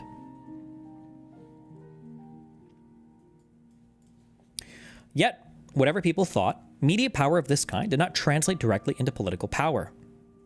Hugenberg's domination of the media had absolutely no effect in stopping the relentless decline of the nationalists after 1914. Political papers, in general, had small circulations. In 1929, for instance, the Red Flag sold 28,000 copies a day, Forwards 74,000 a day, and Hugenberg's The Day just over 70,000. These were not impressive figures by any stretch of the imagination. Moreover, sales of the Red Flag dropped to 15,000 just as the communist vote was beginning to increase in the early 1930s. Overall, the circulation of the overtly political press fell by nearly a third between 1925 and 1932. The upmarket, liberal quality dailies also lost circulation. The Frankfurt newspaper, probably the most prestigious of the liberal quality dailies, slipped from 100,000 in 1915 to 71,000 in 1928. As newspaper editors realized only too well, many readers of the pro-Weimar liberal press voted for parties that were opposed to Weimar. The political power of editors and proprietors seemed limited here, too. What was undermining the political press in the 1920s was, above all, the rise of the so-called boulevard papers, cheap, sensational tabloids that were sold on the streets, particularly in the afternoons and evenings, rather than depending on regular subscribers. Heavily illustrated with massive coverage of sport, cinema, local news, crime, scandal, and sensation, these papers placed the emphasis on entertainment rather than information. Yet they, too, could have a political orientation, like Hugenberg's Night Edition, whose circulation grew from 38,000 in 1925 to 202,000 in 1930, or Musenberg's World in the Evening, Welt am Abend, which boosted its sales from 12,000 in 1925 to 220,000 in 1930.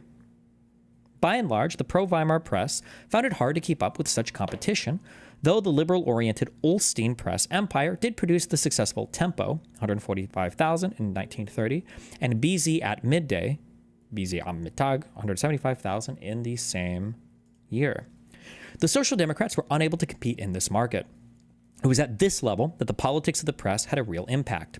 Scandal sheets undermined the Republic with their sensational exposure of real or imagined financial wrongdoings on the part of pro-Republic politicians. Illustrations could convey the contrast with imperial days. The massive publicity the popular press gave to murder trials and police investigations created the impression of a society drowning in a wave of violent crime.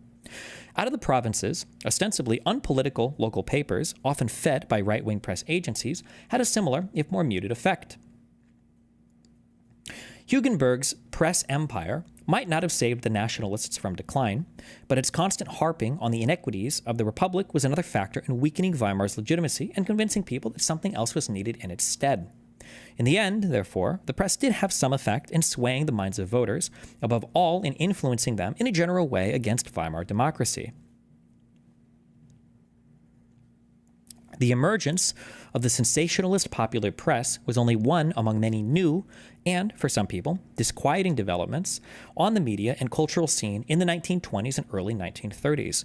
Experimental literature, the concrete poetry of the Dadaists, the modernist novels of Alfred Dublin,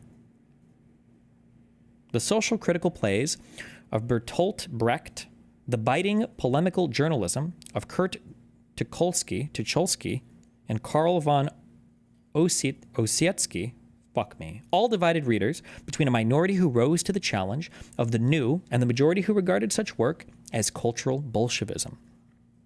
Alongside the vibrant, radical literary culture of Berlin, there was another literary world, appealing to the conservative nationalist part of the middle class, rooted in nostalgia for the lost Bismarckian past and prophesizing its return with the longed-for collapse of the Weimar Republic. Particularly popular was Oswald Spengler's The Fall of the West, which divided human history into natural cycles of spring, summer, autumn, and winter, and located early 20th century Germany in the winter phase, characterized by tendencies of an irreligious and unmetaphysical urban cosmopolitanism in which art has suffered a preponderance of foreign art forms. In politics, according to Spengler, winter was recognizable by the rule of the inorganic, cosmopolitan masses and the collapse of established state forms. Spengler won many adherents with his claim that this heralded the beginning of an imminent transition to a new spring that would be agricultural intuitive,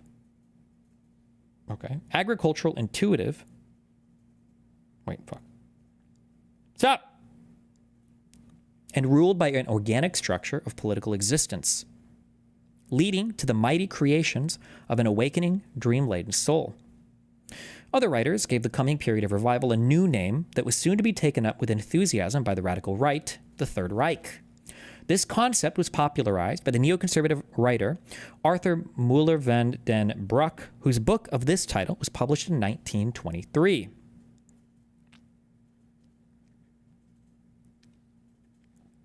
The ideal of the Reich had arisen, he proclaimed, with Charlemagne and been resurrected under Bismarck. It was the opposite of the government by party that characterized the Weimar Republic.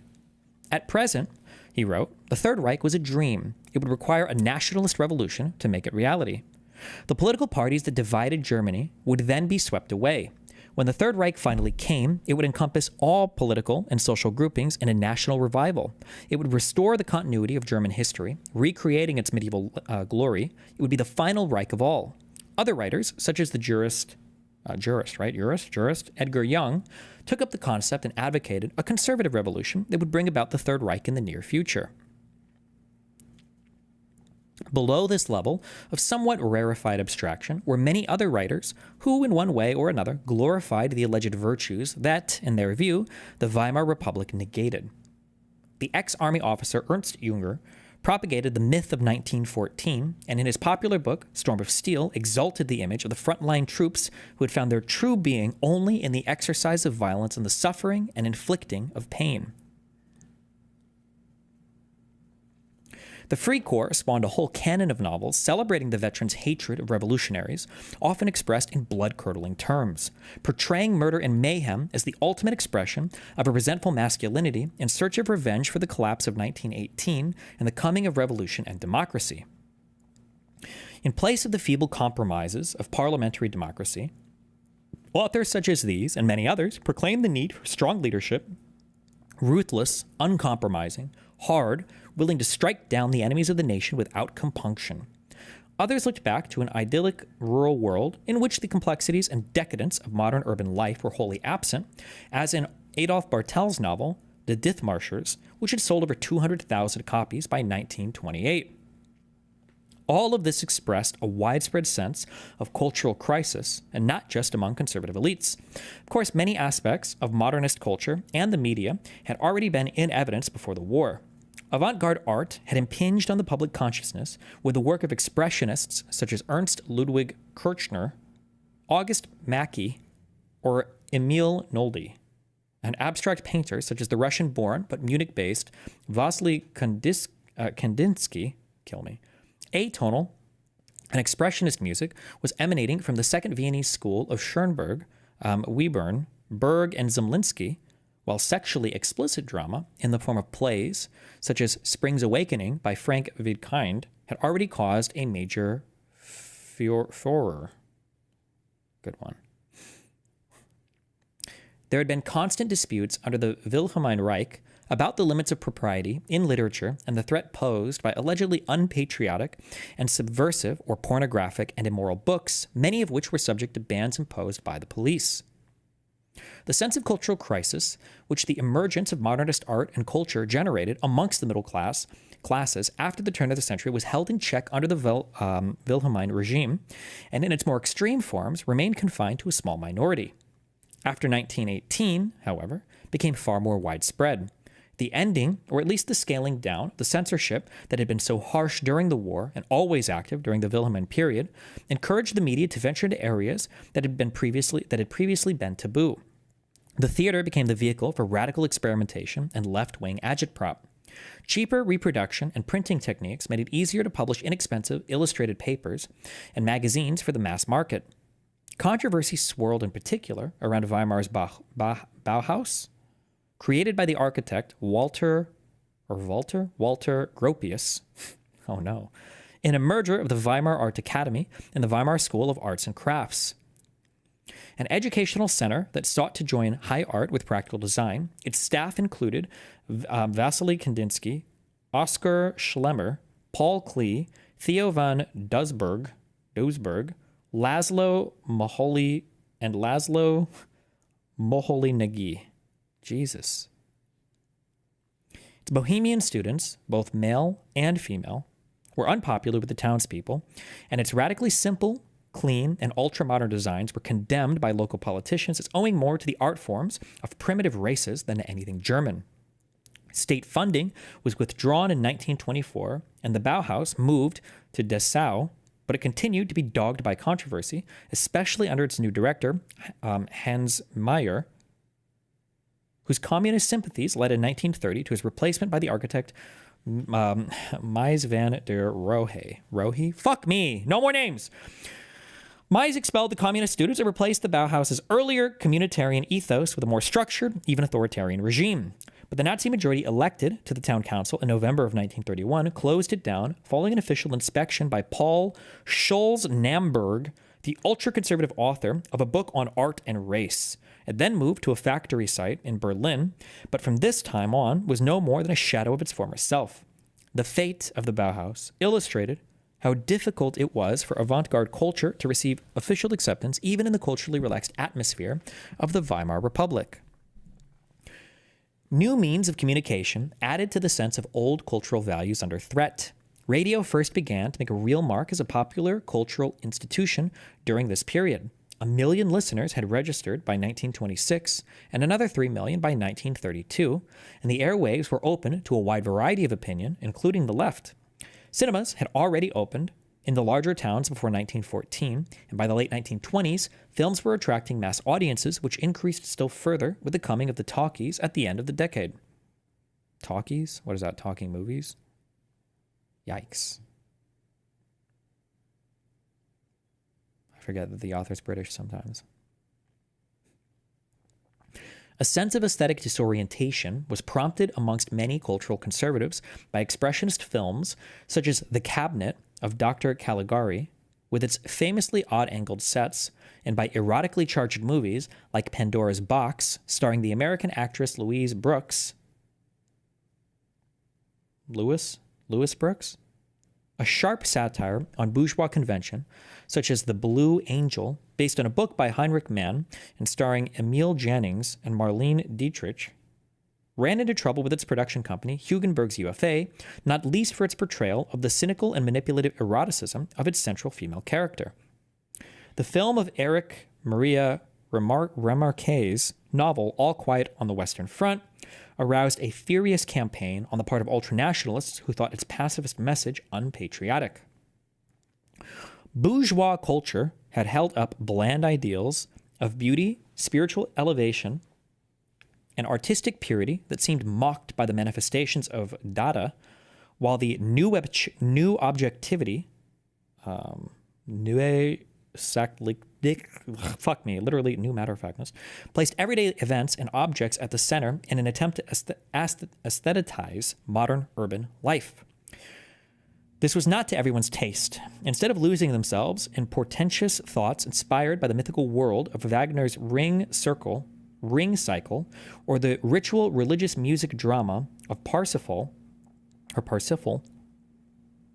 dress-suited bourgeois opera-goers were now confronted with the Kroll Opera's production of Paul Hindemith's News of the Day, in which a naked diva sang an aria sitting in a bathtub, alongside the mellifluous late romanticism of Germany's leading establishment composer, Richard Strauss, formerly an enfant terrible, but now the composer of slight and emotionally undemanding operas such as Intermezzo and the Egyptian Helena?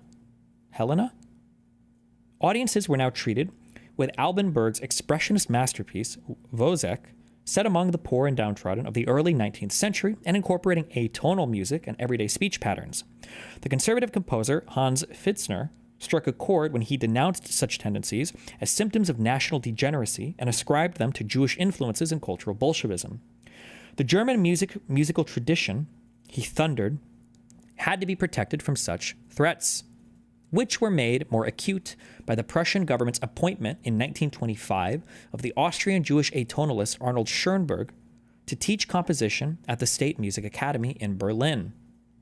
Musical life was central to bourgeois identity in Germany, more probably than in any other European country. Such development struck at its very core. An even greater threat, in this view, was posed by the American influence of jazz, which found its way into works such as the Threepenny Opera, with music by Kurt Weill and lyrics by Bertolt Brecht. A caustic denunciation of exploitation set in a world of thieves and criminals, it sent shockwaves through the cultural world on its first performance in 1928. A similar effect was produced by Ernst Krenek's Johnny Strikes Up, which was premiered in February of 1927 and featured a black musician as its protagonist. Many modernist composers found jazz a stimulus to renewing their art. It was, of course, principally a popular art form, played in various styles at myriad nightclubs and bars, above all in Berlin, shading off into dance halls, revue theaters, and hotels. Visiting big bands and chorus lines, such as the Tiller Girls, enlivened the Berlin scene, while the more daring could spend an evening at a club such as the El Dorado, a supermarket of eroticism, as the popular composer Friedrich Hollander called it, and watch Anita Berber perform pornographic dances with names such as cocaine and morphium to an audience liberally sprinkled with transvestites and homosexuals until her early death in 1928 from drug abuse. Cabaret shows added to all this an element of biting, anti-authoritarian political satire and aroused pompous conservatives to anger with their jokes about the nationalist and religious sentiments and practices of Christians and Germans, as one of them angrily complained. The wrath of conventional moralists was aroused by dances such as the tango, the foxtrot, and the charleston, while racist rhetoric was directed against black musicians, though there were very few of them, and most were employed mainly as drummers or dancers, to lend a flavor of the exotic to the performance. The leading music critic, Alfred Einstein, called jazz the most disgusting treason against all Occidental civilized music, while Hans Pfitzner, in a vitriolic attack on the Frankfurt Conservatory for including jazz on its curriculum, railed against its supposed primitivism as a product of what he called blood, the musical expression of Americanism. Sorry, my voice cracked there. Jazz and swing seemed to be the crest of a wave of cultural Americanization in which such widely differing phenomenon as Charlie Chaplin films and the modern industrial methods of Fordism and Taylorism were viewed by some as a threat to Germany's supposedly historic identity. Mass production held out the prospect of mass consumption, with the great department stores offering an astonishing variety of international goods, while foreign-owned chain stores such as Woolworth's put at least some of them within the grasp of the ordinary working-class family. Mass housing schemes and designs for modern living challenged the conservative ideal of folk-based style and aroused fierce debate. For cultural critics on the right, the influence of America, symbol par excellence of modernity, signified a pressing need to resurrect the German way of living, German traditions, German ties to blood and soil. Older Germans in particular felt alienated, not least by the new atmosphere of cultural and sexual freedom that followed the end of official censorship and police controls in 1918 and was epitomized for many by the nightclubs of Berlin. One army officer, born in 1878, later recalled, "Returning home, we no longer found an honest German people, but a mob stirred up by its lowest instincts. Whatever virtues were once found among the Germans seemed to have sunk once and for all into the muddy flood. Promiscuity, shamelessness, and corruption ruled supreme. German women seemed to have forgotten their German ways. German men seemed to have forgotten their sense of honor and honesty. Jewish writers and the Jewish press could go to town with impunity, dragging everything into the dirt. The feeling that order and discipline had been swept away by the revolution and that moral and sexual degeneracy were taking over society was to be found on the left as well as on the right. Social Democrats and communists often took a rather puritanical view of personal relationships, putting political commitment and self-sacrifice above personal fulfillment, and many were shocked by the openly hedonistic culture of many young people in Berlin and elsewhere during the Roaring '20s. The commercialization of leisure in the cinema, the tabloid leisure. It could be pronounced both ways, right? The commercialization of leisure in the cinema, the tabloid press, the dance hall, and the radio was alienating many young people from the sterner, more traditional values of labor movement culture.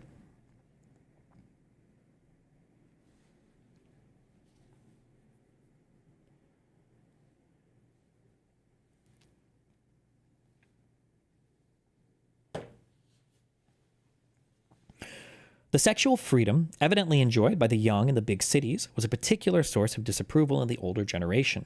Here, too, there had been harbingers before the war. Harbingers, right? The rise of a large and vociferous feminist movement had accustomed the public and the press to women speaking out on all kinds of issues to the detriment of everyone. I'm just kidding. Occupying at least some positions of responsibility and making their own way in the world.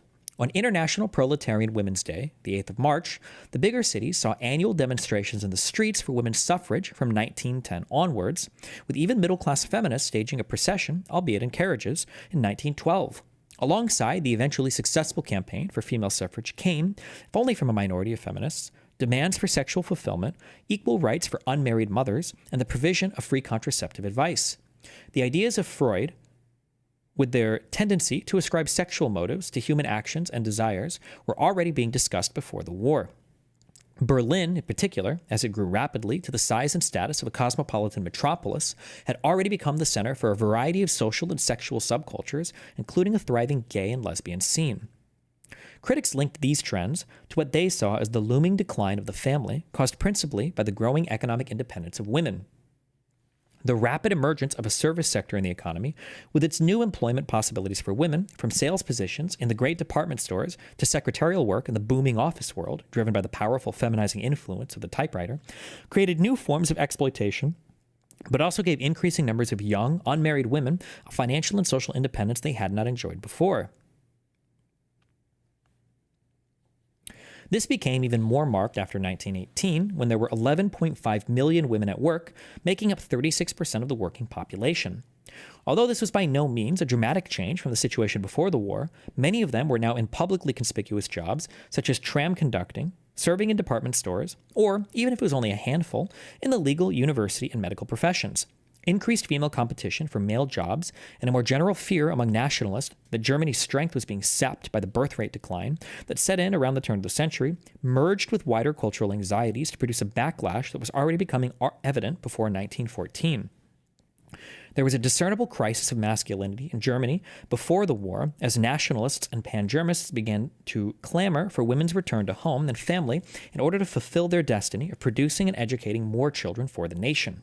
The sharpness of the reaction to the feminist challenge meant that the feminists were forced onto the defensive, began to marginalize their more radical supporters, and increasingly stressed their impeccably nationalist credentials and their desire not to go too far with their demands for change. After 1918, women were enfranchised and able to vote and stand for election at every level from local councils up to the Reichstag. They were formally given the right to enter the major professions, and the part they played in public life was far more prominent than it had been before the war.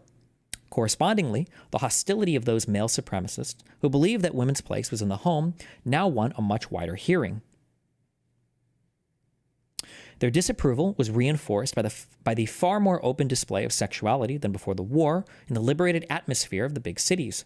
Even more shocking to conservatives was the public campaigning for gay rights by individuals such as Magnus Hirschfeld, founder of the harmless-sounding Scientific Humanitarian Committee in 1897. In fact, Hirschfeld was openly homosexual, and in numerous publications propagated the controversial idea that homosexuals were a third sex whose orientation was the product of congenital rather than environmental factors. His committee was dedicated to the abolition of paragraph 175 of the Reich Criminal Code, which outlawed indecent activity between adult males. What aroused the wrath of conservatives was the fact that in 1919, the Social Democratic state government of Prussia gave Hirschfeld a large grant to convert his informal committee into a state-funded institute for sexual science, with its premise in the Grand Tiergarten district in the center of the capital city. The institute offered sex counseling, held popular question and answer sessions on topics like what is the best way to have sex without making a baby, and campaigned for the reform of all the laws regulating sexual behavior. Hirschfeld quickly built up a wide range of international contacts organized in the World League for Sexual Reform, of which his institute was the effective headquarters in the 1920s. He was the driving force behind the spread of public and private birth control and sex counseling clinics of the Weimar Republic. Not surprisingly, he was repeatedly vilified by the Nationalists and the Nazis, whose attempts to tighten up the law still further, with the support of the Center Party, was narrowly defeated by the votes of the Communists, Social Democrats, and Democrats on the Criminal Law Reform Committee of the Reichstag in 1929. Nationalist hostility was driven by more than crude moral conservatism. Germany had lost 2 million men in the war, and yet the birth rate was still in rapid decline. Between 1900 and 1925, live births per 1,000 married women under the age of 45 fell very sharply indeed, from 280 to 146. Laws restricting the sale of condoms were eased in 1927, and by the early 1930s, there were more than 1,600 vending machines in public places, with one Berlin firm alone producing 25 million condoms a year. Sex counseling centers were open, offering contraceptive advice, and many of these, like Hirschfeld's Institute, were funded or, in some cases, actually operated by the Prussian and other regional governments to the outrage of moral conservatives. Abortion was far more controversial, not least because of the serious medical risks it entailed, but here too the law was relaxed, and the offense reduced in 1927 from a felony to a misdemeanor. The thundering denunciation of birth control by the papal encyclical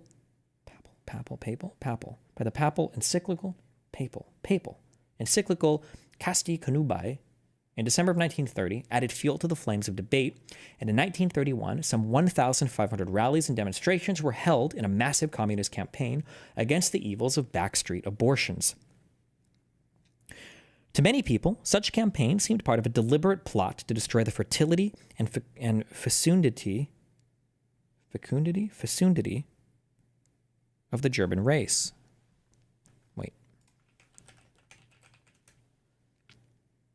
Fecundity. Fecundity. The ability to produce an abundance of offspring.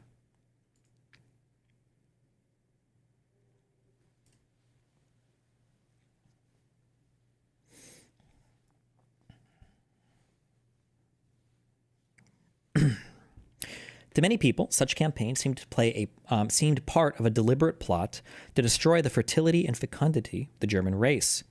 Was it not, conservatives and radical nationalists asked, all the consequence of female emancipation and the morally subversive advocacy of sexuality untrammeled by any desire to procreate? To nationalists, the feminists seemed to be little better than natural traitors for encouraging women to work outside the home. Yet the feminists themselves were scarcely less alarmed by the new atmosphere of sexual liberation. Many of them had castigated the double standard of sexual morality, freedom for men, purity for women, before the war, and advocated instead a single standard of sexual restraint for both sexes. Their Puritanism, expressed in campaigns against pornographic books and sexually explicit films and paintings, and in denunciations of young women who preferred dance halls to reading groups, seemed ridiculous to many women amongst the younger generation, and by the late 1920s, the traditional feminist organizations, already deprived of their principal cause by the achievement of female suffrage, were complaining of an aging membership and a failing appeal to the young. Feminism was on the defensive, and the middle-class women, who were the mainstay of its support, were deserting their traditional liberal milieu for parties of the right. The feminist movement felt the need to defend itself against charges of undermining the German race by insisting on its support for nationalist revision of the Treaty of Versailles for nationalist revision of the Treaty of Versailles for rearmament and for family values and for sexual self-restraint.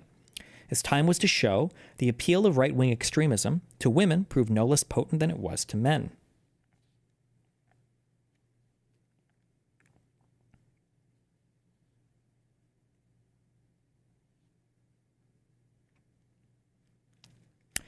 Young people, and especially adolescent boys, were already developing a distinctive cultural style of their own before the First World War.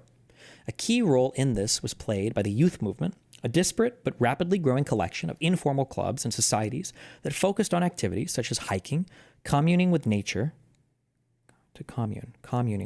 right? And singing folk songs and patriotic verses while sitting around campfires. Of course, all the political parties attempted to recruit young people, particularly after 1918, by providing them with their own organizations, the Bismarck Youth for the Nationalists, for example, or the Windthorst League for the Center Party. But what was striking about the youth movement in general was its independence from formal political institutions, often combined with a contempt for what its leading figures saw as the moral compromises and dishonesties of adult political life.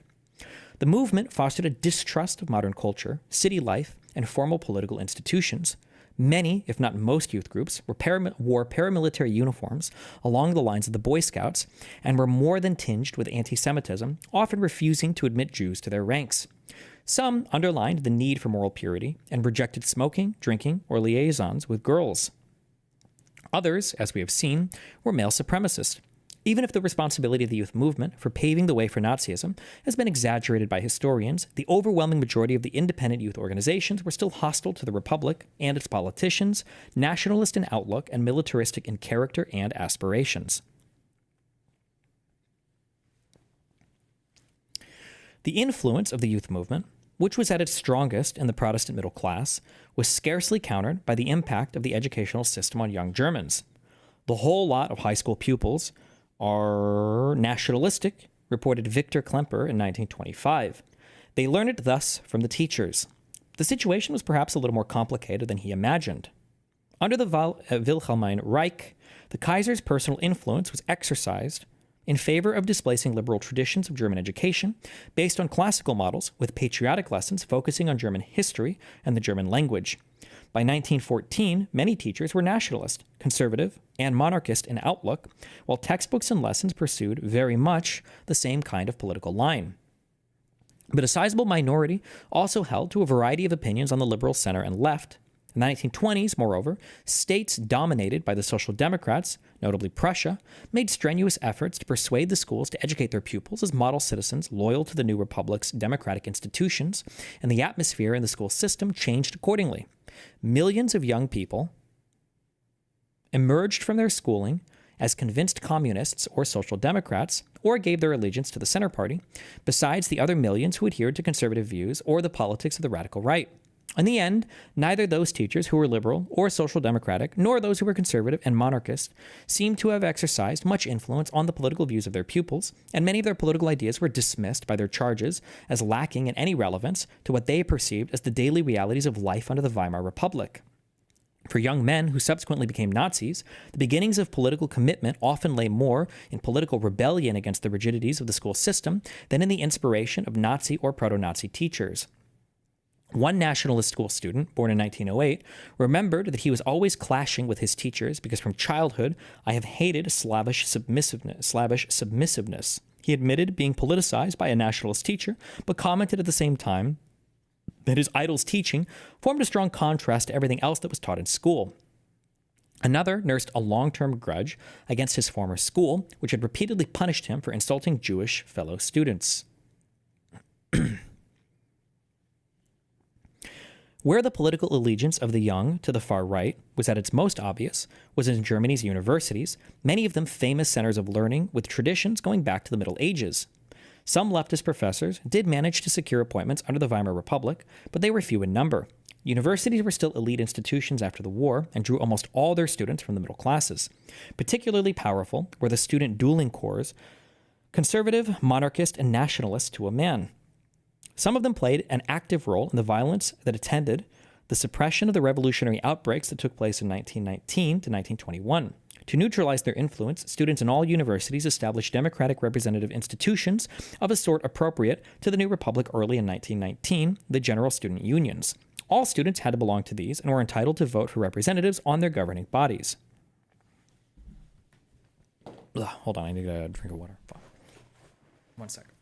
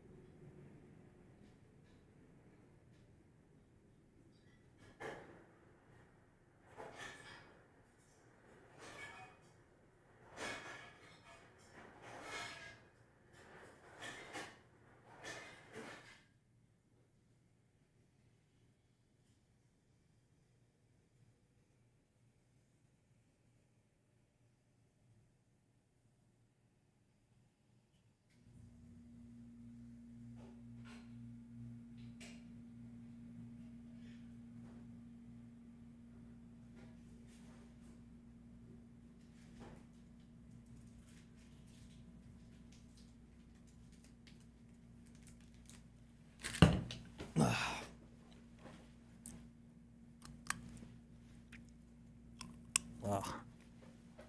Wow.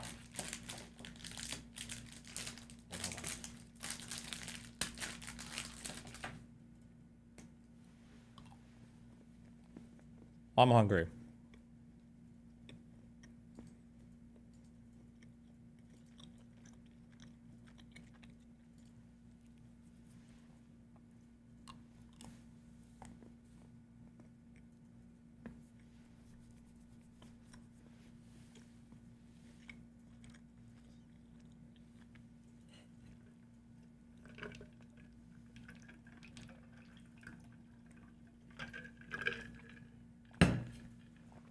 Okay. What are we reading? The title is literally at the top of my screen.